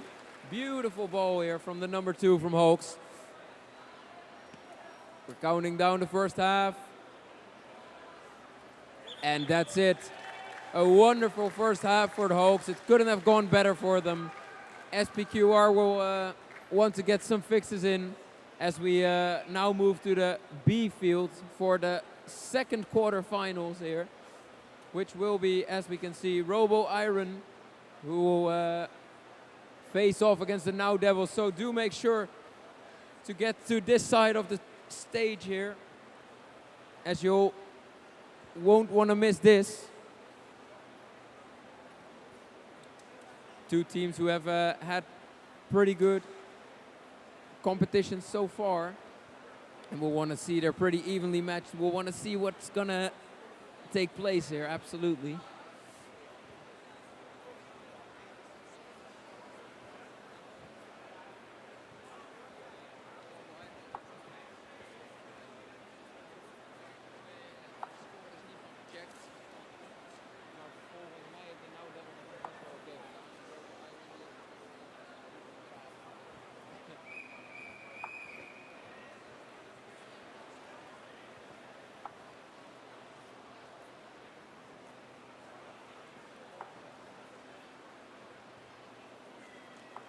as this second quarter finals first half will start shortly. The Now Devils already in position, and the Robo Iron Robots still being charged up. Those last bits of juice getting into those batteries is every last bit is essential here. An interesting choice from the Now Devils to have their robots on, and even one standing already, as those joints, you don't want to overheat them. You want to turn them off and cool them as much as possible until the last moment, but they seem to be confident that they can keep those joint temperatures down during the match. As we can see, the Robo Iron Robots already getting in a standing position, getting ready to walk onto the pitch, and will start pretty shortly as the referee is in position as well.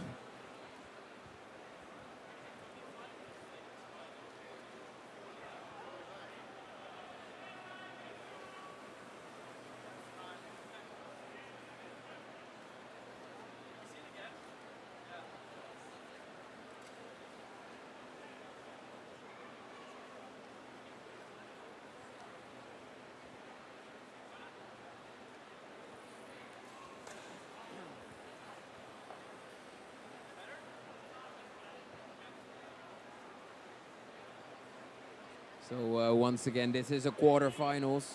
A lot at stake here. If they get knocked out here, they are out of the tournament. Both teams will want to make the most of this match here. As we can see, the Now Devils actually reading that hand signal, being on the pitch earlier, as the Robo Iron team doesn't want to capitalize on this visual referee challenge, and will stay on the side and waiting until the last moment to get onto the pitch, so they can make sure to be there on time.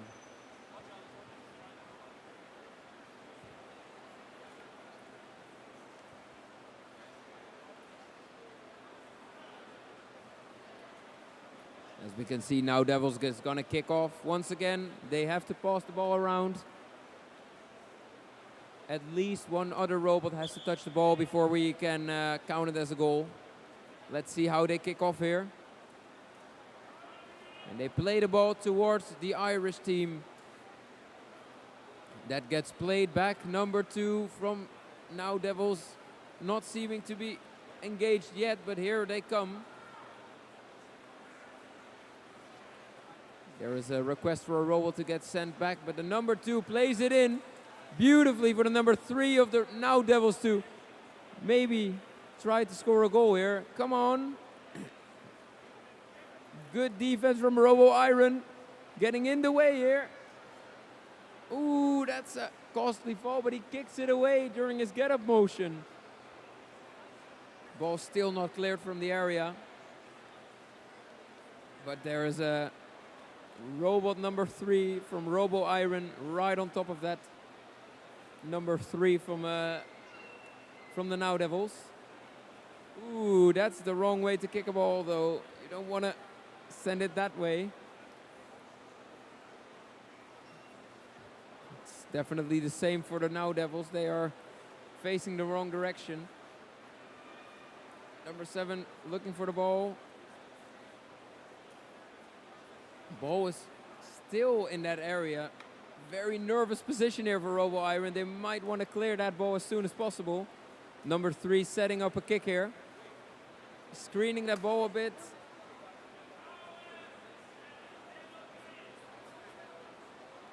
As yellow 3 gets taken off for a foul, he pushed the number 3 over from Robo Iron, and he gets taken off for a penalty, 45 seconds.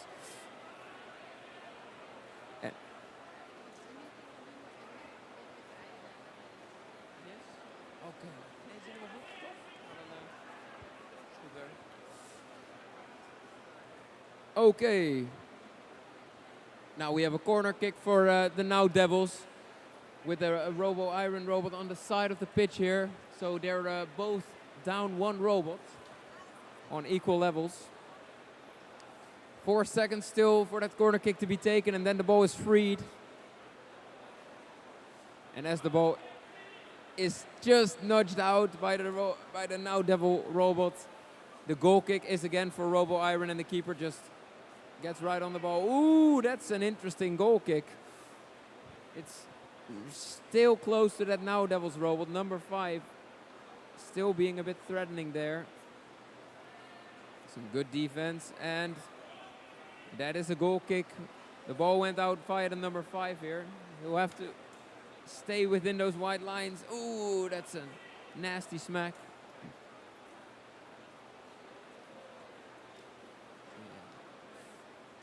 A nice little squabble here.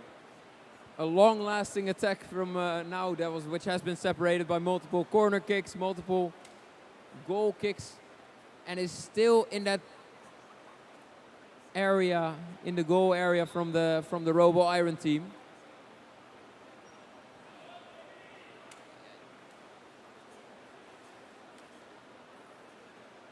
Another goal kick for Robo Iron.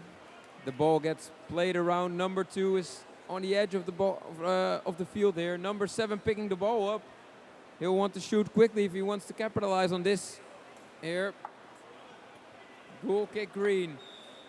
Number 7, the Now Devils also have to remember to make sure to pass the ball to a teammate here. Otherwise the goal is invalid, and that's a ball into the opening for Robo Iron. They might want to make sure they made the pass here. Are they going to pass it back? Yes, they will. Oh, that's just a bit too hard. That's just a bit too much speed.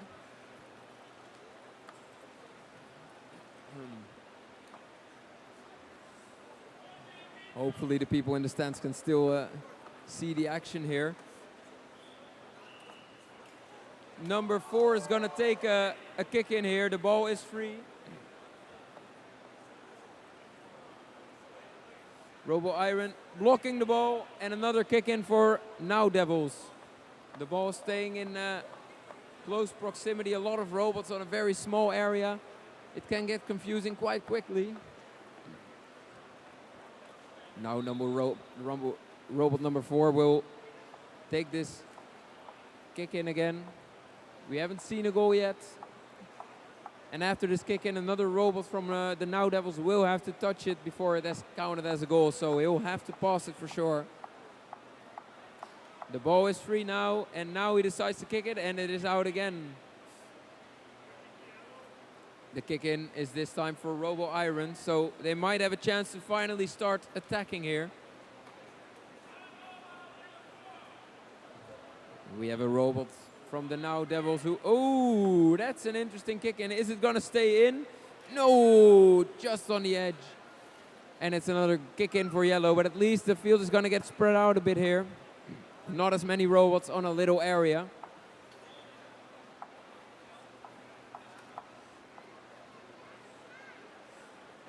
Now we see a nice defensive positioning here from Robo Iron. Those balls are absolutely not getting through that defense. As the kick in is going to get taken from Now Devils. Ooh! That's not in the right direction, sadly. And they'll give away the kick into Robo Iron. Number 2 still in that area. And that is an illegal position. He wanted to try to take that kick, and that is of course not allowed. And now the ball goes back to Now Devils. It's going, they're having some difficulties with the kick-ins here. Ball's getting tapped into the box, out of the box.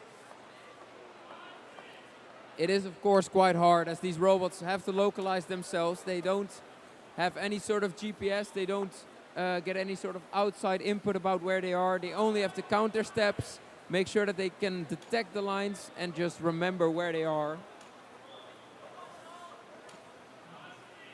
A little kick from, now the ball goes back to Robo Iron. They might want to try to get that ball forward now.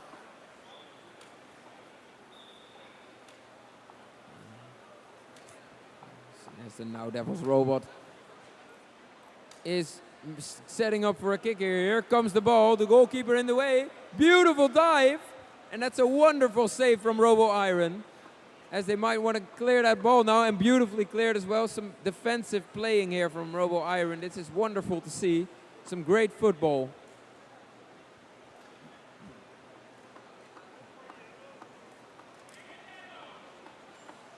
Another kick in here. The ball seemingly going out quite a lot during this match.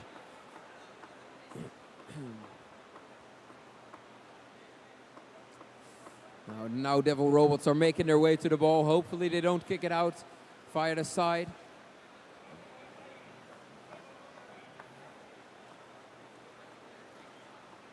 Yeah, they're tapping it into the area. It's still not out. If they want to capitalize on this, they'll have to pass it around still. Ooh. And that's another kick in for yellow.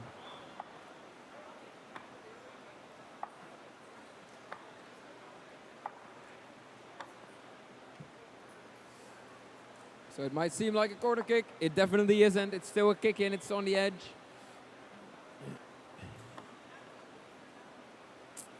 Is the Now Devils bot gonna start to move? 5 seconds still. Yeah, he'll have to take this kick in as soon as possible. Is he gonna tap it over the goal line again? Ooh, he's tapping it beautifully into the area. The number 7 might want to make his way around the Robo Iron defense. But they seem to clear the ball. Sort of. Not fully yet. Oh, that ball is finally going out of the goal area. The keeper intervening. And number 4 getting into a prime position to start attacking that ball. He's moving back and forth here. Now we see a red little eye, which probably means that he's into an attacker position and he'll move this ball forwards. The ball has been touched already by his teammates, so he can definitely try to score here, and they'll want to get a goal in with 30 seconds almost remaining in this first half. An exciting match. They're very evenly matched, these two teams. Will there be a goal in 20 seconds left? We still see the number 4. Ooh, he's turning his back. What is he gonna decide to do? Oh, he's kicking it out. That's a shame here. As yellow can kick in now, we can see the Now Devils with 2 seconds, 1 second remaining. First half of this match has finished.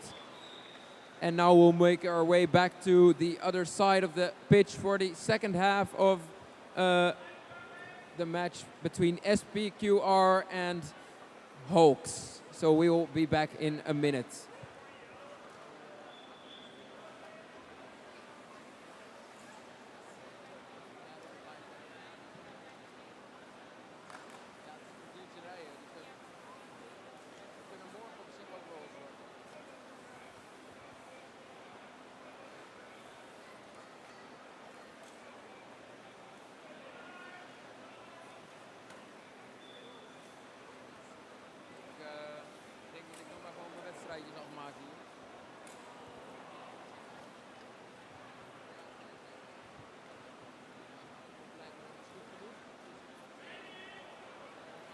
Kletsen hier.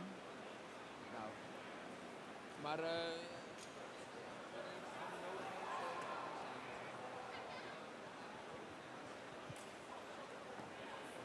as we make up for an exciting second half here between Hawks and SPQR.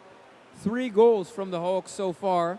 So they're in a prime position to go through to the semifinals. And of course, SPQR has been working hard during this halftime to get their code really fine-tuned and optimized and make sure that they will at least fight back for a second half here as they get the kickoff. And we're going to get some good football here.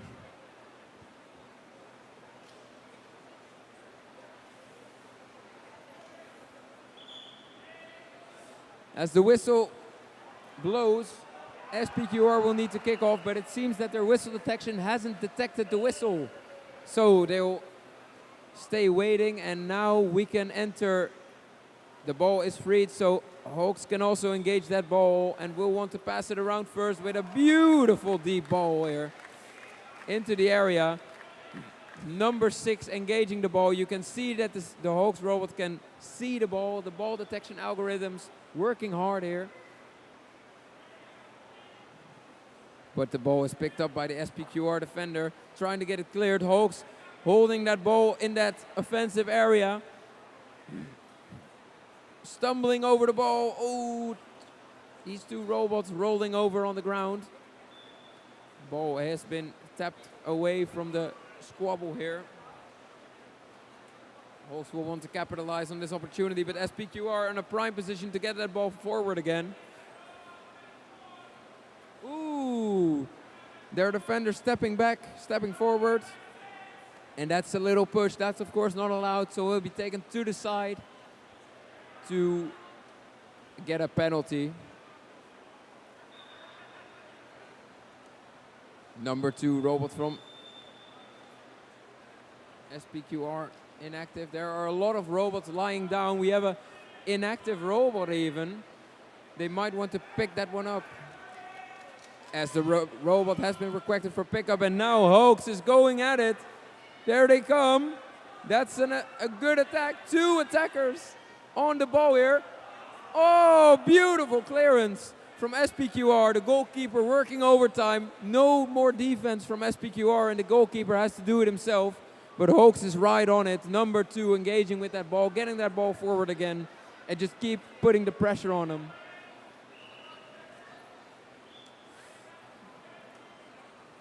Kick in for SPQR, but there are not a lot of robots who can see the ball and know where the kick in is, so a lot of robots being picked up here as it's very warm. Of course, these robots are overheating, falling over a lot, and that results in robots falling a bit worse. So that means that some robots get turned off and disable, panic, and need to be picked up, rebooted again. So you'll see a lot of it during the rest of this evening. SPQR takes the kick in, gets that ball going. There's the lonely number 3 here. The ball gets bumped into his path, but 2 Hoax attackers, and there it is, the pass. Come on. Ooh.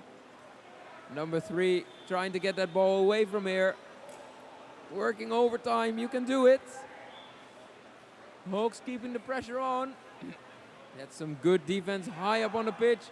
The ball is in the opening. We have a number 2 from SPQR moving in. Oh, number 3 is sitting down on the pitch. That's an interesting tactic. He'll be removed to the side. And it seems that he's not okay, and he'll be taken off for a pickup. A lot of robots falling over. It's a bit chaotic, but that's just part of the fun. That ball is going forward. Hawks communicating where the ball is, of course. Wow, that's a beautiful clearance from the goalkeeper from SPQR. A very powerful kick all the way across the pitch. And the Hawks goalkeeper will pick it up now. Bring that ball back. Ooh, it's being tapped out. Hawks, of course, number 6 can't touch that ball, has to get away and does so. So he's been programmed very well here. His behaviors are on point.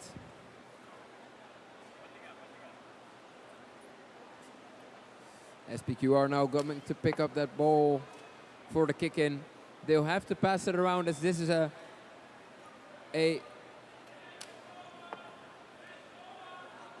you can see the defense from the Hawks robots as well. 3 defenders lined up, making sure that there no balls are coming through here. And that ball is tapped out again. And now SPQR gets another shot at getting that ball into the box. They'll need to pass it around. Ooh, but he's going on a little tour here, number 2, as he's taken off because he's leaving the pitch. The Hawks robots eagerly waiting. 12 seconds left, but number 7 will be there on time to get that ball into the area. And it's tapped in, and now Hawks is clear to touch the ball as well. Ooh. Number 7 has to do it all on his own. Oh. That ball is in a prime position here for Hawks. The defender from SPQR still there, and they'll want to pass it around first, and there is the pass. Beautifully passed into the area, but oh, number 6 picks it up.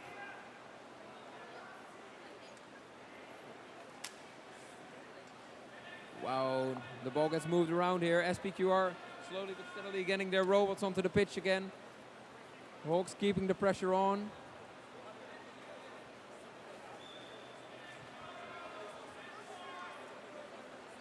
Two robots from Hawks, and there goes the ball. They'll want number 6, please turn around. You can. He's walking backwards, and the SPQR goalkeeper falls over. That ball is still not cleared from the goal area, and Hawks needs to detect the ball as soon as possible, communicate it to their team members, and get to that ball as soon as possible. But SPQR is gonna clear it away here. Oh, and that's a big kick. Beautiful kick as well. And it's all the way on the other hand, as we have a dead robot on the pitch. He'll be picked up and rebooted as soon as possible. As the ball falls in front of number 3. Number 3 from SPQR misses it. Doesn't know where the ball is, but Hawks does know where the ball is.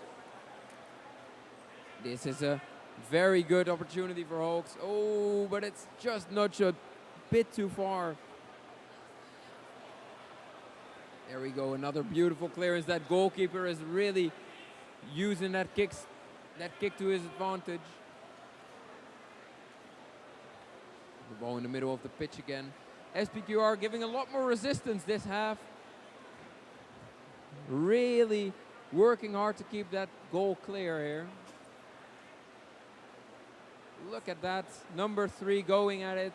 Still not taking off the ball. They both fall over. They're bumping each other a bit. They need to be pulled away, pulled apart.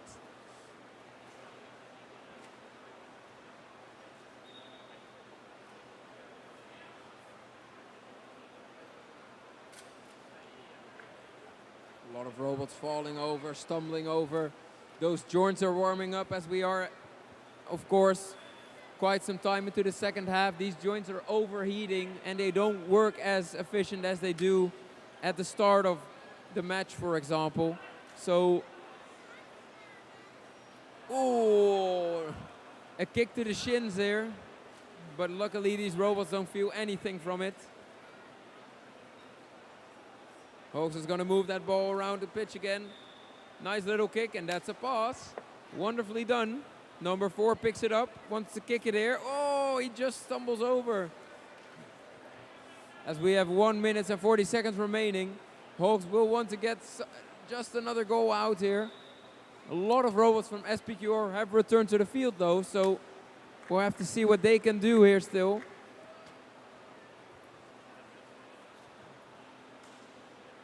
SPQR getting that, Hawks getting that ball forward. Number 6 seeing that ball, stumbling, having a hard time. Those joints are very warm, those legs are fatigued. Oh no, that's just, and a dive from the SPQR keeper. He is definitely sharp today. We have an inactive robot as well being taken off.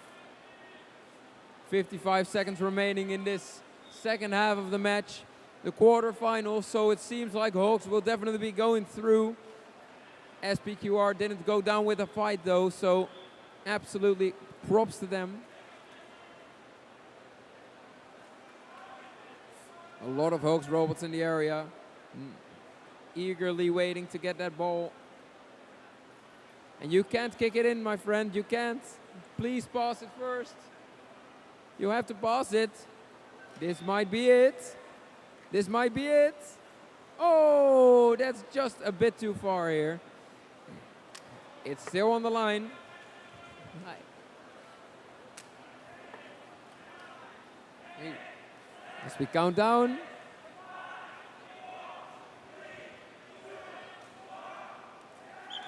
Final whistle. Hawks wins the match against SPQR with 3-0. And they go through to the semifinals. This was a great match for them. And we'll hope to see a lot more from them in the upcoming match. So we'll have a period of about an hour until the next quarterfinal starts. So definitely come back in an hour to see some more action. We will have Be Human, we'll have HTWK, a lot of cool teams. So you definitely won't want to miss out. So we'll see you in an hour.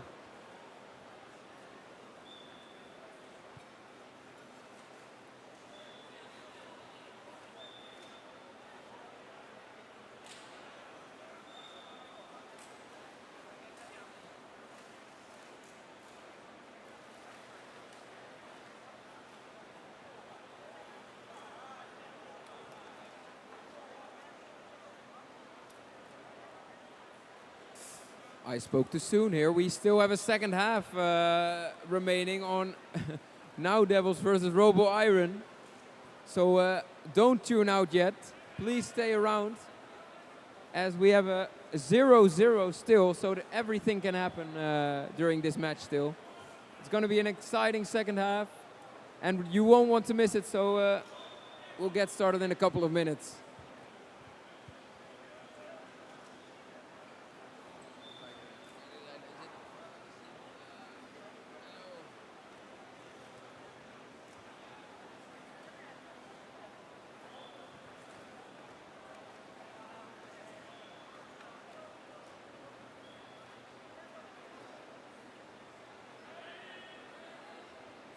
As the hands are raised, one Now Devil gets onto the pitch, and as he doesn't get penalized, the other Now Devils know that they can safely enter that pitch. Robo Iron takes the safe approach, doesn't enter the pitch at all until the last moment, so they make sure that they won't get penalized at all. But smart tactics here from Now Devils to get their robots on the pitch as soon as possible.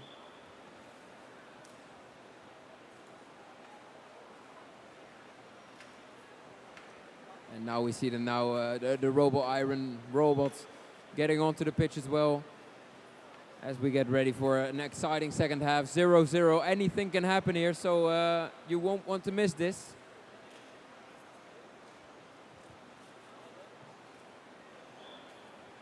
Of course, probably both these teams will have some new changes pushed, try to get the edge over their opponent to break this stalemate.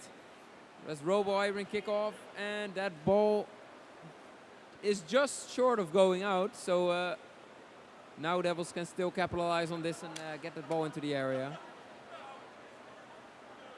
As the ball is nudged forward, number 6 doesn't pick it up. That is definitely a push here. So yellow 6 gets taken off and gets penalized for 45 seconds on the sideline. Now Devils now down by 1 robot. As we have an inactive robot from Robo Iron. They want to pick that up, get that rebooted as soon as possible. So we're on equal heights.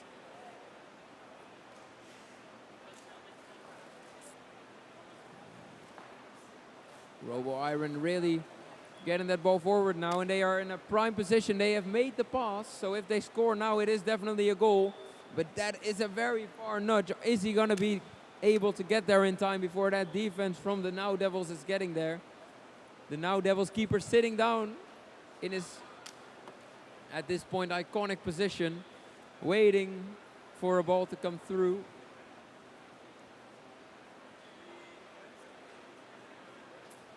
It's a race to the ball here as Now Devils get to the ball sooner, but it's still not cleared from the area. They play it around a bit. Bumped into the area. Number 5 and number 7 from Robo Iron very close to a goal here. Ooh, it just gets nudged into the wrong direction.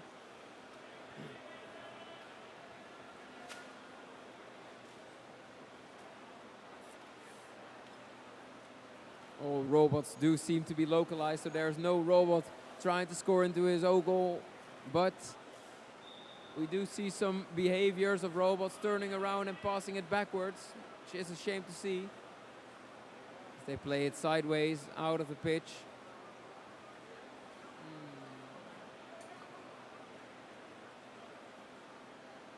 Now Devils trying to keep that ball in the middle of the pitch here.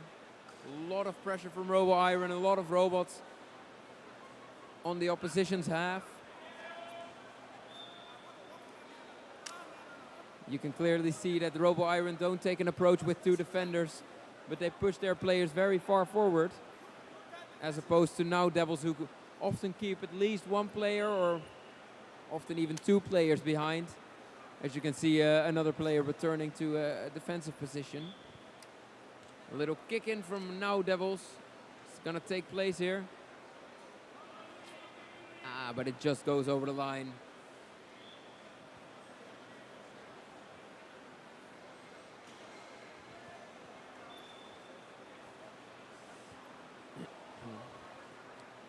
We have a kick in for Robo Iron, so he'll have to make his way around the ball, not kick that ball into his own goal. Nope, he gets into his good position. Is he gonna play it to a teammate here? Ooh, that's a bit deep. But it's played into an opening, and number 4 is definitely in a prime position to get that ball back.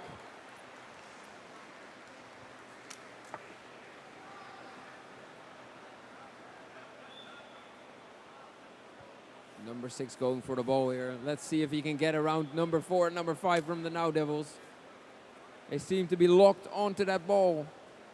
Ooh, little squabble.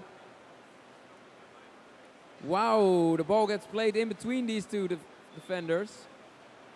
Robo Iron Robot on the edge, but still inside the lines here.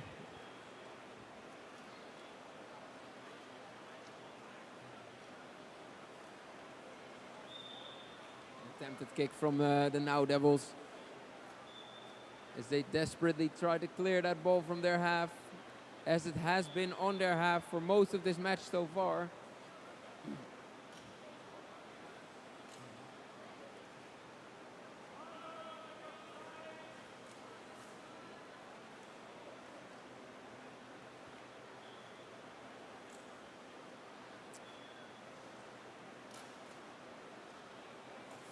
It's a nice tap into the area here. Number 7 in a good position. Oh, but it's cleared away by the Now Devils. Robo Iron frustratingly close to a goal.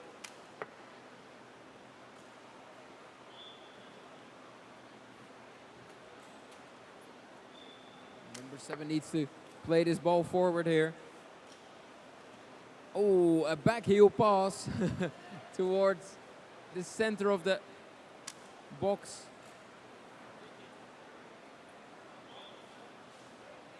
But it's cleared away by Now Devils. That's a nice tap. Number 6 needs to pick it up and get that ball forward. The pass has been made. There we go. There's a lot of movement forward there from the Now Devils. An offensive is getting up here.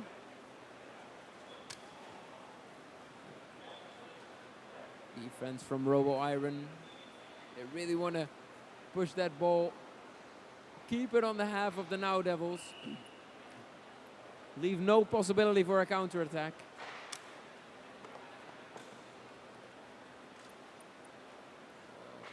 Two robots around the ball. That's always difficult, and one robot does go down.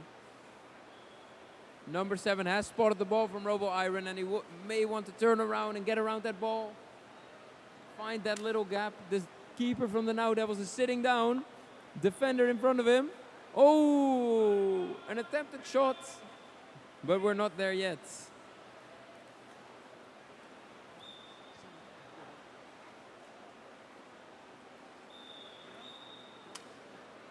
We only have 3.5 minutes left, and it's still 0-0.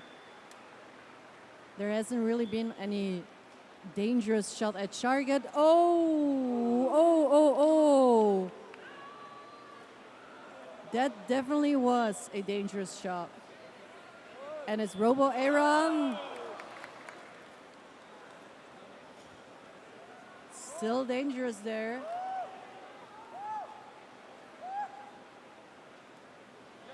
Player 7, green 7, was really trying to make the goal there, but incredible defense from the goalie.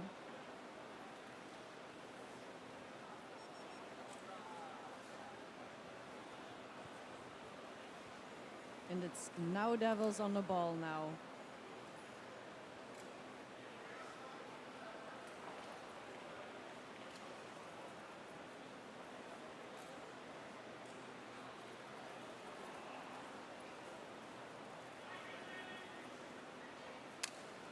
It's a kick in for green if they can locate the ball in time.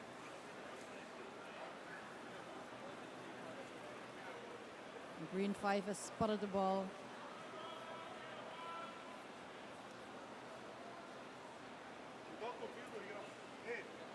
And the ball is back in the game.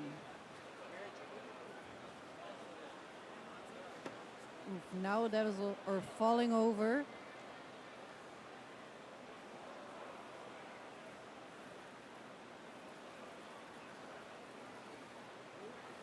It's only 1.5 minutes left in the second half of these quarterfinals. Robo Iran makes the goal.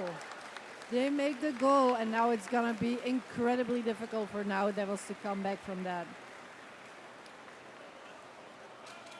They need to get ready and go back into position. Some of the Robos are struggling just doing that.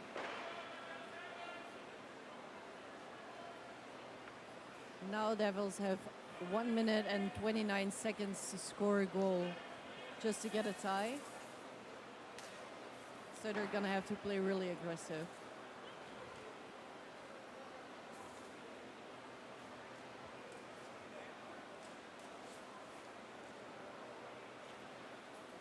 Most of the players seem to be in the right location except for green 5. We are set.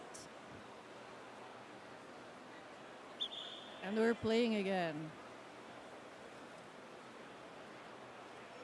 Now Devils really need to up their game now.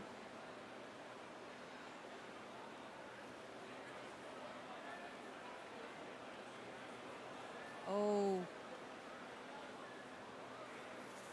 Robo Iran has fallen, but he's getting back up quickly again.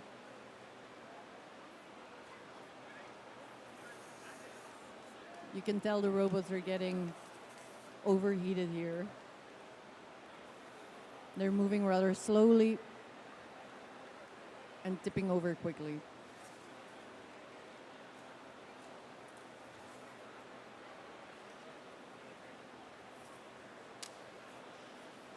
Only 40 seconds left on the clock. If Now Devils want to make a goal, it has to be now. But it's Robo Iran who's approaching the goal again. That's good defense. Good defense from Now Devils.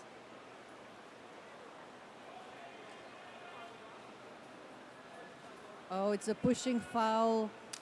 Pushing foul for green 5 and green 7. And we're struggling here on center field with only 5 seconds left on the clock. Seems like an impossible task. And it's the Robo Iran who's going through to the semifinals. Job well done.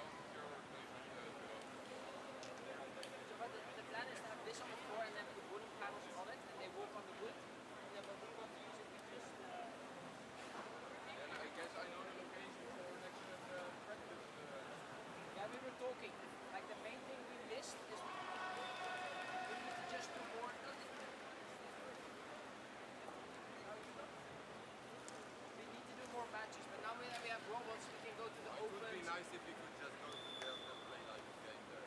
Yeah, so probably next year, definitely. And then we're also going to go to the German Open, of course.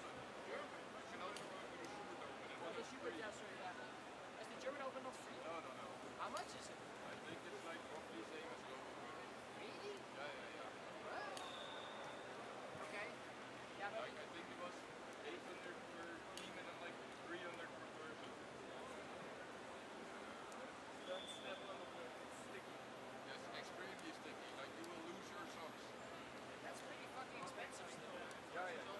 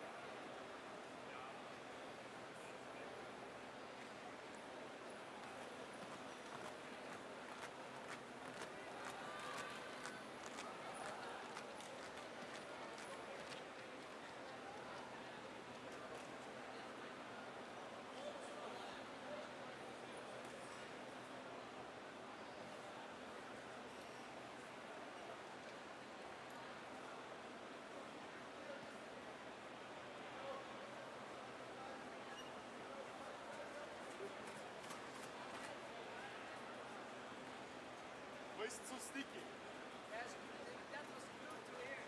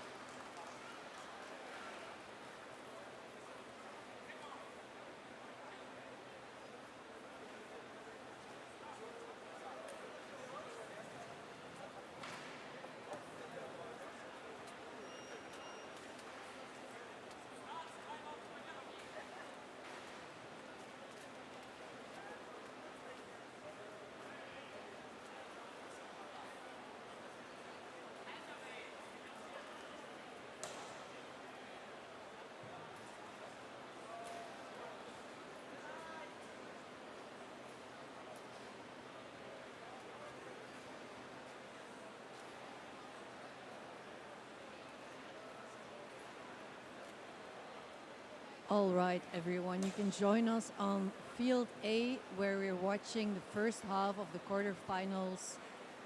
Be Humans against the Bemblebots. Robots are getting in position now.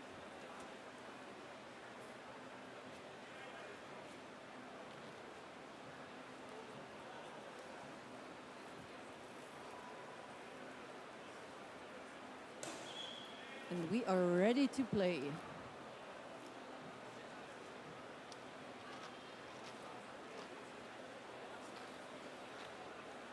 The Humans kick off.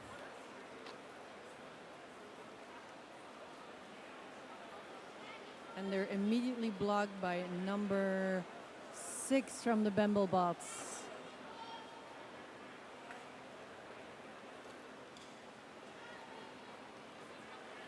Grade 2 and Grade 4 have a timeout. And Bemblebots are trying to defend, but the first goal of Be Humans. Wow, they're playing very aggressive, but it's paying off.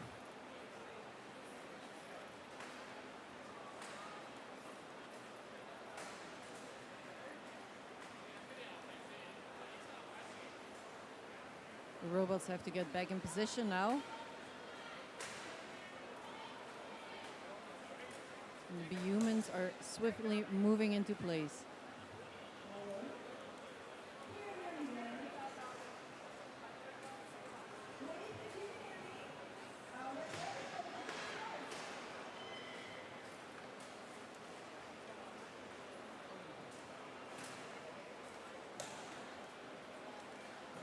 And set.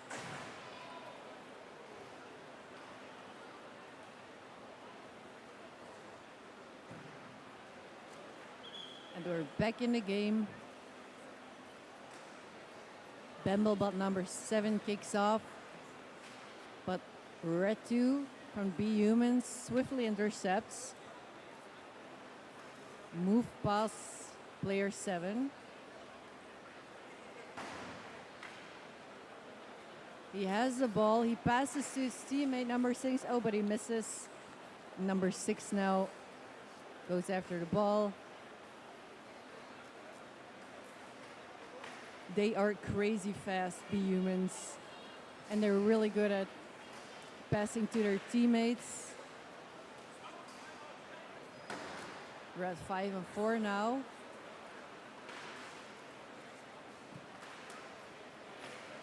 And it's Red 4 that played the ball. Oh, but Bemblebot number 7 in gray here. He's playing rather aggressive as well.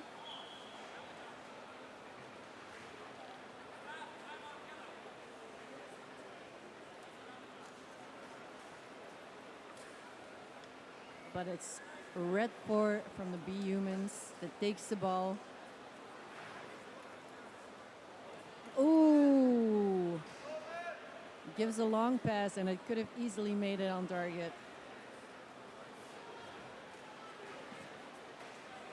Oh, it's chaos now. It's chaos now. Robots are tumbling. Who makes it to the ball first? Everyone's falling.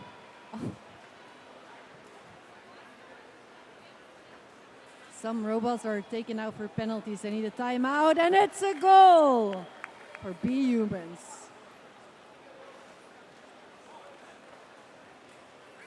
Two 2-0 for Be Humans. Absolute incredible play.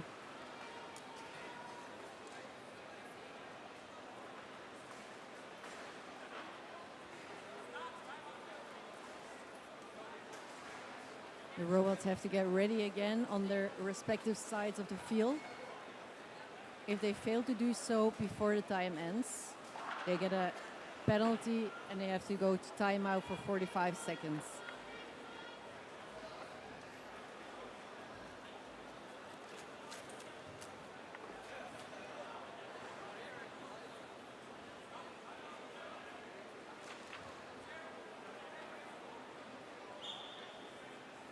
And we're starting 4 players of Team Grey, the Bemblebots against 5 Be Humans.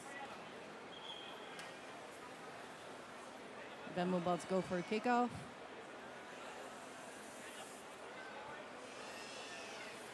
but it gets quickly intercepted by the B-Humans.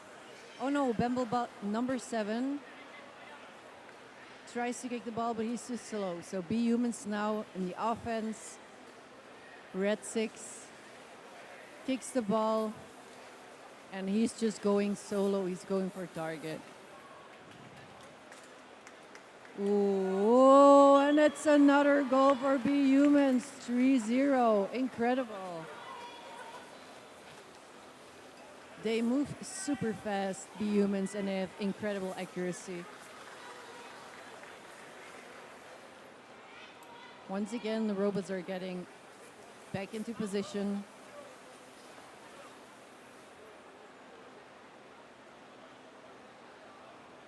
The stability of B-Humans is absolutely incredible.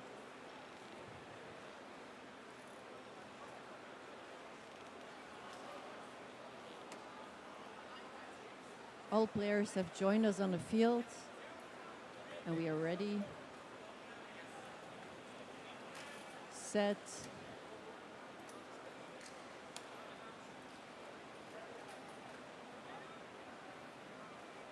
I'm back in the game. Another kickoff for Bumblebot number 7 in gray. And once again, B-Humans are super fast to intercept the ball. Oh, and he takes a tumble.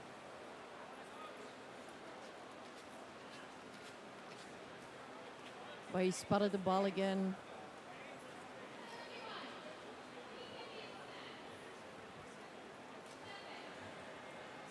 And he's quick to make a pass to his teammate, Red 6. And he goes again for the goal. It's like a deja vu here. 4-0 for the B-Humans. Absolutely unbelievable their play.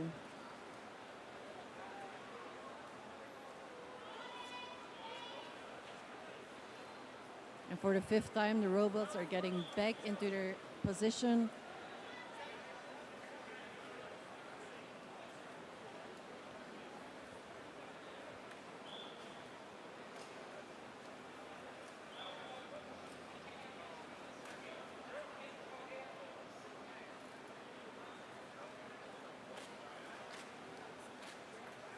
Everyone in position, set.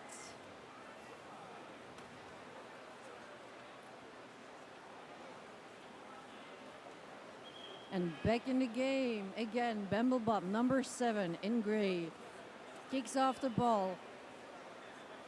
Will we see a repetition of the previous events?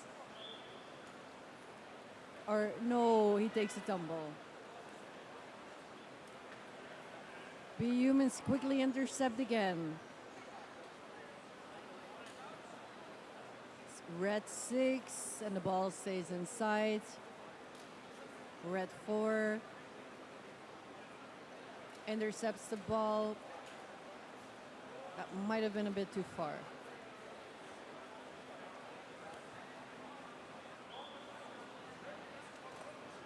They enter a duel. No, they score again. 5-0 for the B-Humans. We're only halfway through the first half.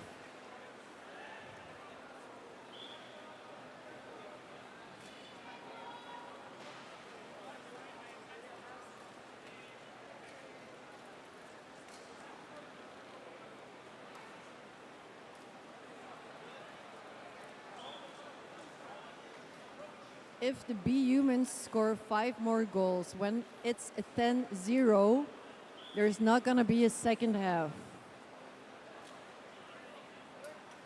And they can still make it.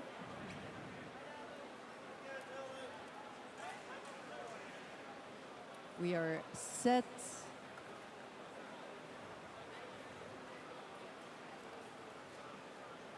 And ready to play. Bumblebot number 7 once again kicks off.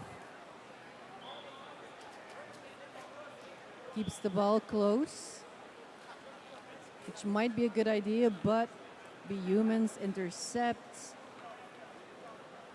Number 7 falls down. Bemblebot and the B-Humans are taking the ball.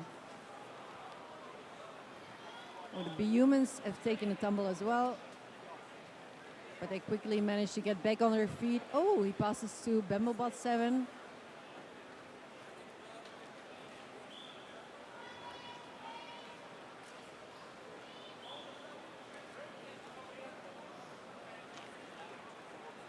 Bemblebot 7 advancing on the side of B-Humans. But it's gonna be very difficult to break through that defense.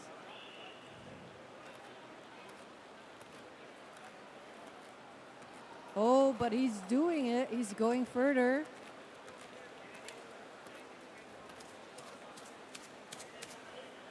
Well defended by the B-Humans. Passes to his teammate number 7. The accuracy of their passes are something else. Is he gonna shoot on target? Number 7 of the B-Humans. He is, but Bemblebot's defended.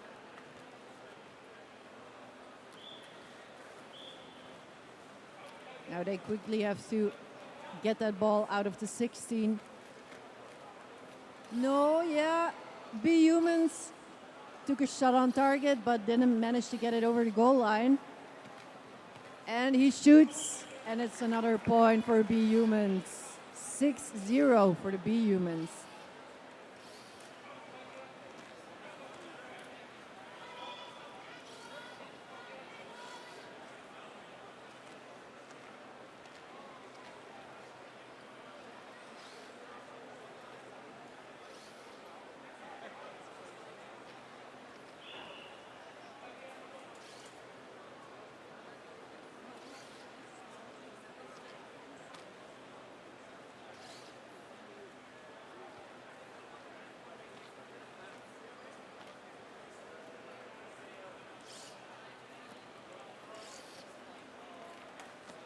Players are back in position, set.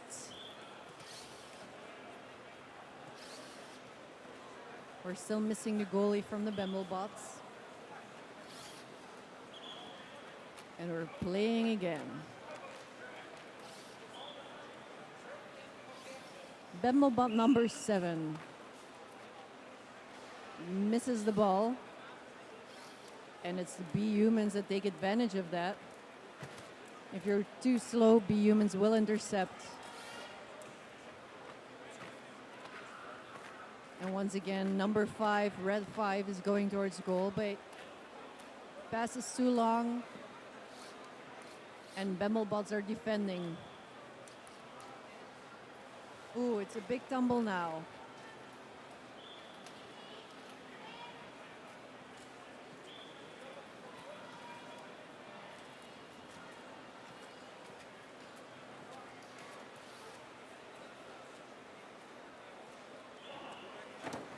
It's a kick in for red.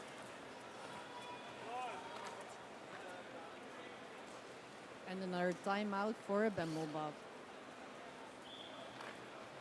B-Humans kicks in. Ooh, and he passes to his teammate number 6. It's nearly missed his teammate. Number 6 quickly spots the ball. He's gonna shoot on target. Oh, he takes a stumble.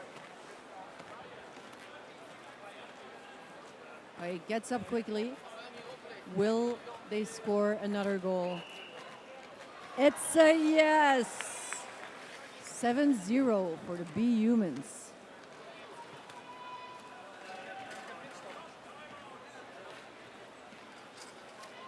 The bots now have 30 seconds to get back into position.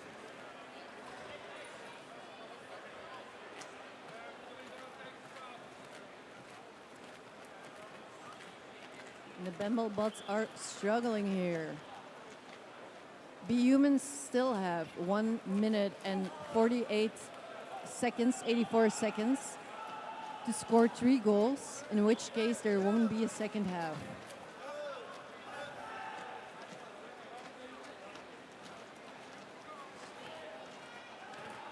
We are set. And we have another Bumblebot who's in timeout or needs to be picked up.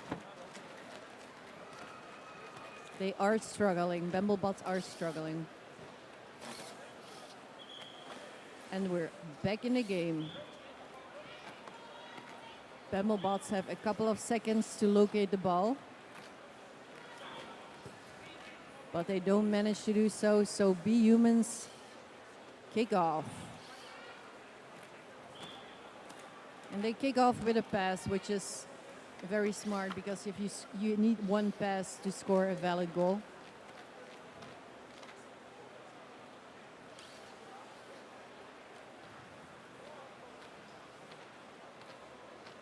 Ooh, that's close. That's close. Bumblebots need to be very fast to defend that. Because number 5 in red from the B-Humans is gonna score again. And he does so. It's 8-0 for the B-Humans.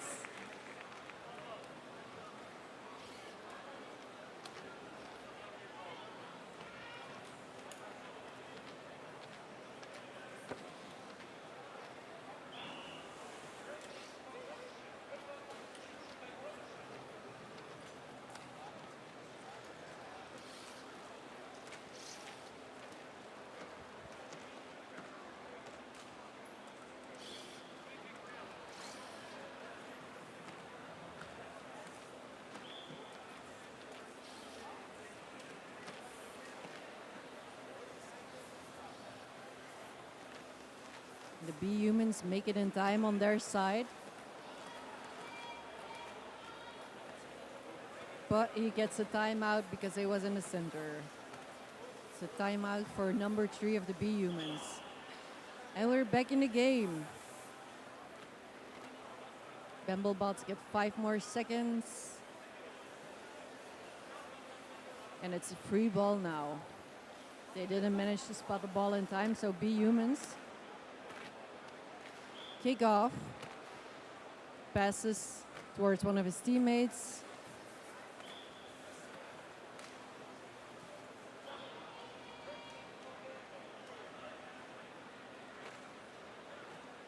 And B-Humans are advancing towards the goal again. Can Bumblebots intercept and make at least one goal? That would be nice. But we only have a good 10 more seconds in this first half. Will B-Humans score another goal? And they do! In the last seconds of the first half, it's a 9-0 for B-Humans. Absolutely incredible play.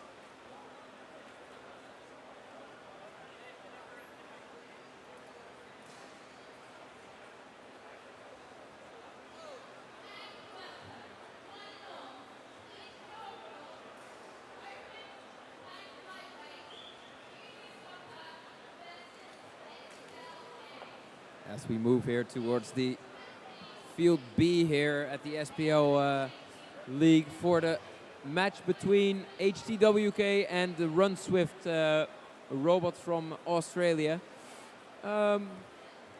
We just saw a very impressive match, to say the least, from the human, scoring 9 goals in 1 half.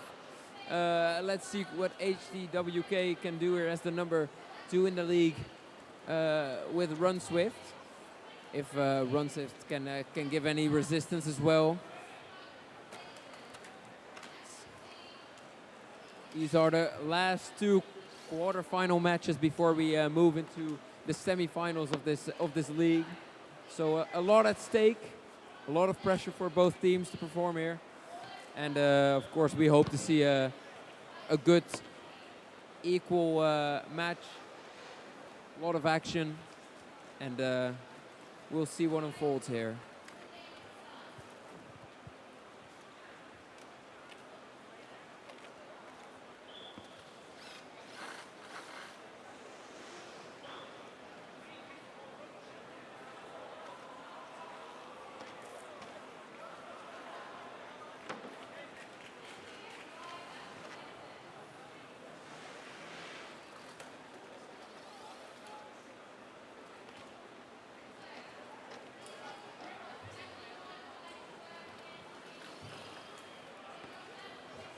As we are getting ready to kick off here, as usual with the Champions Cup matches, the gloves go on, as we will get a signal for when this match will start. The robots then can decide if they search for the signal to enter the field, just like this. We see 1 robot entering from HTWK. No robots entering from Run Swift, so they chose to play it safe here. HTWK robot doesn't get penalized, so the rest of the team enters the pitch. And we get ready for a new match.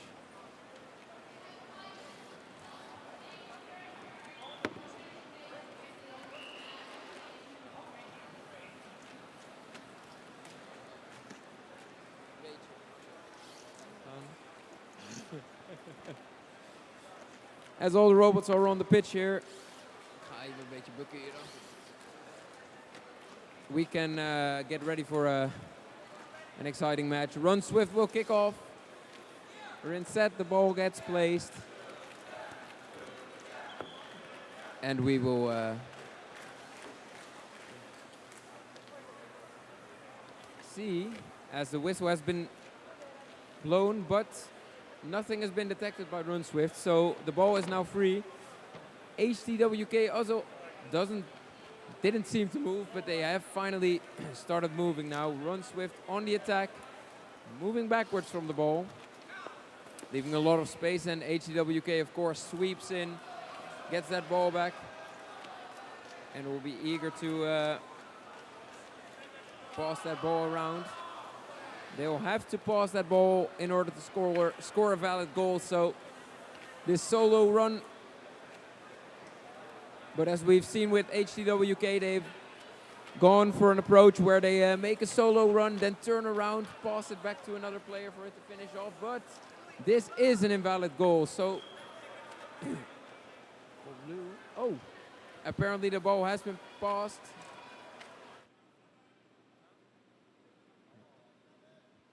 Well, the referee is always right with the calls, so a goal for blue has been scored, and it's a very nice goal here.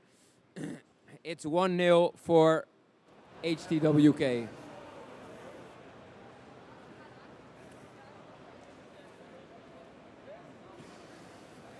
Robots making their way back. Ooh, number 3 getting dropped here. Elegant move. Ooh, that's the 2nd time falling 3 times, and he'll need to be moved to the side. But he gets up on the 2nd try, and he's fine. Number 4 going on a little trip here, as there's a goal scored on the other pitch, as we can hear. Number 4 gets removed in an illegal position. Number 2 also gets removed, and the ball is placed, and nobody to get the kickoff. So this will probably be HTWK. Yellow 7 gets returned by the banana, and HTWK starts moving towards the ball here. Run Swift has spotted the ball, is moving towards it. HCWK as well. This will be a collision in the middle of the pitch. Oh, the robot's moving backwards again. There seems to be a faulty behavior implemented with Run Swift. The keeper engaged with the ball, starts moving forward, loads up the kick, and there it goes. Ends up on the midfield.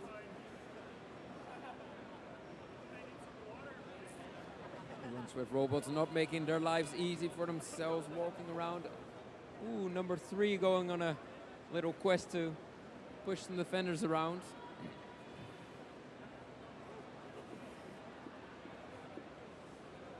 A lot of robots getting taken off, a lot of pushing and falling here.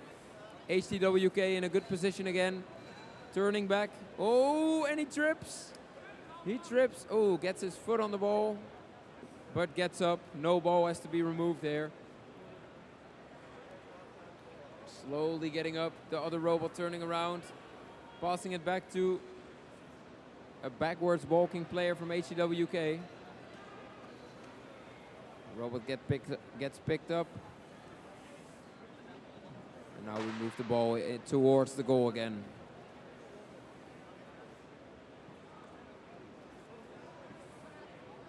That's, if the goal is scored here, should be a valid goal, if I remember correctly, but we'll see here. Oh, that's just off the goal. Number 5 will have to walk a bit quicker. Ooh, a bit of shoulder pushing here from the goalkeeper as he taps the wall.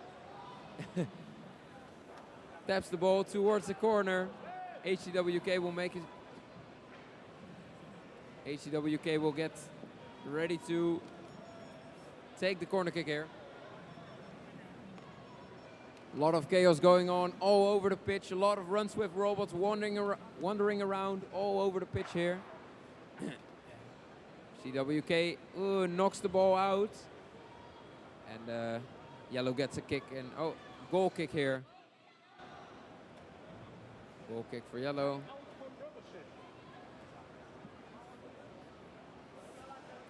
Now a goal kick will get taken here. It's a nice shot. There goes the ball. And number 5 is in a good position here. Blue 6 wants to return, I'm guessing. And number 5 isn't engaging. He needs to walk forward. You can go. Come on. There he comes. But the defender from HCWK is pretty close. If he doesn't stumble. Oh, it's going to get... Oh, the Run Swift robot is turning around here. And HCWK recovers the ball. Is starting to set up an attack here again.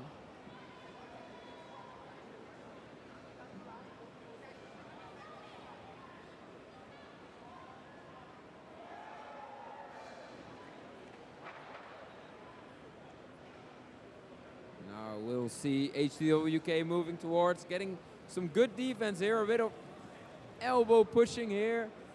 Nothing that's illegal apparently. And the ball nearly misses the goal.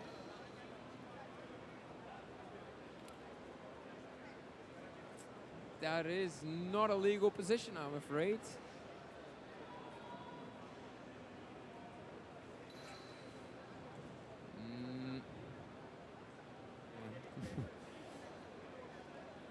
The goalkeeper makes his way to the ball for a goal kick here.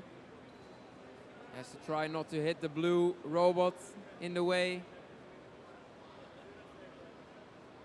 But there are a lot of Run Swift robots here coming in to get that ball. Hopefully they don't bump into each other too much.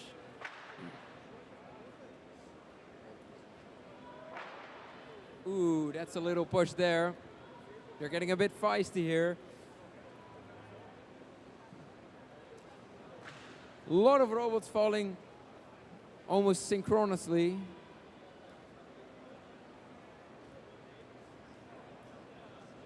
Oh yeah. Ooh, and that doesn't look good. That's an ugly injury for the robot number 2 from Run Swift. Oh yeah. I think robot number 2 will need a little trip to the Now Clinic. Get him repaired as soon as possible. Goalkeeper, meanwhile, is intervening.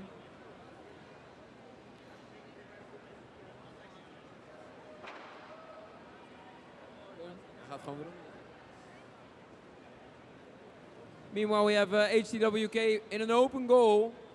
Is there going to get a second goal here? Oh, he's slipping a bit. The goalkeeper is getting there. Is it in time? If he sidesteps enough. Oh, that ball is behind the goalkeeper now. Is he going to recover this? Oh, it's a goal. Not yet. The VAR says. Now there's a goal. The second goal from HTWK. And it's definitely going to be a challenge for Run Swift to recover from this, from these two goals. Robots with broken feet. It's not the ideal match here, but they're still holding up pretty well. As the blue robots now have to make their way back to their half. If they fail to do so within 12 seconds from now, they will get taken off. And in this case, that would mean that there are only 3 robots from HEWK. 3 seconds. Ooh, those are a lot of blue robots in the wrong area. And those are only 3 robots and a lot of Run Swift robots on the pitch here.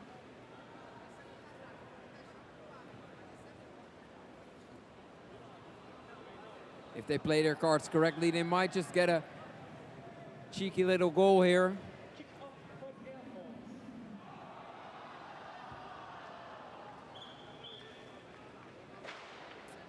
Whistle has been detected, but no action yet, no movement. Yellow 2 has been swapped out for a robot without a faulty foot. And the Run Swift robots are walking backwards. Maybe they're playing on defense. We will see now.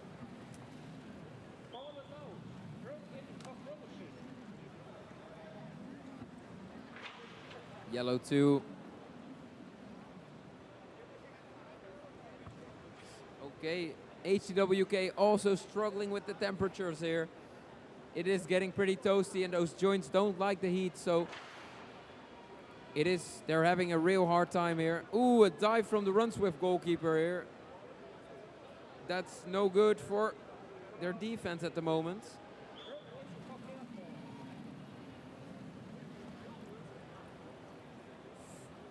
Ooh, number 6 turning his back on the ball here. HWK getting a kick in, but it's a little goal kick for the Run Swift robots.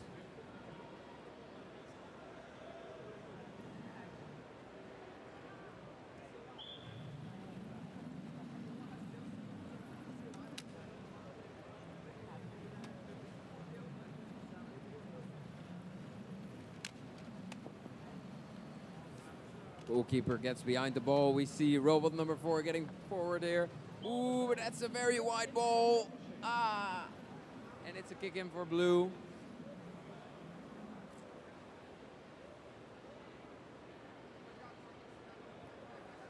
Blue number 5 is making his way towards the ball here. Open goal, the Run Swift goalkeeper seems to be a bit distracted here, walking towards seemingly nowhere. HWK will have to play that ball together here. Oh, second attempt at a kick. Oh, doesn't seem to succeed here.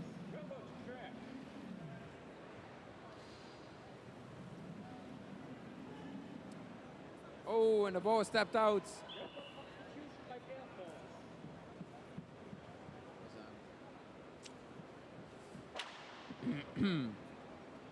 We see number 7 moving towards the goal here, but it's after a kick in, so let's see if this goal would be allowed. As we count down the last 10 seconds from this half, will he still score a goal? The goal won't count anyways. And the goal has been disallowed, so it's 2-0 during this match of HTWK versus Runswift. Exciting first half here with a lot of falling robots. And now we'll make our way back towards Field A. And you might want to get a spot for this, as we've seen 9 goals, an incredible 9 goals here from the B Human team. Bamblebots yet to score a goal, and if there are 10 goals scored, the match will end, so there might be a chance that you won't be there for long.